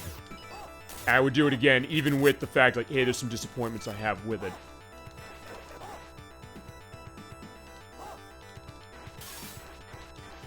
And nothing else got me to play other games. I mean, yeah, ElecVerse, I gotta thank you on Ranger X. Like, I'd heard stuff on Ranger X, I played it and had a fun time, and then you came and it's like, oh my god, they have Ranger X on this. Like, I kind of loved hearing that, I'm not gonna lie. Just the fact that I heard the fact that, oh my god, you're so excited to see this.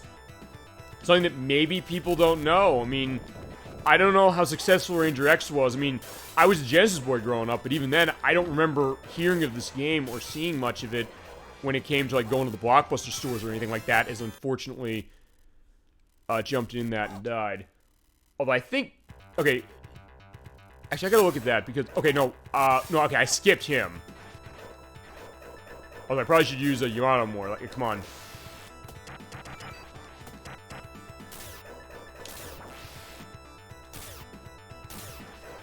Ah, crap, I got up, unfortunately, for that. Yeah, so nothing else, you're also seeing what the full brunt of the difficulty of this game could be if you're running the hard difficulty. And I mentioned, I looked as far as, like, wait a second, is this worth playing this game 3 times to explain that? Or show that off, but then I realized, wait, no, it's, just about...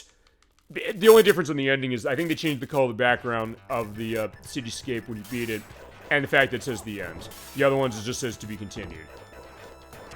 So in that case, I said, fine, I'm not going to do this, but I will show off what else is there just to give you, I guess, not, okay, because it goes with the idea, like, hey, you know, if I was just going to play this game, we'd probably finish this in an hour and a half.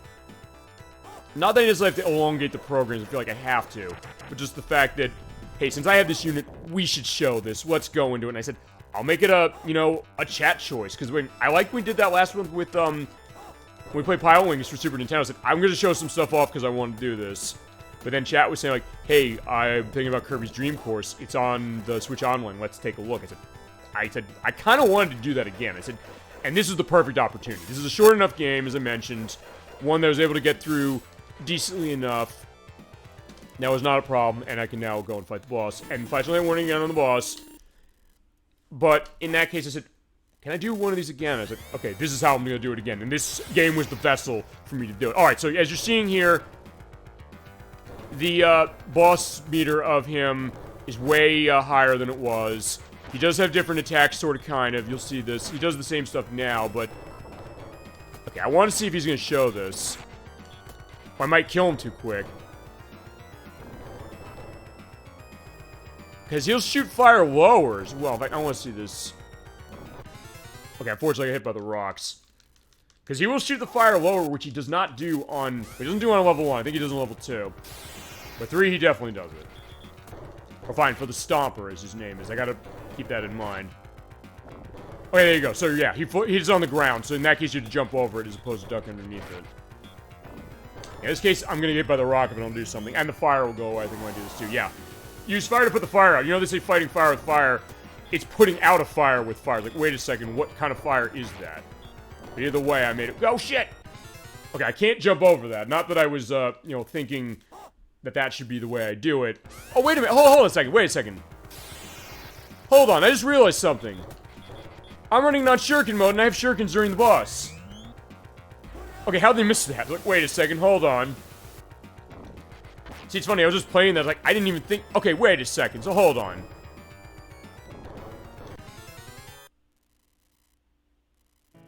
Fine, I'm gonna use this to continue again, because it will still keep me at the boss, at least I think it will.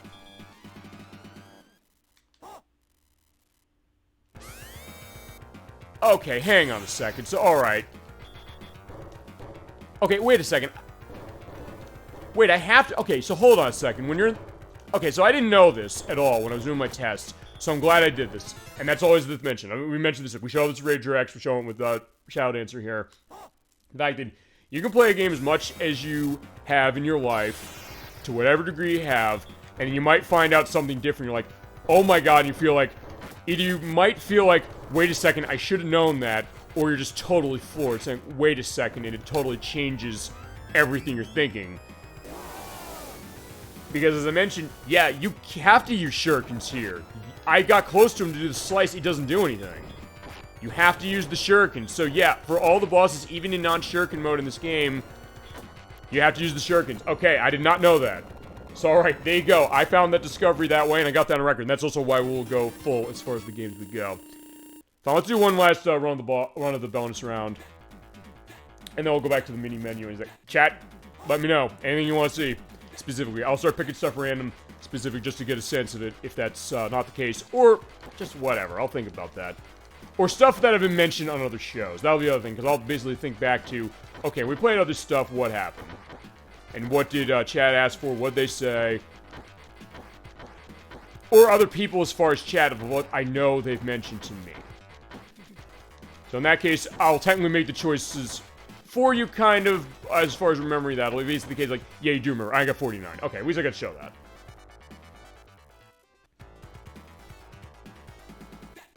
And you do hear that great music. Sorry, yeah, 49, you get 2 up. You get all 50, you get 3. So, there you go. And you do have your save states, by the way. Hit the mode button to bring up the menu here. Put them down. That was where I had. This is all the practice I did. But alright, there you go. So that is, Shadow Dancer. Definitely very good. A very fun game. Short, but sweet. And one that you definitely get in the case of that. Okay, so let's go down the list specifically again. Actually, you know what? Fine, let's start at the top. Dolphin, you were mentioning the fact that Ecco the Dolphin at the beginning of the program. Let's take a look at it. Besides, I want to show one of the Sega CD games. Yeah, this is the Sega CD version. This is not the Genesis version that's been ported everywhere. That's been ported a bunch of places. The Sega CD version never been ported until this version. This came out the year after it did on the Sega Genesis in 1993. There's also a Game Gear version of Ecco the Dolphin as it was. And it has a different soundtrack, or an enhanced soundtrack, with CD audio by Spencer Nilsson. So going back to what we were saying, the idea that, hey, what's the beauty of the game? We've talked this game enough. I think we probably should play this game fully for the show, because it's been the case that this game is hard, it's difficult as far as how it is, it's cryptic in some ways, but not the most cryptic game in this franchise, I would argue. So we may as well give it the look, give it the perspective, and go through what it is. And chat, your choice on version, because we can show the Genesis version, we can show the Sega CD version here. In fact, here it is. So far, it doesn't look much different than the Genesis version, except for that fact that it's loading, and it does emulate the loading, by the way, when it comes to running it on this unit. And you also do continues over on the left, I believe. Yeah, that's you put a password in, but we're not putting password in. Okay, so here we are. So yeah, with Ecco the Dolphin, how it works, you swim around, hit the C button to go faster, do jumps out the water. A is your sonar. If you go and do a charge, it's on the B button, and hit by fish, you can recover health. It's not happening yet, but just go to the dolphins, talk to them. How high in the sky can you fly? I'm gonna do a jump out of the sky into the sky for that. There's gonna be a massive flashlight warning when I do that. I will tell you that right now. The marks in your head look like stars in the sky, and that's the idea. I believe with Ecco the Dolphin, from what I understand, which this big game, by the way, was developed by Nova Trade, who made all the other games of the franchise, generally speaking, except for Defend of the Future, which is by Appaloosa. Although I believe some people from Nova Trade were involved in that. They also made Calibri on 32X, which that's a game I'd love to see re-release of. Because another one that very nature-based, like, yeah, look at it out there. Here's, like, the castles in the areas by the water. It's like a hummingbird shooter as far as what it is, and it costs a lot of money. So I think an easier way to get a hold of it. If we breathe wire, why do we live beneath the waves? So, alright, yeah, getting much more, I guess, more, you know, new wavy and it's kind of psychological. For, yeah, 1992, pretty interesting that way. In this case, you basically just swim around. Right now, you don't have a care in the world. Enjoy the atmosphere and, like, the new agey music, which just sound really, really nice. Alright, I'm gonna make that jump up in the water, because we have to do that in order to get a plot going. Also, you keep hitting the C button, you'll go faster. You gotta just basically rotate yourself around. But as soon as I do that jump out of the water, there's gonna be a massive flashing light warning. I'm gonna warn you that right now. Let's go! We'll find out. Alright, go!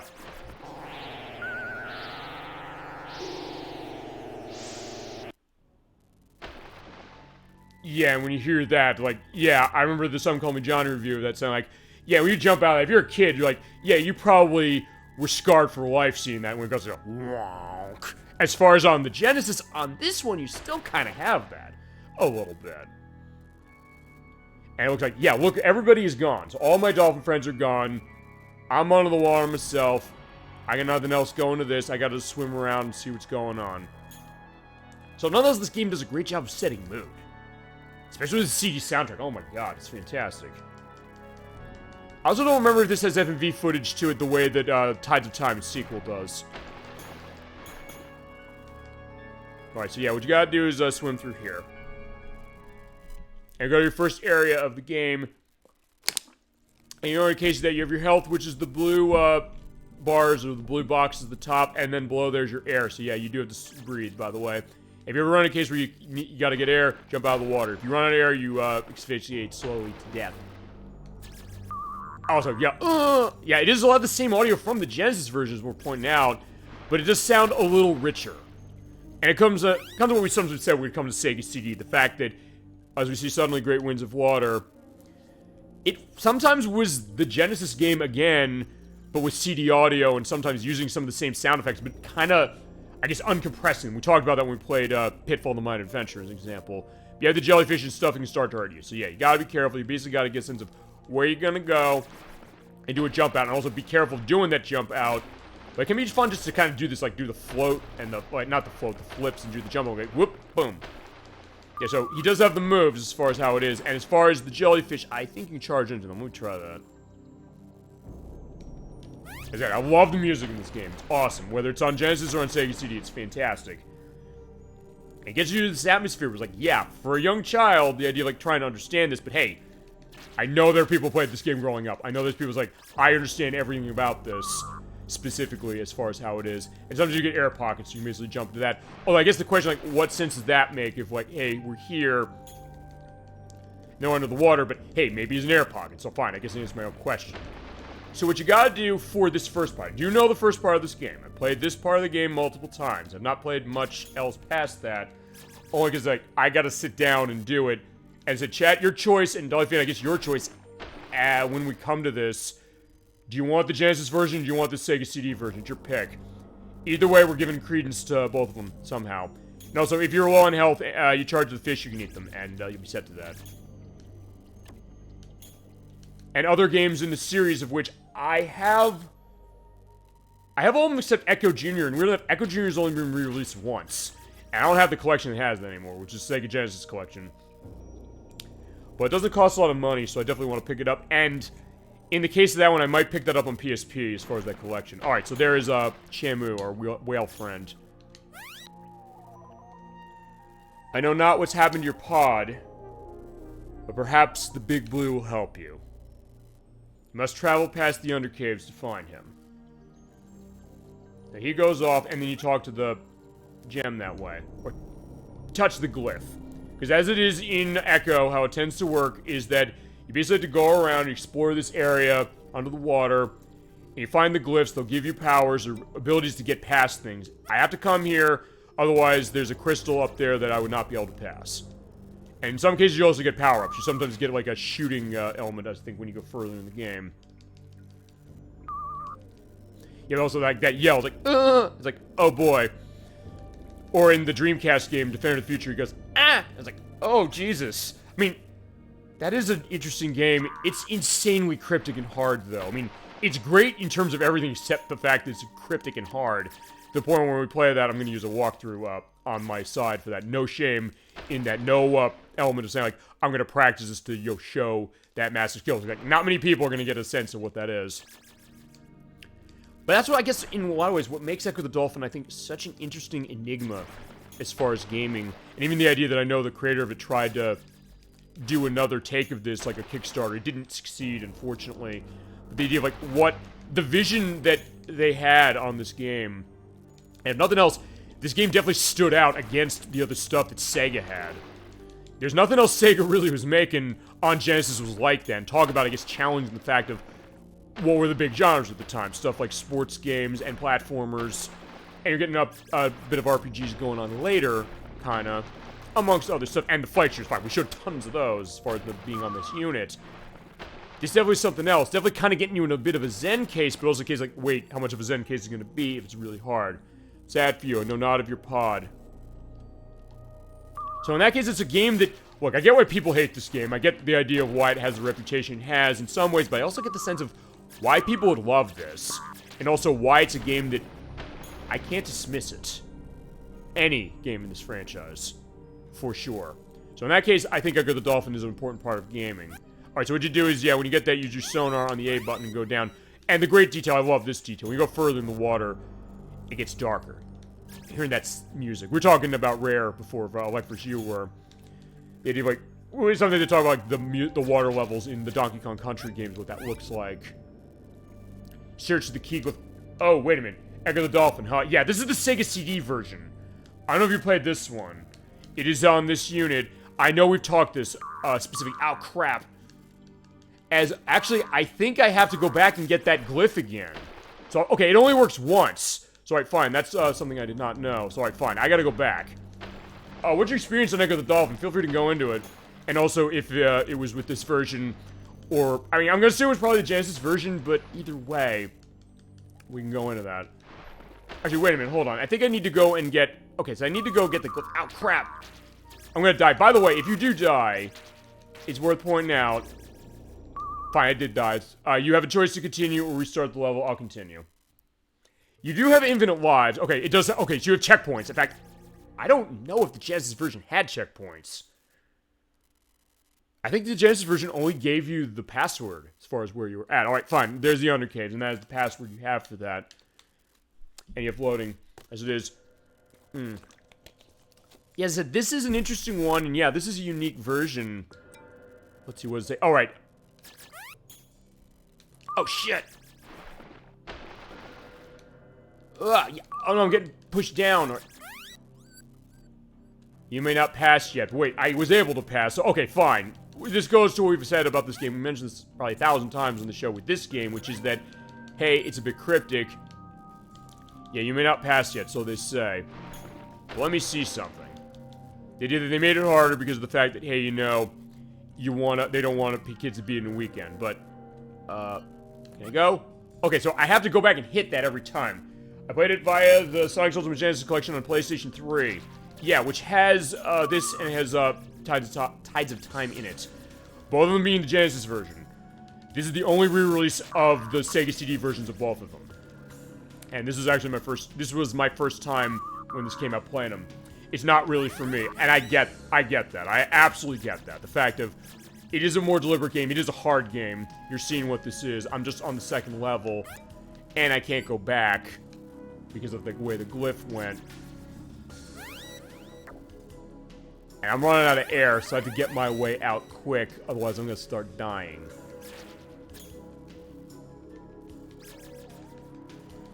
So I get the idea of what that is, but yeah, I can't go past. I might be dead, honestly. And also, I haven't played this part of the game in a while. I find I drowned. Fine, I'll try one more time, and then we'll take a look at something else. I know, like, if you have any other requests and something you want to see off this thing, even just as a curiosity's sake, say the word. You or anybody else in chat. I get the idea of what this is, and I guess in my case, as I said, my case with this game was, I rented it in Sonic 2 back in 1993, I believe it was. Okay, no, I have to hit past them with my nose, so basically do the dive out. But at least I could sort of kind of show getting health. I didn't play this as much as Sonic 2, admittingly. I'm not gonna lie. And it's one that I played briefly, but it's not something that I played much. As I also have that, I know I have to push them something as it is. Swim slowly past 8 arms. Okay, I know this, and of course I also know the So I'm Calling Johnny review of this game, and many other cases where it's been a case that this has become a notorious game, but as I mentioned, my feelings on this are complicated. Yeah, Johnny's review of those games are hysterical. Yes, they are. That'll go on the link list. I always still remember when he got to the final boss of this thing and said eventually, like, no more! Ecco died trying to save his family. A true Dolphin hero. And just, that kid's like, fine, I've had enough. It definitely made for a case of that. Okay, yeah, because you do use that to kind of hit stuff. So yeah, you do have to kind of run the puzzle a bit. Uh-oh, I'm gonna die. Alright, fine, I'm dead. You know what, fine, let's go back as far as that. I just wanted to show a brief element of that. Basically just picking some stuff out, like, yeah, because Dolphin mentioned that. So it is funny, it does get that idea of what it is, and you do kind of get the idea of where the evolution of it was, and I'll say, of any of these, Tides of Time here is interesting in the sense that it does kind of clean up some stuff with this game a little bit. This is an amazing FMV in this version. I was really taken aback by how good it was for Sega CD standards, specifically. And if you're gonna come to one, I mean, I think, yeah, John Ortiz, as far as the Sean Call Me Johnny show, he had a point saying, like, hey, if you're gonna be coming to one of these, Tides of Time might be the one to come to. And in his case, he played the Genesis version. He didn't play these ones specifically. Not that these are super expensive. As far as the CD stuff, I'll show this. Let me hit the Z button. We'll do an organization of Sega CD games first. Yeah, because this game has, or this collection has 13, or this unit has 13 Sega CD games, specifically, of which these are 2 of them. These are not super expensive. Of the stuff that's here, honestly, this is the most expensive, Shining Force CD. In fact, I think for the case of Gemini 96, because I know he loves the Shining Force, I think I'm going to pull that one out as one of them. Sonic CD used to be more expensive. Fine, it was cheap when I bought it for $10 back in 2008. Then it was like $100, and now it's about 60, milli. Also, here's Dorkley's take on Ecco the Dolphin as well. Like, yeah, there you go. I mean, I think there's enough to Ecco the Dolphin specifically that I think it might be worth showing off just because of that experience, and because it is something that, as I said, I don't know if this game is necessary for me either, but it's not a case where I can dismiss it easily. I get where they're going with this. I think a lot of people tend to get where they're going with this. And I get the reason why people love it. It definitely is an interesting change of pace. You look at everything that's on this unit, even the Sega CD games that are on this. This is definitely something unique. This is definitely something different. This is definitely something that goes, which is not to say necessarily that, oh, by the way, if it's different, that means, oh, it deserves a pass necessarily. I wouldn't say that. But I think it's maybe a little better than a case of, like, it's not, I don't think these are bad games, especially this one. I don't think this is bad. I think this is better for it. But it is one that definitely does make me think a bit. I mean, I think maybe that's the point, honestly, about Ecco's a franchise, really, when you think about it specifically.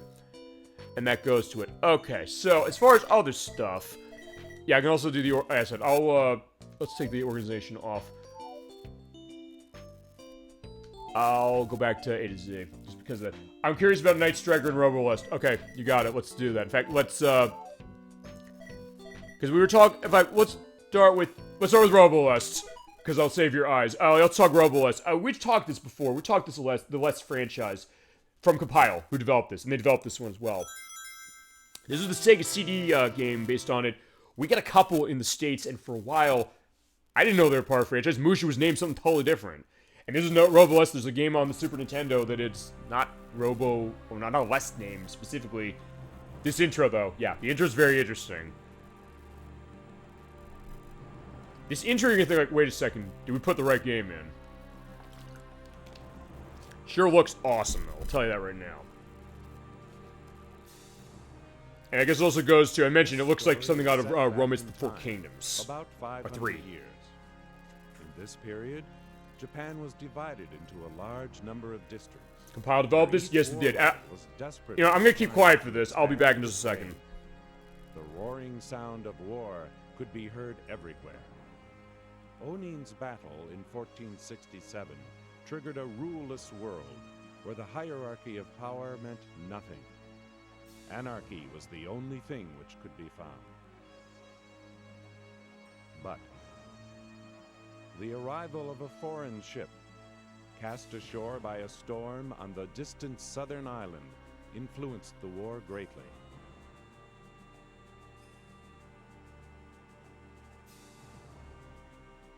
A mechanized armored soldier. Technology given by foreigners along with firearms enabled Japanese craftsmen to build an 8-meter-tall humanoid robot. Powered by a steam engine. This machine was so powerful that each robot could stand against 300 cavaliers.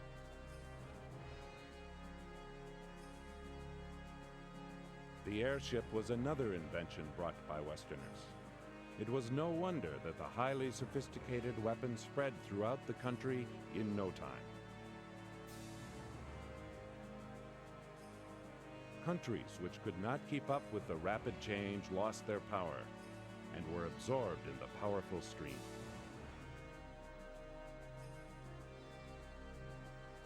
In the year 1556, the names of the 8 strongest warlords who had survived this chaotic time were Nobunaga Oda, Shingen Takeda, Kenshin Uesugi, Motonari Mori, Do-san Saito, Motochika Chosokabe, Takahisa Shimazu, Yoshimoto Imagawa. Especially Oda of the Owari district was expanding his power rapidly throughout the country because of his demonic talents. In April of 1556, Oda's ally Do-san Saito was murdered by his son Yoshitatsu, and the balance of power became unstable. At the time the news of Saito's death arrived at Oda's castle, the anti-Oda alliance was formed between the 6 most powerful warlords, Motonari Mori being the leader.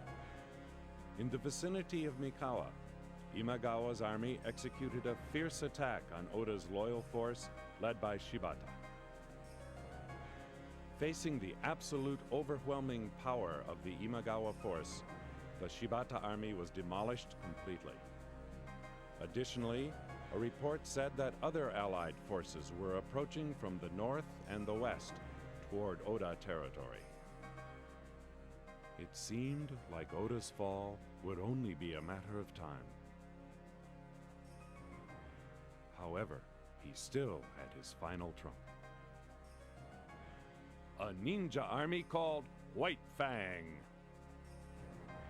Concealing their existence in the mountains, these highly skilled ninjas specialized in maneuvering their customized armored soldier. The order was given by Nobunaga. Only they can overcome this desperate situation. Yeah, I swear to God, this is a less game. Yeah, English voice acting, huh? Yes, if you've ever played, first, I don't know how much we went over this on past shows. What is your history with Sega CD? Anything you played on the unit, experience with it, as is. A lot of games on Sega CD, especially when they came on the US, they had voice intros like that to show off what that was. Just to kind of go into, like, what the story is. I mean, I swear it's like, what was going on? I think when I first put this in, this is the first time I played it. I just need to download it. It's like, wait a second, we're going into Nobunaga's case. Like, wait a second. It's like, I put in the mech flight shooting game, right? I was showing my coworkers this, and I think it was the first time I was like, wait. It's like, this, for A, this is a long intro, and B, is this the right game? And the answer is yes. Which is weird, because actually, going back to this, there is a Romance of the Three Kingdoms game on this for Japan, which is Romance of the Three Kingdoms 3 Dragon Destiny, which was the Sega CD version, which we didn't get in the US. We got the Super Nintendo and the Genesis versions. Yeah, this is Robo Aleste, just to give an idea. It is Compile, as you mentioned, who Compile Hard is their own known now, who made this, who made, I believe, all of the Aleste games. It is a flight shooter case. Like, fine, I've talked to flight shooters enough tonight. I think we gotta show one, for sure. And I'll also show, as I mentioned, Night Striker. And, yeah. I'm gonna love to hear your reaction on this. And sure, feel free to hit me on anything with this one and any of the Aleste games, because I know that there's a couple that are here. There's a collection that's on Switch. There's a bunch of them. This is here as far as being available on this unit. Let's show off. Let's get our options going. You know, listen to CD audio and your, yeah, difficulty is cruel. We'll do normal, just for the case of this. does play the way Musha and some of the other ones do, although honestly my experience with Aleste is really this and Musha. That's where it kind of starts and ends. Alright, show me what you can do, Aleste. Yeah, the robotic elements. So yeah, basically, yeah, Nobunaga had armored elements in the mountains, I guess, to, you know, go on with this as it is. Okay, so fine. Flight shooting case, yeah, you do have this going, and it does look very smooth in that CD audio, man. And that scrolling at the bottom, I guess it's kind of a parallax scrolling case. Some guys are going down the river. Yeah, the B button is your shot. A is also a shot as well, as I'm getting hit and dying. I am not good at this game. As I mentioned, this unit is the first time I played it. Ow, crap. And I also gotta get a case of, like, what flight shooter like this should I do first as far as a dedicated thing that I actually can manage decently. Ow. Actually, I'd say probably Detana Twin B, and I got a game over. You do have continues, but not completely. Even on normals, like, yeah, I'm not gonna be good at this game as it is, but fine. We'll get to a case of doing for show for some of this stuff. I will be. Oh shit, I don't have continues. Damn. I bet, you know what? Fine. Let's go to easy. See if that makes it any easier. Honestly, I'm better at Musha though, and honestly, the reason for that is because that's the one I've had the longest. Because I have the Wii Virtual Console version of it. It's on Switch Online expansion pack. Maybe to do another one of these, they'll put Musha on that. As I said, I haven't played this game enough to really kind of go into enough of an idea of what do I think of this. The one thing I guess I'll say is that there's so much going on screen here. It sometimes be hard to keep my bearings on it in a way that I don't know if Musha was the case, but it is just the music's really, really good. I mean, it's definitely showing off what Sega CD is like, and given the cost of this is another one that costs a decent amount of money. It's like, I'm seeing like $150 for this thing as far as Sega CD is concerned. It's nice to have another ability to play this and a lot of the other games in the series as it is now. Yeah, but I'm not doing well, and I don't really have much as far as my attacks. Okay, fine. Fine, we did do the flight shooter showcase at one point. I'm kind of getting the... Fine, precursor to Ikaruga, but then again, I was like, fine. That's what we showed. Yeah, we didn't... Honestly, when we used that, we did that. We only did stuff up through the Xbox One that ran to that, and none of the less games were on Xbox One. Or... Fine, Switch it was, but actually, I don't think that OS collection was out yet. I think it is in the US, but if it's not, I know you can run it, get the Japanese version. Which I know there's Taito stuff, specifically because as I get another game over, they're going to be doing that with, including some stuff that was on this unit, or on the Sega CD itself, like Time Gal. They're doing a port of that in the Taito Laserdisc collection, which is out for Japan in, I think it's in December. And it has some other stuff in there, including the game based on Battleship Yamato, which I don't know if that was a Sega CD thing. But alright, you want to see Night Strikers. Let's show you Night Strikers. Yeah, this is going to be interesting. It also might be a case of, like, why did we not get this game? But either way, let's show it. Okay, so let's go to Night Strikers. That is a Taito joint, as is. I don't think this is some... I'm trying to remember. Was this an arcade game? It's not in the Taito Legends collection, which... Yeah, I did buy the Taito Legends collection for the purpose of that Memorial Day show. And by the way, this is the Mega CD intro. It is a little different than the one we saw.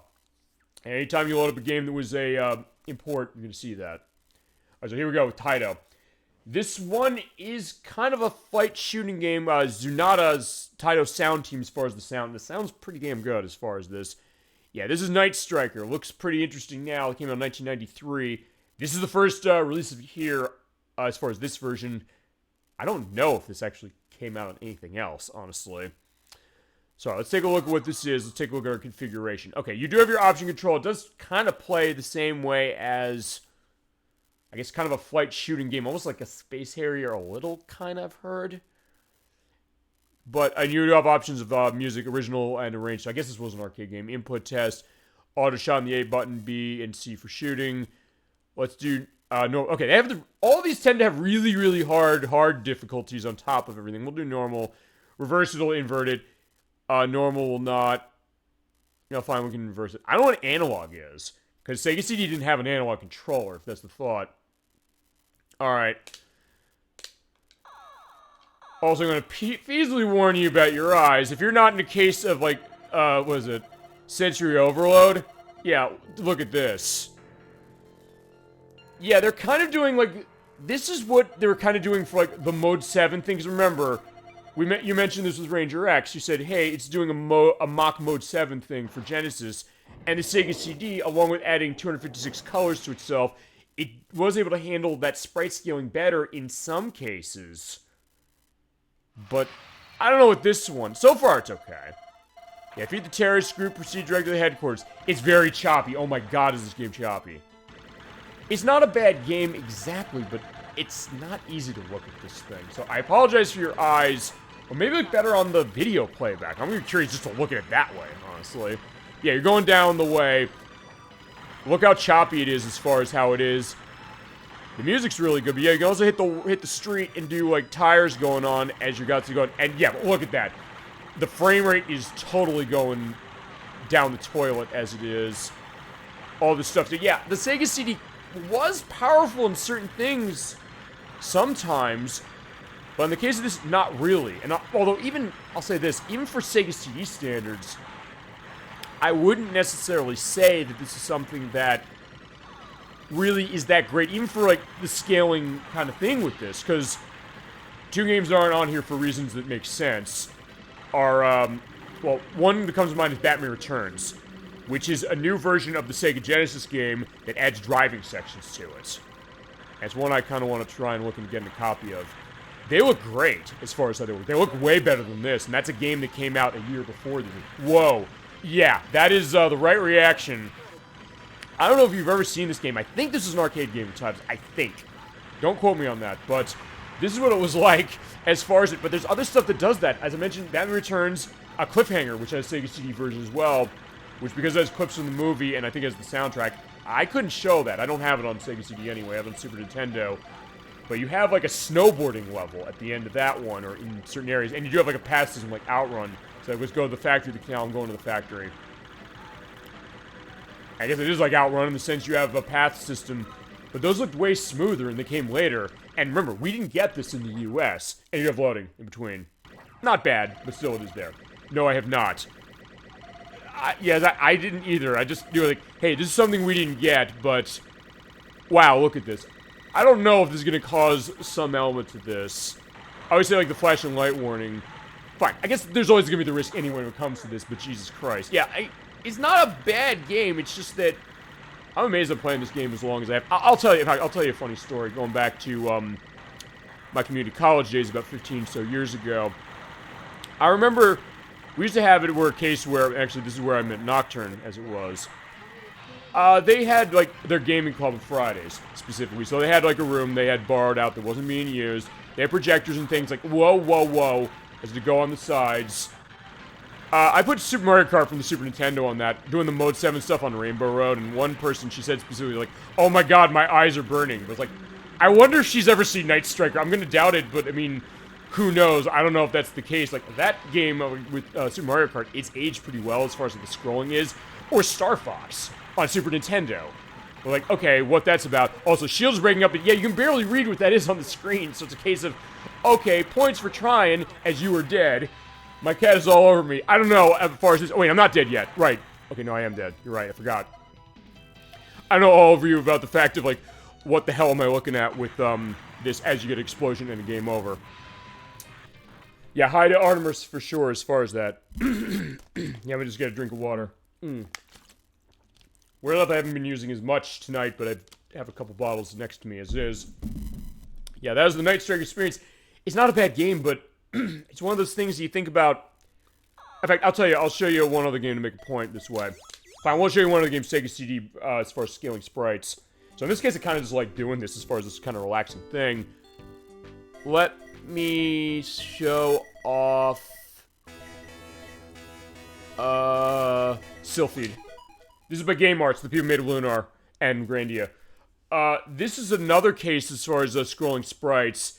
There's also going to be a lot of voice acting. I'm not going to mute on that. I just did on Robo Aleste because I figured, hey, me as well. This one I'm not gonna.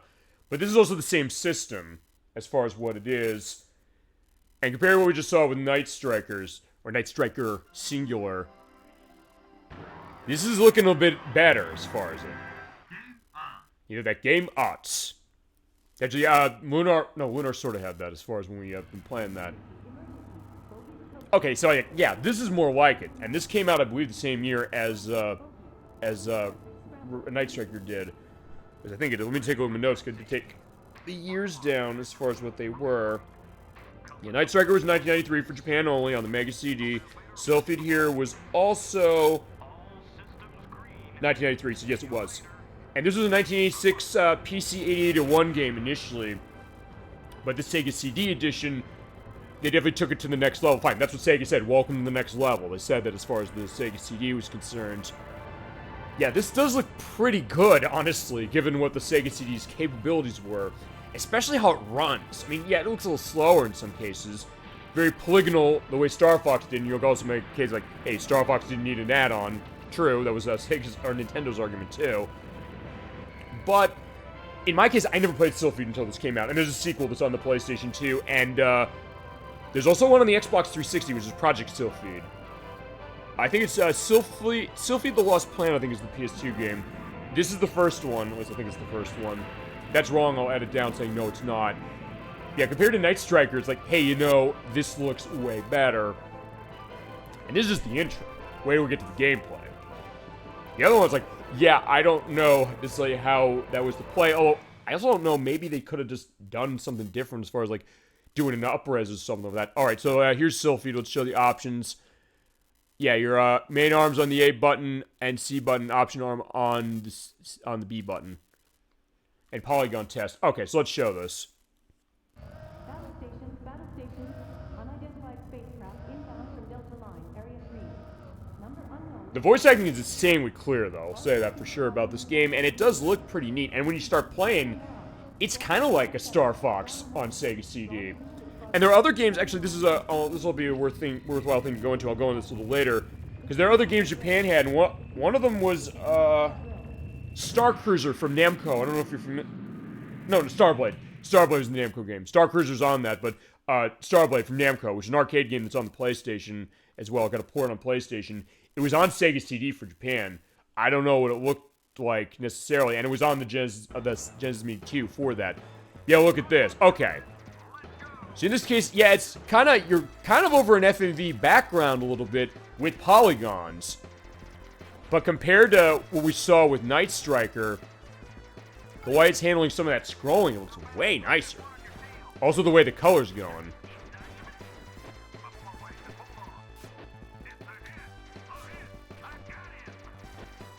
Yeah, this is extremely chatty as is the case. I mean, fine, that was the case with Sega CD. They said, hey, you know, we have a CD system. We don't have to be, you know, taking compromise. Like, well, we can't do voice acting. They said, like, fine, let's use that CD. Let's put tons and tons of voice acting.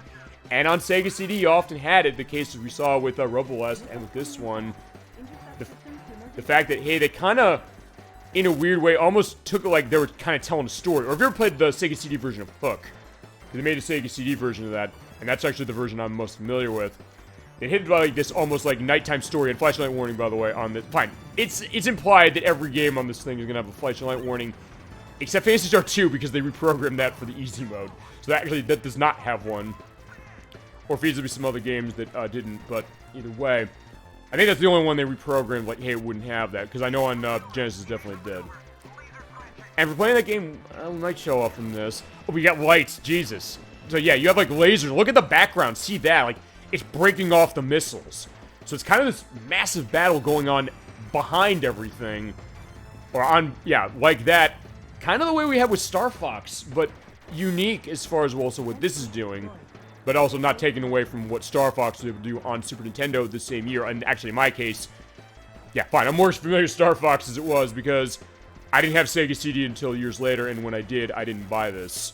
I think it doesn't cost a massive amount, but it's something that is sought after. Fine, it's a Game Arts game. It's always going to be that case. People are going to want to play what they got. Fine, we're showing that with Lunar. We're showing that. We saw eventually with Grandia. At least the Dragoon, which is on the Genesis Mini 1 unit.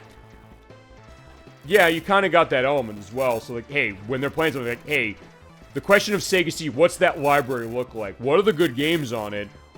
Some of them go into money.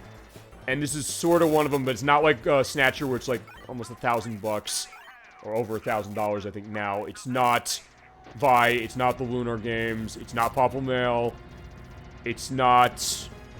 As far as what I have on Sega CD that is the rarest thing, I think it's the Terminator, which is like $150 now. Nocturne helped me out picking up that one as far as helping split a cost on that one. She's like, hey, a birthday gift, what do you want? It's like, hey, can we split cost on Terminator on Sega CD? Which is a game I want to show, and I definitely will. And even with my Genesis having the problems it's having, my Sega CD stuff works fine, so I can show that. I can show, I have Road Avenger. I bought that a couple months ago. I want to show that game at some point. In fact, when I was toying what to do for this week, when I had an open week, I almost pulled that one. But then I said, fine, I won't do it. I'm not going to mute on this. We will at some point when we play this. The leader of the terrorists solemnly introduced himself as Yeah, so I guess this is about space terrorism as it is, specifically. survivors of the Galaxy Union and But nonetheless, just to show this idea, I guess, inadvertently, I guess this is sort of becoming a little bit of a Sega CD showcase. Because honestly, when it comes to stuff for Sega CD, this is gonna be the easiest way to show some of this. tactical fighter spacecraft, Well, in some cases, although, their last resort. honestly, the only thing I have on Sega CD that's on this unit is Sonic CD. That's it, I think. Unless I'm forgetting something. Earth. But I'll give it a taste, and also, I guess the idea that, hey, you know, they're giving a perspective. Okay, yeah, you do have weapons to select, although I'm pressing button. I can do a wide beam, and press start to battle. You know what, we're not going to battle. I'm actually going to do another thing. We're going to put a save state down. And lock that in. Let's take a look at something else. Because actually, yeah, let me take a look at the other stuff of the Sega CD briefly as far as what it is. And then I think there's like a couple things I'll pull, and then I think we'll shut Showdown soon enough, but not right away. Yeah, because okay, fine. The games I have on Sega CD itself that are on this R2, which is actually both we've shown on the show before to some degree. Sewer Shark and Sonic CD. The other ones I don't have. And this I have the Switch version, which we'll use the Switch for Night Trap for sure. Okay, so fine, for next thing online, yeah, since Gemini96 is in the chat and he loves this franchise, I'm gonna give some lip service to this one. And give lip service to this because this is a $500 game. If you want this game, buy this unit. Please. That's the way to go. This is Shining Force CD. It came out in 1995. This is a very late one for the Sega CD. So it costs a lot. And it is a remake of two games from Game Gear, which are Shining Force Gaiden, which didn't come out in the US, and Shining Force The Sword of Hajia, which is a great game that I have on 3DS Virtual Console. It was developed by Sonic Software Planning, which is now known as Camelot, the people who made Mario Golf and Mario Tennis and Hot Shots Golf, or at least the first two they made. But yeah, this is what Sega CD was doing for Shining Force, because Gemini96 was mentioned to me, the idea of like him loving Shining Force, and I like as soon as he said like, oh my god, I love Shining Force, and so in that case, that was another reason to go about, you know, loving that idea. Like, hey, somebody who knows what Shining Force is. Most people I talk to on Shining Force, I love them, but they draw a blank, and then I tell them, like, what Shining Force is, and then they know, and they tell other people. Force Sharper, he said, I love Shining Force. Like, okay, great. But I said, this one has an insanely rare version on Sega CD, and it also has 2, and it has Shining in the Darkness. But yeah, this is awesome, and we get to briefly show this, because I've talked Shining Force on the show. I said, I've wanted to show Shining Force at some point, too. Because, yeah, they're RPGs, so I gotta figure what that's gonna be all about. But fine, this is also gonna be a good case to show a little bit of a preview of this, and also give credence to what chat's mentioned, but also, I was like, look, I know some of these people in real life as it's been, so I said, fine, they mentioned stuff either to me or in chat as far as I said, let's take a look at what this is. And he's the idea of the medieval perspective of, And Anne Ree returned to her kingdom. oh, fine, of, yeah, the Shining Force world, and you have subtitles here, so it's a case where, yeah, when we play this, I don't necessarily have to mute the mic on this. Not that I mind doing that. From the ashes. I also don't want to give a case like, hey, I'm ignoring chat the way, because I'm not. Clearly, I'm not. Just the case like, hey, you know, when there's no subtitles, like, I want you to hear as well. I want you to hear Robo Aleste. I'm not gonna lie, specifically ElecVerse or everybody else out there, as it is. In this case, I kind of just want to show what we're dealing with here. Yeah, the story begins 20 years after the events of Shining Force 1.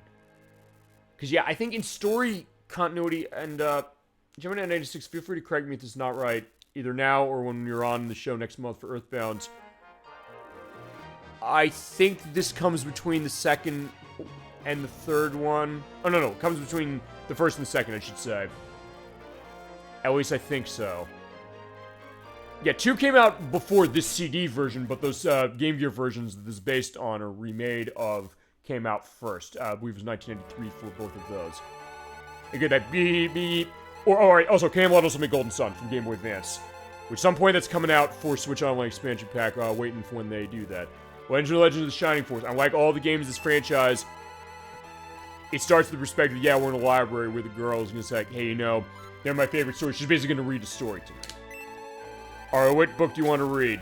So basically they give they emulate the RAM cartridge for Sega CD for the purpose of this, or they also emulate the inner cart specific, or as far as the internal memory. I'll run on cartridge. Okay, so yeah, these are the two options. There's Towards the Roots of Evil and The Evil God Awakes. I believe these are split out of Sword of Hagia and Shining Force Gaiden, I think. Well, let's take a look at Towards the Roots of Evil. I'll get it for you just a second. Neat way also to say the game's loading. A unique way as far as... Okay, here it is. What's the name of the hero in this tale? For the purposes, I'm going to say canonical. We're not going to do SOGs on this one. Nick is the leader of this. Yeah, I think this is Gaiden, I believe. Because I think the main character of Sword of Hagia is not Nick. How hard do you want to run it? Easy, normal, hard, super hard. And I love how Shining Force 2 does this, where in Shining Force 2 they say, ouch, as far as the hardest difficulty. When I first saw that, I said, I'm running ouch. I just want to see how ouches. We're not running not ouch on this. We're running normal. A little tough. Good. Let's enjoy the story together. Yeah, I'll take a little brief element of this, because, yeah, I think we got to do some stuff with Shining Force. Okay, wait, Queen Anri. Okay, so this is Queen Anri, and on the left side, you played Shining Force 1. There's going to be a bit of detail. There's where Cypress arrived at the gates. Yeah, this guy. He's going to look a little familiar, because this is taking place, as they mentioned, 20 years after the original. And they're going to say who that is. I will keep it in suspense for just a second. Yeah, wait till you're summoned. Yeah, the game is not voiced as far as the game itself, but that's fine as far as how it is. It has the stuff with the audio as far as the music, which sounds amazing. Alright, Bolt Spell, maybe a flashing light warning on this. I don't know. Okay, never mind. Fine, he came with a lightning bolt and killed everybody. Idiots, now they're out of the way, where's the queen? Uh-oh. Alright, well we got... Okay, yeah, this is Ken, who was in the first game. So actually, that's how you tell this is a sequel to the first game, because, yeah, we fought with Ken in the original. How rude. Cypress, we have a different idea of courtesy. Alright, so Dantum and Frabel are his two henchmen. Think a match for me? Your Guardiana whips will grovel before the force of Cypress. Uh-oh. Okay, Lo. Okay, that's who it is. Yeah, this is Ken and Lo. Lo was the best friend of your main character in the first game. And Ken was your knight. Or one of your knights. One of your first knights you ran, specifically. Yeah, but as you saw there, like, Ken and Lo have gotten a bit older. My knight's rudeness. I'm Henri. So yeah, you had a message for me? Oh, this is Woldal, the Lord of Cyprus. Our King Edmund the Reluctant sends this token of friendship. But Black Fog engulfed her. So yeah, she opened the box. Uh-oh. Alright, go get a healer. Won't help your queen, though. She rests in eternal sleep. And only King Edmund can wake her. So, alright, so she was putting in a deep sleep, and we gotta take care of that. If you obey us, we'll let her live. You also see stuff with the character sprites, which are like, hey, both of their heads are kind of shaking. And they're gone. As you can tell, there's definitely something that's going big on the story, and also beating Fire Emblem to the punch in the US, at least, as far as the strategy RPG. And we have not shown, I don't think we've shown any game like this on the show yet, so I'm glad we were able to do that. Okay, so, a whole month gone, and still no word. Okay, Jesus Christ, I was making a joke, I didn't mean to say that. Like, okay, fine, I'm joking the Wand of Gamelon of Zelda from CDI. Like, okay, it is. Fine, this is a better game, no question. Alright, so I have to believe we have the Barbarians, but... Wait, that's not the Ken and Lo I know. But there is somebody else. Alright, so we got a rescue party with Roos, who's the son of Lug, who I believe was in the first game. I think. Feel free to correct me if that's not right. I've honestly not beaten the first game. I've played a good amount of it, but it's also one that I want to sit down and play more of. Yeah, we do have old friends from the first game. Shade. Oh, okay. Right, Shade is the son of Hans, who was your archer in the first game. He's fine. Want me to come because you need an archer. Okay, this is a monk similar to Gong, also from Shining Force 1. The uncle. Okay, he told me your bravery. Taught me everything I know. This is Sig. Alright, here's Wendy, who is my, mage. And Apis, who is the son of Ken. So yeah, Ken had a son in the years since the original game. Please, Father, you know I can handle a sword, and Queen Henri needs us. Alright, so yeah. Talk about your son going that. And you want to save Lug, your father, yes? Alright. But who's the stranger? He's not from Gardeniana, but he helped us plan. And that's me. Something about your eyes looks familiar. Yeah, Max, who was the main character of the first game. I was like, I'm trying to remember, like, if the game's gonna tell me who the main character of the first game was, right? Those days behind you, we're the new Shining Force, and Nick will guide our way. Yeah, this is Nick. Yeah, it's all about getting the Shining Force going on and fighting. Old enough, their last hub. Yeah, Lo understands it. Lo also has gotten wiser, I think, as far as how he handles himself over the original game. Sounds like in the original game, it was almost like Rammus in Lunar a little bit, in the sense that he was kind of a little bumbling, but the case that he definitely had his best interest and he had his skills that made him force to be reckoned with. Alright, so we're setting sail. You don't know the danger wave up and lie behind the horizon.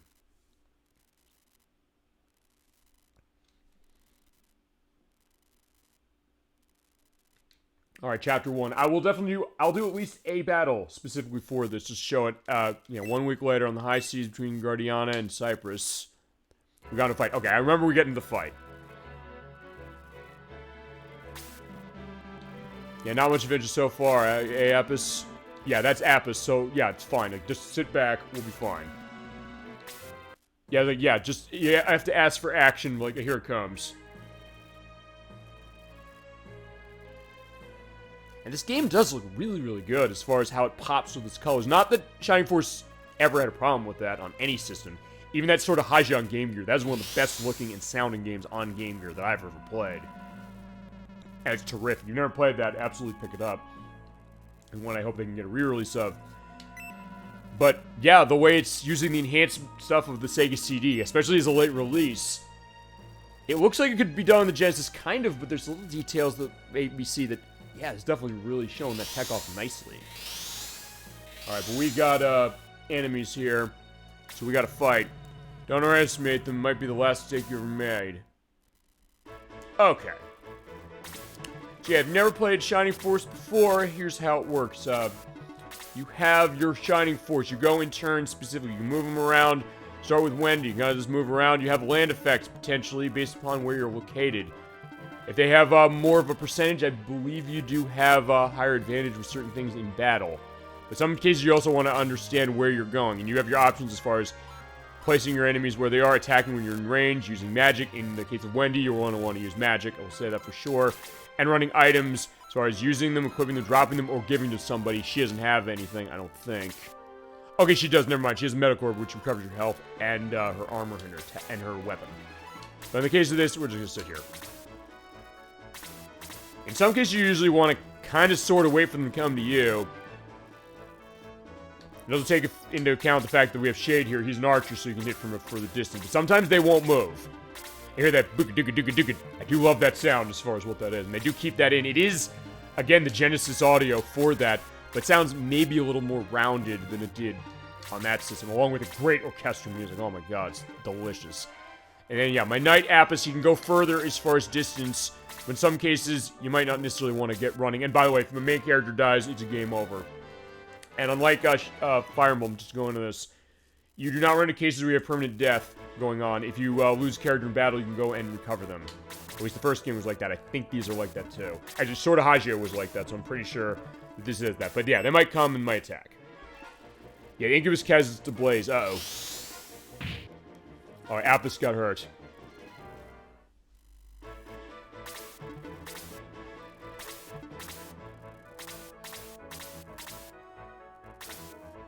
Okay, so yeah, now that I have somebody there, I want to do something. I want to take care of some enemies. So yeah, get close enough, and you can use attack magic. What's you got magic? Okay, heal.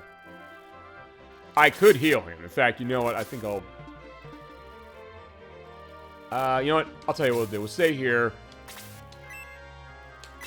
And hit your target. Let's see. Let's go on Apis.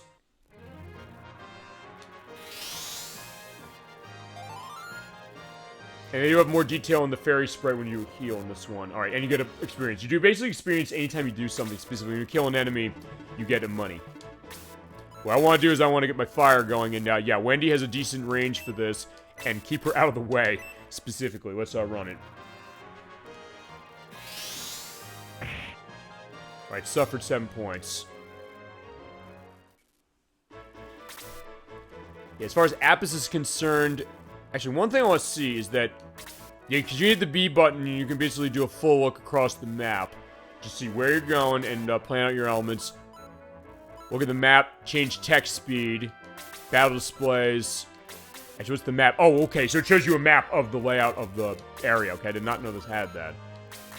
I know you also look at your members of your team. So there they all are with everything they got, where experience is, where level is, and their equipment, and then quitting because it's for saving. But yeah, we're not going to do that yet. In this case, I think I'm going to send Apis out to kill him. And I think he'll get him. 11 points of damage, got him. Okay. You get experience and you get money off of the battle, off of the enemies you kill. Going back to what Blood Spice Moon said last week with Lunar, the fact of where they keep that money, I don't know. I mean, we can ask that question again. I'll put that again. In RPGs, you always take money off of enemies you kill, even like bats and things, or the incubus here. So, where does it come from? Or if there's RPGs that give an answer to that, yeah, it is tempting to go ahead. You know what? I'm gonna go ahead. But I want to have somebody to give me a backup. If I Nick, go get him. Oh, except he missed. Oh, and you can get a counterattack. Okay, fine. 1 point, so not bad. Even if you miss, you do still get points. But alright, fine. What I'm gonna do is, can I hit him from here? Please tell me you can hit him. Okay, I just want to see... Can I possibly hit him with Shade? No, I'm not in range. Crap. Yeah, the good news is that, yeah, they're not going to come too close to me. They won't necessarily run towards you with Reckless Abandon. That's the one thing I've noticed when's come to this. Fine, I'm just going to line them up by the boat. By the edge of the boat. By the port side. Uh-oh, shit. Going after, Wendy. Now she's bad. Okay, she blocked. Okay, awesome. I've never seen that happen before. Alright, so that worked, and I'll tell you then what I can do is I can be in distance and hit him with an arrow. I love this touch. When you're at distance, like, there he is, but where's the arrow? Boom, goes off screen. Nice. And sometimes you might get a second attack, but I did not get lucky enough to do that. Yeah, fine. In this case, I'm just going to whack him with the staff. It's probably not going to do much, though. Okay, 3, not bad.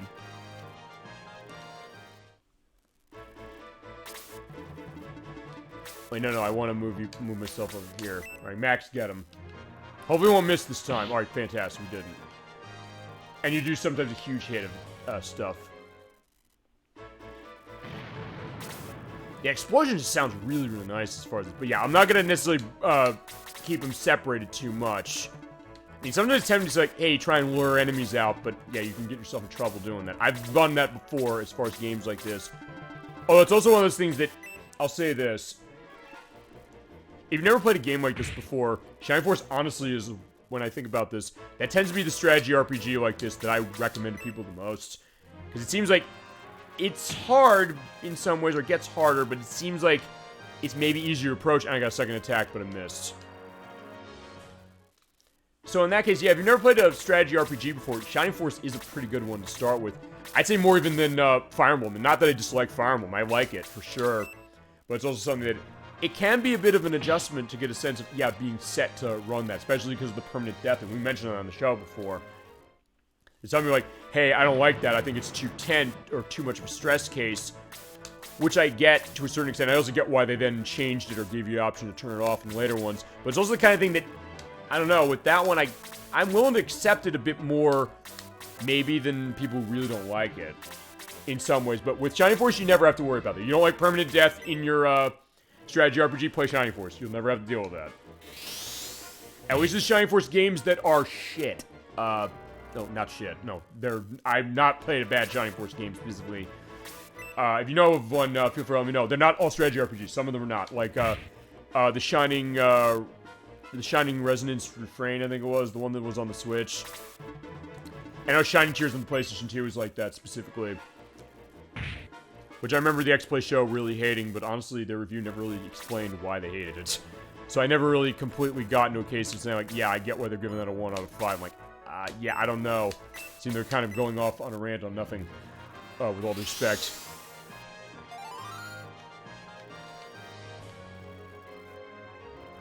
Alright, so that's 16 experience. Yeah, just keep my team safe. That's gonna be the idea. And also, keep in mind, we have a knight. He has the strongest, distance you can cover across the field.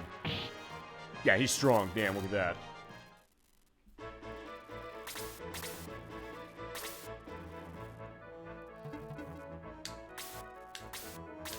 Oh, fine. Let's hit the huge bat from distance. May I get another attack, please? Okay, no. I've seen cases where he's gotten the second attack.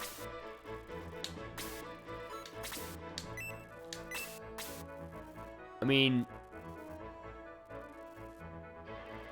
As you know what? I think with Wendy, I kind of want to... make sure this thing dies. I think... I hope this takes it out, please. Okay, it did. Good. I want to try to see if I can get her level up specifically. Get somebody leveled up. And there I am. And you do have your classes as far as your characters. I believe this is like a Fire Emblem where you can change classes as you go along. So yeah, I have Max the Swordsman, Roos is the Warrior, the Knight over there as far as that, the Monk, and then the Mage as well. I think it was Mage as far as Wendy's concerned.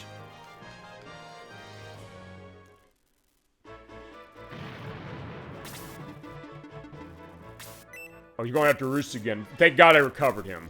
Otherwise, he'd be dead from this. Oh, shit. I'm almost dead anyway. Alright, so I want to be ready for that Dark Mage. That's really the main element of this. And... I'm trying to get a sense of where can I hit him. Where can I be where I can still hit him? Okay, fine, we're over here. Either I kill him... or I didn't, so I didn't necessarily want to block the way for one of my other party members. So basically, when it comes to a game like this, since we haven't shown one of these off yet, it's kind of about understanding what the positioning is going to be, and I guess kind of trying to read situation, which is not always going to be easy. But it's very rewarding when you get it down, especially for a game like this, and for, Fire Emblem. And though I have this, I haven't played this much, Final Fantasy Tactics, which is on PlayStation. I know, Proto is a big one on that one in particular. At some point, we definitely should show one of these off specifically as far as a full play of a game like this. I'd probably say I'd want to start with this one, but it's also a case of, hey, anybody out in chat land wants to talk about that. Or Gemini 96 for you. If you want to call dibs on a Shining Force game, do it. And I'm not going to get a case of, hey, you know, I think, mistook the fact that he called dibs on Donkey Kong 64, and he's like, I didn't agree to that. Like, yeah, I'm sorry, I kind of forgot that element, but... No, okay, because I'll tell the story as I'm slowly making the approach, which was, I was talking about the fact we're going to do Kingdom Hearts Chain of Memories eventually, and nobody wants to be in on the show with me when I do that. I'm saying we have to do this game, because otherwise, I need to make that story go specifically in the line with it. But it's like, hey, the card combat element of that game is not something that people are really liking. It's like, you're on your own when you're doing that, Captain D-Trag.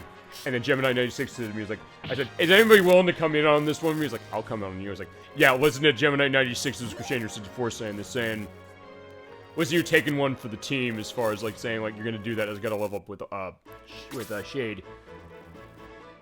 But I do want to recover Roos. So we have enough. Oh, I don't have enough to do that shit. Fine, I'm gonna get Roos out of the way. But then in that case, I said, well, hey, I think we're saying, like I always do, I say, like, hey, if you want to call dibs on something else, and I think I said, hey, you know, he kind of called dibs of Donkey Kong 64, like, and then he just flatly says, like, I didn't agree to that. And I was like, but wait, I was like, did we do that when we did Donkey Kong Country 3? He's like, well, yeah, you had one conversation at one point that maybe gave the suggestion that that was the Crusader 64's element. So, like, I'm not going to necessarily put words into people's mouths as far as that is concerned. That being said, I will still tell the story of, like, hey, well, they're liking Shining Force. That is absolutely true. Also, I'm keeping Roos out of distance. I'm not going to take any chances. And with Nick, I'm not taking any chances either, because, yeah, if that Dark Mage gets to me, I'm going to be in trouble. Oh, fine, he's going after Sig, so we'll see about that. Okay, yeah. Oh, shit, he fell asleep. Alright, I gotta do something. I gotta take care of this thing. Actually, yeah, Shade, I think, is gonna be my best friend going against this Dark Mage. Particularly because of the fact that, hey, I can hit from distance. I had to get close enough so I can make that, walk as it is. Yeah, I don't want to lose myself. Wendy, I'm gonna hold off. Alright, Apis, take this thing down. I think this will kill it. Ah, unless I miss. And you do get a pity experience point for doing that. Yeah, no, I'm staying behind the pillar of the ship. Okay, you woke up. Okay, so yeah, you lose a turn. Yeah, but again with the falling asleep, so fine. Sig is going to sleep. He's getting tired, I guess, feasibly. Alright, Wendy, you stayed there.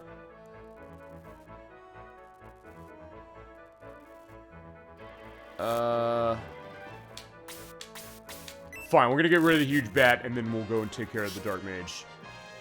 I'll let him come to me. If, he's gonna come, if anything's gonna happen, I'm letting him come by to me. Or to us. Shade's level 3. Okay, fine. I got 2 level ups with Shade already. Jesus. Alright, so I'm gonna take little baby steps. Yeah, I don't want to lose. Fine. I don't think I'll lose him doing this. Yeah, I'll hit him next turn, so unless he comes back... Okay, they're retreating, so basically just walk up very slowly. And Roost, stay on the back.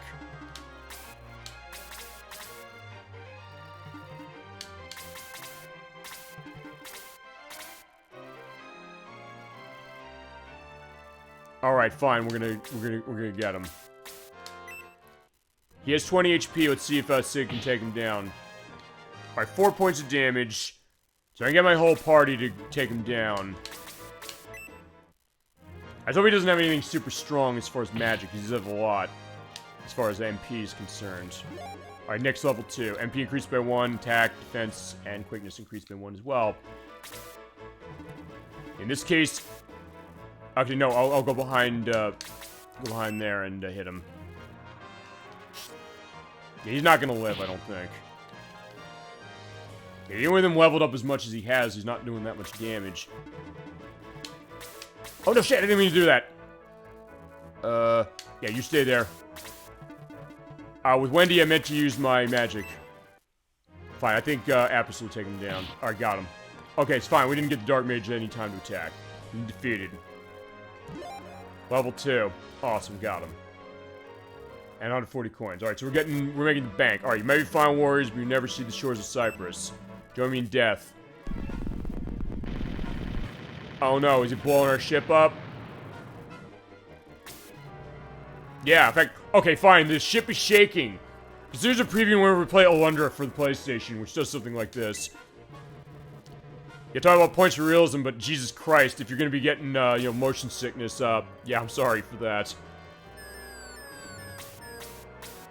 And fitting, because, yeah, this was, Campbell, as mentioned, developed this, but it was also Climax, who was a co-developer on it, and he even used some of the same sound effects from Landstalker for this. But alright, fine, we gotta make a swim for it.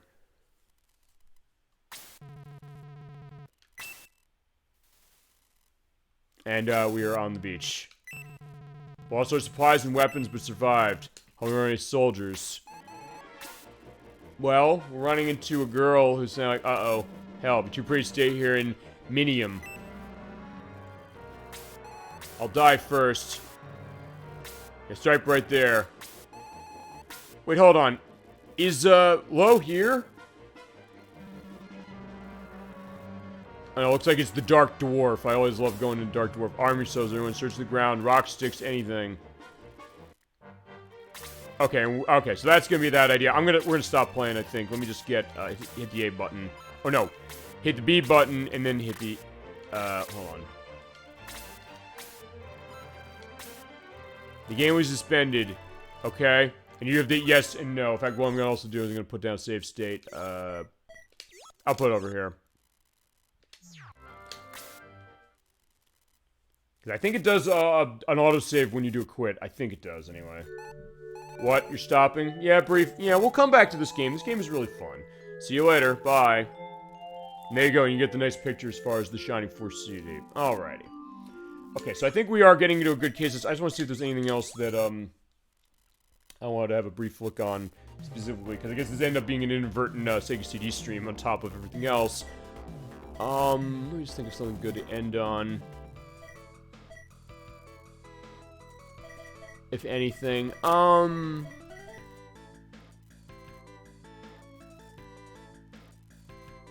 you know, yeah, we'll show off Ninja. Yeah, you know, let's show off Ninja Warriors. I'll briefly do that, and we'll get into schedule, and I think we can stop the show as far as and anything that you saw tonight as far as on this unit, we can come back to and do for a full play. We'll definitely do that with Ranger X. Absolutely, that was a great suggestion, ElecVerse, as well as thank you also for the suggestions of looking at.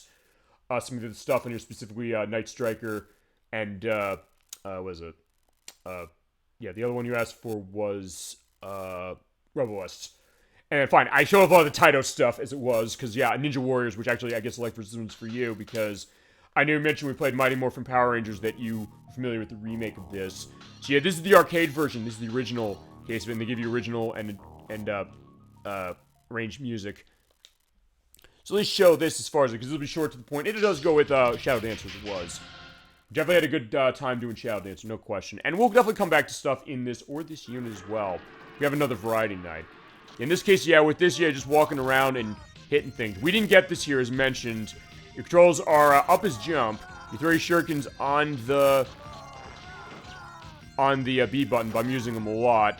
You use your kunai as a slash on A button. And you're seeing a little bit of blood on this, so going back to what we said about Night Trap. Which I okay, fine, I'll tell you how we're gonna end this. I'm gonna probably let myself die on this briefly. Well, no, I would say I show Night Trap briefly, but honestly, no, I think that'll be another time. I'll show that Switch version off for the purpose of that. We gave our lip service for it now. But definitely another time, or anytime we come back to this, or anytime we, you know, want to see other stuff as far as I mean, because I like the variety nights. In some ways, I'll tell you this. It's not quite the compilation shows, which we do, or the compilation program for May. It's not quite the annual showcase either. Just kind of something, again, to kind of be a little loose. I said, fine, I'm showing it for one game. It's like we did World of Illusion, as it was. Ninja Warriors for the Switch is the remake to the sequel of this, yes. And I know you mentioned the Ninja Warriors, and so actually I did think of you when I got this thing. I was like, hey, wait, he mentioned Ninja Warriors, let me play this. See what it is, because yeah, in the US we got it on the Super Nintendo. We didn't get this one. I don't know if the Super Nintendo version had the violence the way it was. I know you mentioned it was a pretty good game, at least I think you said it was a pretty good game as far as the remake. And the Super Nintendo game costs actually a lot of money, I realize. It's like a $200 game now, as it was. And I don't remember how expensive this was, but as I mentioned, it also was Japan only for this one. As it was. It is unique, and it definitely goes into it. And from what I understand, it's basically a pretty close port to it, and the music's really, really good, too. I also don't know if she does the walk that way, or Kishi. I don't know the continuity of the characters of this franchise as it is.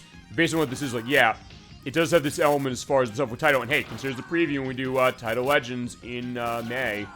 I did buy that. I have the Xbox version of it. That is how we're going to play it. And we get the Taito Legends 2. Eventually we'll use it on the PlayStation 2 because of cost reason. But that being said, yeah, consider the preview to when we get to that. So actually, I guess we got a lot of Taito representation tonight. On top of all the stuff going into everything we had. Show off the game that I came with the idea of this for, but also give you a little more. And that's what we do here on Super Bowl Game Saturday. I think you all know that. As we're making the walk, I want to thank every one of you out there for making it a case like that, adding so much to show, saying like, hey, I have memories on this, let's go into it, and especially on something like this, I'm like, yeah, you know what? Let's do it. I'm not going to ever get this case. I always say, like, I'm never going to say no when it comes to a game specifically that you want to show on program for that you want to see. Like, I'm on this, and like, I'm here like, oh my god, I love Ranger X. Let's play Ranger X. Hey, you remembered stuff you're curious about? Let's take a look at that. We talked about Ecco the Dolphin so much, we got to give that some lip service. And also have our first look as far as strategy RPGs a little bit, too, with Shining Force CD. Yeah, that is definitely a good reason to pick this up. As I said, I'm mixed as far as this unit with some of the things on it, but for the things on this that are really great, it's absolutely worth picking up. Okay, yeah, she died. Somehow. I was able to kind of get that going. I just kind of sit there as I'm getting myself slashed.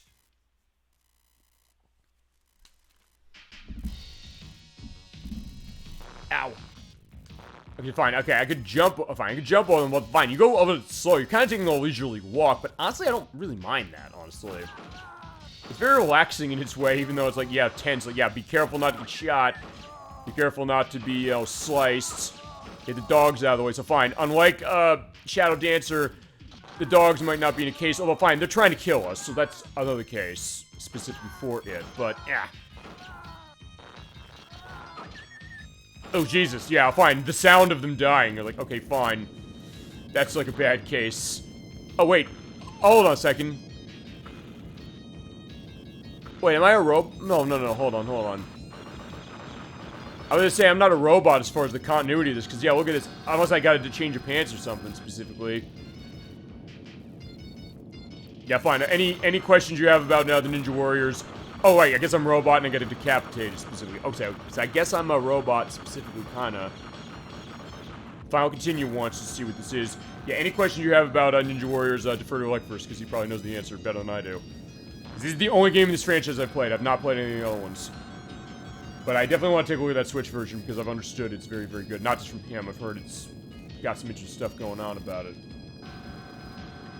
As you mentioned, the Super Nintendo version, Natsume developed that, as it was. So I'm always curious whenever the game Natsume makes, specifically as far as it.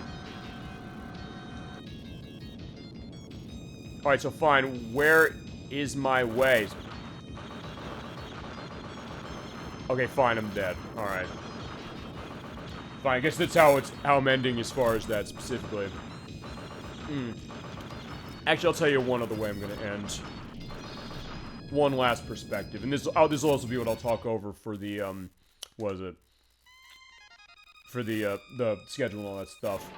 I'll tell you what we're gonna do. So there's a little bit of Ninja Warriors. I'm gonna take a look at a game we've shown before.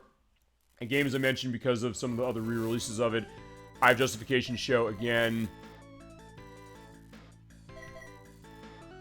Oh, I'll have to wait a second. I also got to be careful when I do this one. But, yeah. Sonic CD. We're going to put on the European version. I'm not going to actually specifically play this. We played this game for the show before, as far as it, but I also am thinking, like, I think there might be a reason to come back to that, Origins version, honestly. Especially because you can play as Tails in that.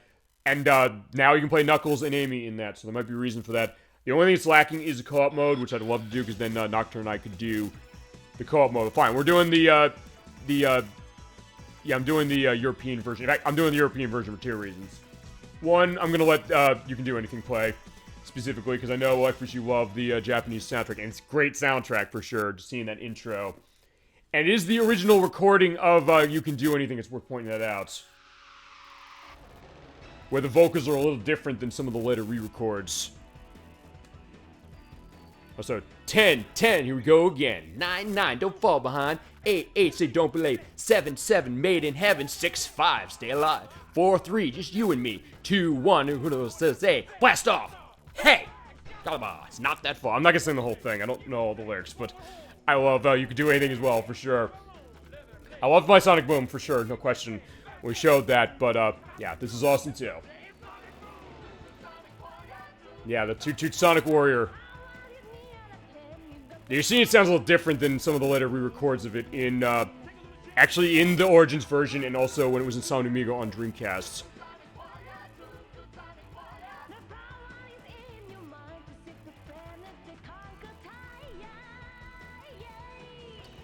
Yeah, just to give some good old lip service to this song because it's awesome. And we'll come back as far as that, but I think this is definitely a good case to going into that. Nothing gets by the way that we live. If we try, you can do anything. It's so good. All right. So yeah, that is our Sega Genesis Mini 2 mini showcase, as well as our play of Shadow Dancer, Secret Shinobi. Yeah, definitely interesting stuff in this unit. If you have not picked this up, it is exclusive to Amazon for $100, and on top of that, the shipping is about $120. But for the cost elements of it, there's some good stuff in here. You might want to pick this baby up. I'm also going to see if, based upon how this is, I'll tell you what I'm going to do. We'll start a new game. It will not go to, I'm going to jump off screen if I hit down a D-pad standing here. So I'm going to let Palm Tree Panic for the present play. In fact, I'll tell you what to do. Just look up. He will not go into a case of saying, like, I'm out of here. Yeah, if you stand here for 3 minutes and don't do anything, he'll say, I'm out of here. He'll jump off, you instantly lose your lives, and it's a game over. But in the case of this, you have infinite continues because the way the save works, so it's not going to be a case of that. Yes, look up Sonic for sure. Yes, we have not played a Sonic game technically for this year, except now, technically, for it, I realized. But alright. So that is our Genesis Mini 2 look. We'll come back to this unit for sure. For anything else you want to see, we'll do Ranger X. We'll do anything else you want to see. I had a great time doing Shadow Dancer, specifically as far as the impetus for running this. But I had a great time for sure, as we always do with the show every week. Thank you so much for watching Super Bowl Game Saturday. Have a wonderful time for sure with all of you out there in Chatland. The best channel on Twitch, you're called that for a reason. I used to joke patent pending, but I'm not patent pending it anymore. I'm just going to say it. I think it's a fact, as it is. Yeah, because we'll give you everything you want to see. We'll also give you a little something more. More than even I expected. Not even when I come in, I don't know necessarily going to get. Have a great time for sure. And thank you so much to everybody for that. And hey, it is going to be Super Bowl Game Saturday now, actually. So yeah, fine. It is a Saturday show. Because we're not having a show for Saturday, except for a couple minutes as I go into schedule for this. As far as it, so yeah, you get to enjoy the long Labor Day weekend for sure. Definitely looking forward to being able to have a little bit of break that way. But yeah, the show's still be going on as far as it's. Let's talk the schedule about what we got coming over the next couple of months. Next week, Nikki's coming back along with Edwack, and since we didn't need the second part of Spyro the Dragon, I said, what do you want to do? Do you want to have that night for something you want to do? And Nikki said, yeah, I do. Let's play another pair of games from Humongous Entertainment. We're going to be playing, for the PC, we're going to be playing, just to make sure I get the name of this right, Pajama Sam No Need to Hide When It's Dark Outside. The first game in the Pajama Sam series, as well as Putt Putt Goes to the Moon. We're going to run those on the PC, like was the case when we did the Freddy Fish duology back in March. We're going to be live playing through, I believe, Pajama Sam first. It's her choice as far as which one. That's going to be Friday at 7 p.m. Eastern Standard Time. It'll be September 8th. Yeah, we're going to play one of those first, and then after we finish that one, we're going to take a brief commercial break for about 10-15 minutes. Then we're going to come back online, and we're going to play the other game. And when I edit, I'll stitch them all together, as it is specifically. So yeah, I'm looking forward to doing that, because I had a great time with Freddy Fish, understanding Miss Freddy Fish. But yeah, her adventures will continue, and she will return for the time being. We're going to have our fun with a young boy with a flashlight and with his bravery and a car that goes to space. You're not going to want to miss it for sure next week at 7 p.m. Eastern Standard Time. Week after that, we're going back to Saturday. We're going to have Wayne Gretzky's 3D Hockey for the Nintendo 64. Dolphin in chat's going to be in for that one. We're going to have a great time going into our memories of hockey as far as sport case. This hockey game of Midway's and Williams Entertainment's is, and Atari Games developed it from the arcade and this Nintendo 64 version. So you get some crazy stuff as far as your hockey. We do more sports games. A really good game as far as pick and play hockey. Even if you don't like sports games, one I'd highly suggest you play. And the very first 4-player game on Nintendo 64. We'll at least do 2-player. We'll show off all the stuff in it.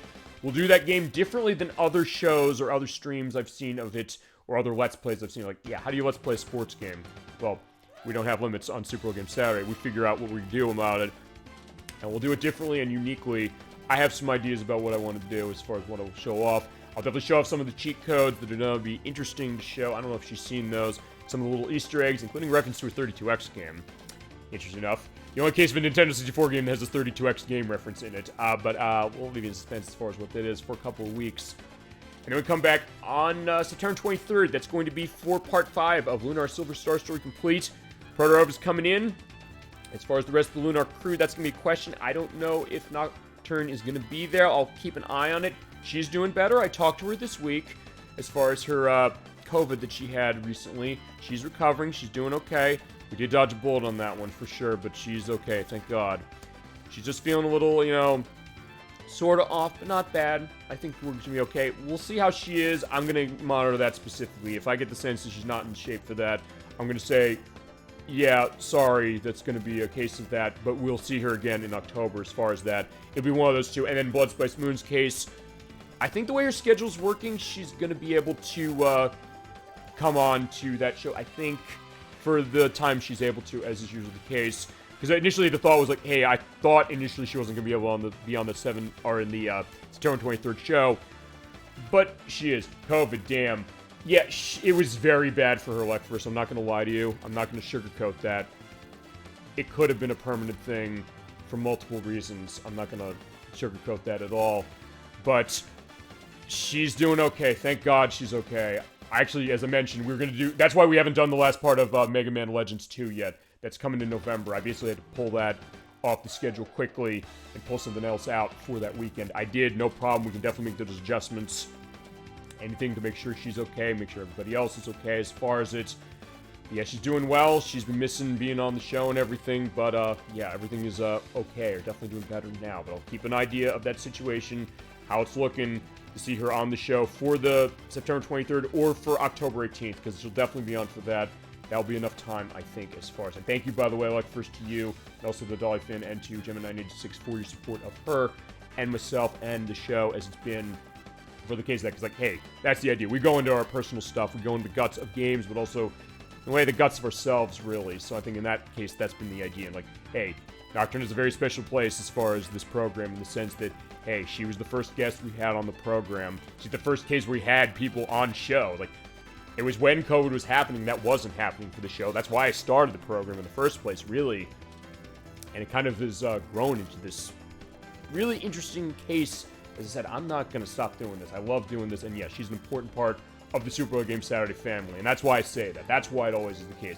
Anybody who's been on the show, anybody who's been in this chat as far as how it's been, you're all part of this family. We're all in this as far as it. And I love the fact that that's been what this become. And I didn't know it was going to become that when I started this about 3 years ago. But that is what the case is. And it's still going strong for sure. And by the way, the Lunar part is going to be 3 p.m. Eastern Standard Time, as is always the case with that. Then the next week is September 30th. ElecVerse, I know you want to see Contra Hardcore. I've been practicing that game as far as we're going to do it. We did the preview program of it already, but with a little more practice coming up as we get closer, we'll be ready to give that game the full look, the full play. We'll do it the justice. I'll be ready as it is. I'm definitely looking forward to doing that. Another game that, as I played more and more, as hard as it is, I've definitely gotten more into its rhythm, the same way I did with Shadow Dancer tonight and then some of the other stuff we showed. And even with Ranger X, of what little I've played of it so far, I definitely am feeling confident much more than I would have. And that's why I said I'm putting this off for a little bit of time, but I said I'm not forgetting that. We're going to absolutely play that game. Even if I'm going to put it off a little bit, I'll make sure that we get it to you and we do it right. Especially when I'm asked for the game. I'm definitely going to be doing that for sure. But yeah, that's going to be 7 p.m. Eastern Standard Time on September 30th, and the week after that at 5 p.m. Eastern Standard Time, we get into our Halloween block. Gemini96 in the chat tonight. He's going to be joining me for Earthbound for the Super Nintendo. That's one of his favorite games of all time, so I said, hey, you want to be in on this? You want to call dibs to do this for our RPG going on alongside Lunar, as it's turned out? He said, yeah, absolutely. He knows everything there is to know about that game. He turned me onto that game for sure. It was the push I needed to go through and complete that game as it was. We're going to start that game as is the case. We'll do our monthly parts for it until we finish, which is going to be about 6 months because of the way we're running it. The game, I think, is like 3 or 4. The 5th part is going to be our showcase of differences with the Japanese version because we're using the Switch Online version play. And then the last part is going to be Gemini96 doing a speedrun of this game because he understands how this works. And he knows exactly what he's doing for that. And it's a thing of beauty. I said, do you want to show this to the show? I was like, yeah, absolutely. In fact, he even did a submission of a speedrun to speedrun.com that way. And they did accept it for like a tad over 4 hours. Yeah, he is set to that. We're going to play the full way to start. And then stuff with the Japanese version. And I'll try to farm the Sword of Kings. I got to figure out doing that. He told me what to do on this. I have the save state down specifically to get a sense of it. I'll have to get started with doing that. And don't worry if we're running time over on this. He'll come back either way.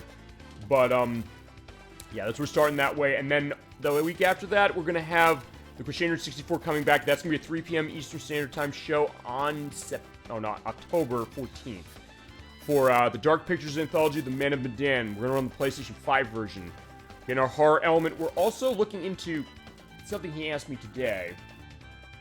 He said, hey, is there a way, because this is a horror game, because I'm going to be one controlling, because otherwise that PlayStation 5 DualSense controller is going to be stuck in your television with a hole in it. First off, you play it, Captain D-Track, but second off, can we a face cam element going? I'm looking into what we can do on that as far as what the tech's going to look like, what that's going to go, where we have to position that, all these things. And it is something I've been thinking about. For certain things, I think it's one of those cases where I think we got to be on camera for. I'll see what I can do on this, figuring out the logistics of that. There's other games I've mentioned that I think we're going to do that with when we get to them, just because we need a visual element to that. Whenever I do anything with Kinect for Xbox 360, I'm going to have that. Whenever I play Babysitting Mama on the Wii, if you ever played that, there's the baby peripheral. You put the Wiimote in the back of the baby to play that. We have to show that on camera. So I'm looking into that. I'll see what's going to go on as we get to that, but we will definitely have Man of Medan at 3 p.m. Eastern Standard Time on October 14th with Crusader 64 because he loves his Halloween for sure. And the week after that, Nocturne is definitely going to be coming back. She'll be playing with me House of the Dead, the House of the Dead 2 remake of sorts that's with typing. It's the Typing of the Dead for the Dreamcast. Fine, it is House of the Dead 2, technically, with typing. It's amazing. If you ever played this game, it is one of the best games ever made that you never knew you wanted. We're going to show our element of that. That might be a 5 p.m. show as well. I don't know. I'll talk with her as we get closer to that. Week after that is another request as far as the viewers as it is. Like, first, that was yours. You want to see Castlevania Rondo of Blood. We got it. And we're having it on the day of its 30th anniversary, October 28th. We're on Castlevania Dracula X Chronicles on the PSP to play that original version. And we'll come back to Castlevania Dracula X Chronicles as a full case eventually. But we'll definitely focus on Rondo of Blood to start. A great Castlevania game for sure, and a great port. And I have cables that are going to show it really nicely as far as PSP is concerned. And we're looking forward to doing that. And then we get to November where we have the next part of Earthbound the first week. The finale of Mega Man Legends 2 is going to be on November 11th. And Nocturne will be able to handle that specifically as it is. We'll get to that at probably 5 p.m. as well. I think it's probably going to be 5 p.m. shows for, I think, with a couple exceptions. We'll figure that as we go along. As Sonic's going to be, timing out. But either way. Fine, I'll keep going like... Oh shit, did I... Okay, first, wait a second. Me being fancy doing super peel out, like having... Because it doesn't fade out the super peel out in the Sega CD versions. Like, okay, fine. That's that case. Okay, fine. Fine, I'm almost done with schedule. The next thing is going to be, November 18th is going to be the pre-Thanksgiving Disney game showcase, or fine, game 2 for as it is. We're playing 2 from Capcom again. We're going to be playing Chip 'n Dale Rescue Rangers and Adventures in the Magic Kingdom from NES, both of them. They're short enough, we can play them both at the same time. I think we'll be okay swapping games between my old front-loading NES. I'm going to clean that damn thing before we do the show, just to make sure that, hey, we're not going to run into a case where, hey, I'm going to have, the console not turning on in between. If we do, we'll roll with it. We always do that. We did that when I had to do that thing with Metal Gear Solid when we played that for part 2. And I figured it, so we'll make that work if it comes to that. I hope not. But yeah, we're going to play both of those. They are really short. I do love my Chip 'n Dale Rescue Rangers as far as the show, as far as the movie that came out last year, and everything else with it. So showing that game off is going to be a fun time. And Adventures in the Magic Kingdom, an early one, as I mentioned, of Yoko Shimomura in terms of the music. Before Kingdom Hearts, she was doing the Mickey Mouse theme in that. Kind of a little bit of a minigame collection, sort of, kind of set around Walt Disney World. And it's definitely an interesting and unique one that tends not to be liked. It's like Ecco the Dolphin, weird enough that people are traumatized by that. But we're going to give it our look. I've kind of gotten used to it as far as being able to manage it. So yeah, it'll definitely be a nice case for that. And we get to Thanksgiving where we have the Thanksgiving showcase. Dolphin chat's going to be on that. We got our puzzle showcase running through the Switch. We got tons of puzzle games for you. All over the place stuff you've requested. Stuff you said, hey, it's kind of interesting stuff. People on show, who've been on show or will be, have asked for. We have a bunch of it, a bunch of stuff with that. And Dolphin will be in with me for sure, so we'll have a lot of multiplayer stuff going on. And you're not going to want to miss that for Thanksgiving weekend. It's going to be November 25th. And then we get to December, where it's a little bit of an error as far as what this is looking like. We're going to have the next parts of Earthbound. We'll have the next part of Lunar either on December 9th or 16th. I don't know which. We'll have to figure that. And then the other week, we're going to have the viewer request. Well, fine, we'll have 2 viewer requests. We have Tetrasphere for Nintendo 64, which I'll be set for at that point. And then at the end of the month, Dolphin's coming back in. We're going to be playing Strange Horticulture, the Wii... Oh, no, the Switch port, I should say. Not Wii. It's a Switch game. Yeah, she wanted to show this for the show. We're going to show that in the puzzle showcase very briefly. Then we're going to have a full play of it over 2 parts. That's going to be on December 23rd and December 30th. And then getting into the new year, we got Another part of Lunar, if we're going to need it, which I think we will. We're starting off on January 6th with Sonic, actually, right here on screen. We're playing Sonic Heroes again. I'm running the super hard mode because I said I think it's worth showing that super hard mode off because I unlocked it. And I'll eventually do that with Shadow the Hedgehog. And I'll also eventually show up the Encore mode for Sonic Mania eventually. But yeah, we're doing Sonic Heroes case, and it is a day before January 7th, which is the 20th anniversary of the game. So that's why I said we're going to do it. Also, the recording stuff as far as like audio popping out always bugged me on the recording when we did it. I love the show we did, no question. But when I had the tech problems going on with that, I was like, yeah, that bugged me. Hopefully, you know, I can avoid it. I definitely can avoid it with the better tech I got for it now. And also running the higher, you know, internet capability, not instead of Wi-Fi and basically hardwiring the thing as is. And then for other stuff, the next part of Earthbound, I'm still figuring out as far as Lunar. I think we'll have the end of the part. I'm also figuring out when we're coming back to Pokemon Gen 9 or Pokemon Violet, because yeah, for the show I had to replace with the last part of Mega Man Legends 2 is going to be. Again, I did make some progress. I think I do want to have another show to it. We are starting Metal Gear Solid 2 Sons of Liberty eventually. It's either going to be January or February for that. Because I know, I said we're going to do it in November. I had to push it back because of the way schedule's going. But we're going to start that running Substance on PlayStation 2. At some point, getting it going on as far as that. And then, as I mentioned, Lunar until we finish it. Earthbound will still be going.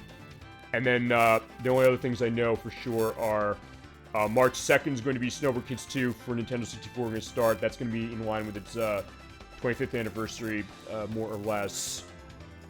And Nocturne's going to be involved for that one. That might be multiple parts. We'll figure what that's going to look like, though. But that's when we're going to start it for its about 25th anniversary. And end of the month, we'll have Justice League Task Force for Super Nintendo for the April Fool's Day game. And we'll have our long-form running games, which would be, at that point, it would still be Earthbound. Metal Gear Solid 2 probably at that point. I think we'd probably be done with Lunar, but I'm also going to figure what we're going to do as far as going back to Game Dev Tycoon as far as it, because Protorov and I started that last year, and I want to make sure that we can kind of go through that. And the stuff you want to get to and other stuff we'll figure as far as schedule with other guests. Anything else you want to see for sure, and as mentioned, Ranger X is going on the master list as one example.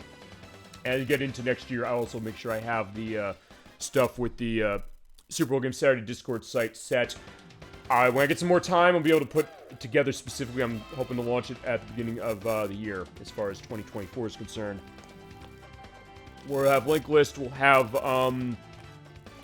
schedule as far as the show is looking like. Stuff that you can come in and hang out and talk about games. Anything you got, suggestions for show if you want to make them there. Easier way to explain schedule, especially when stuff might have to change.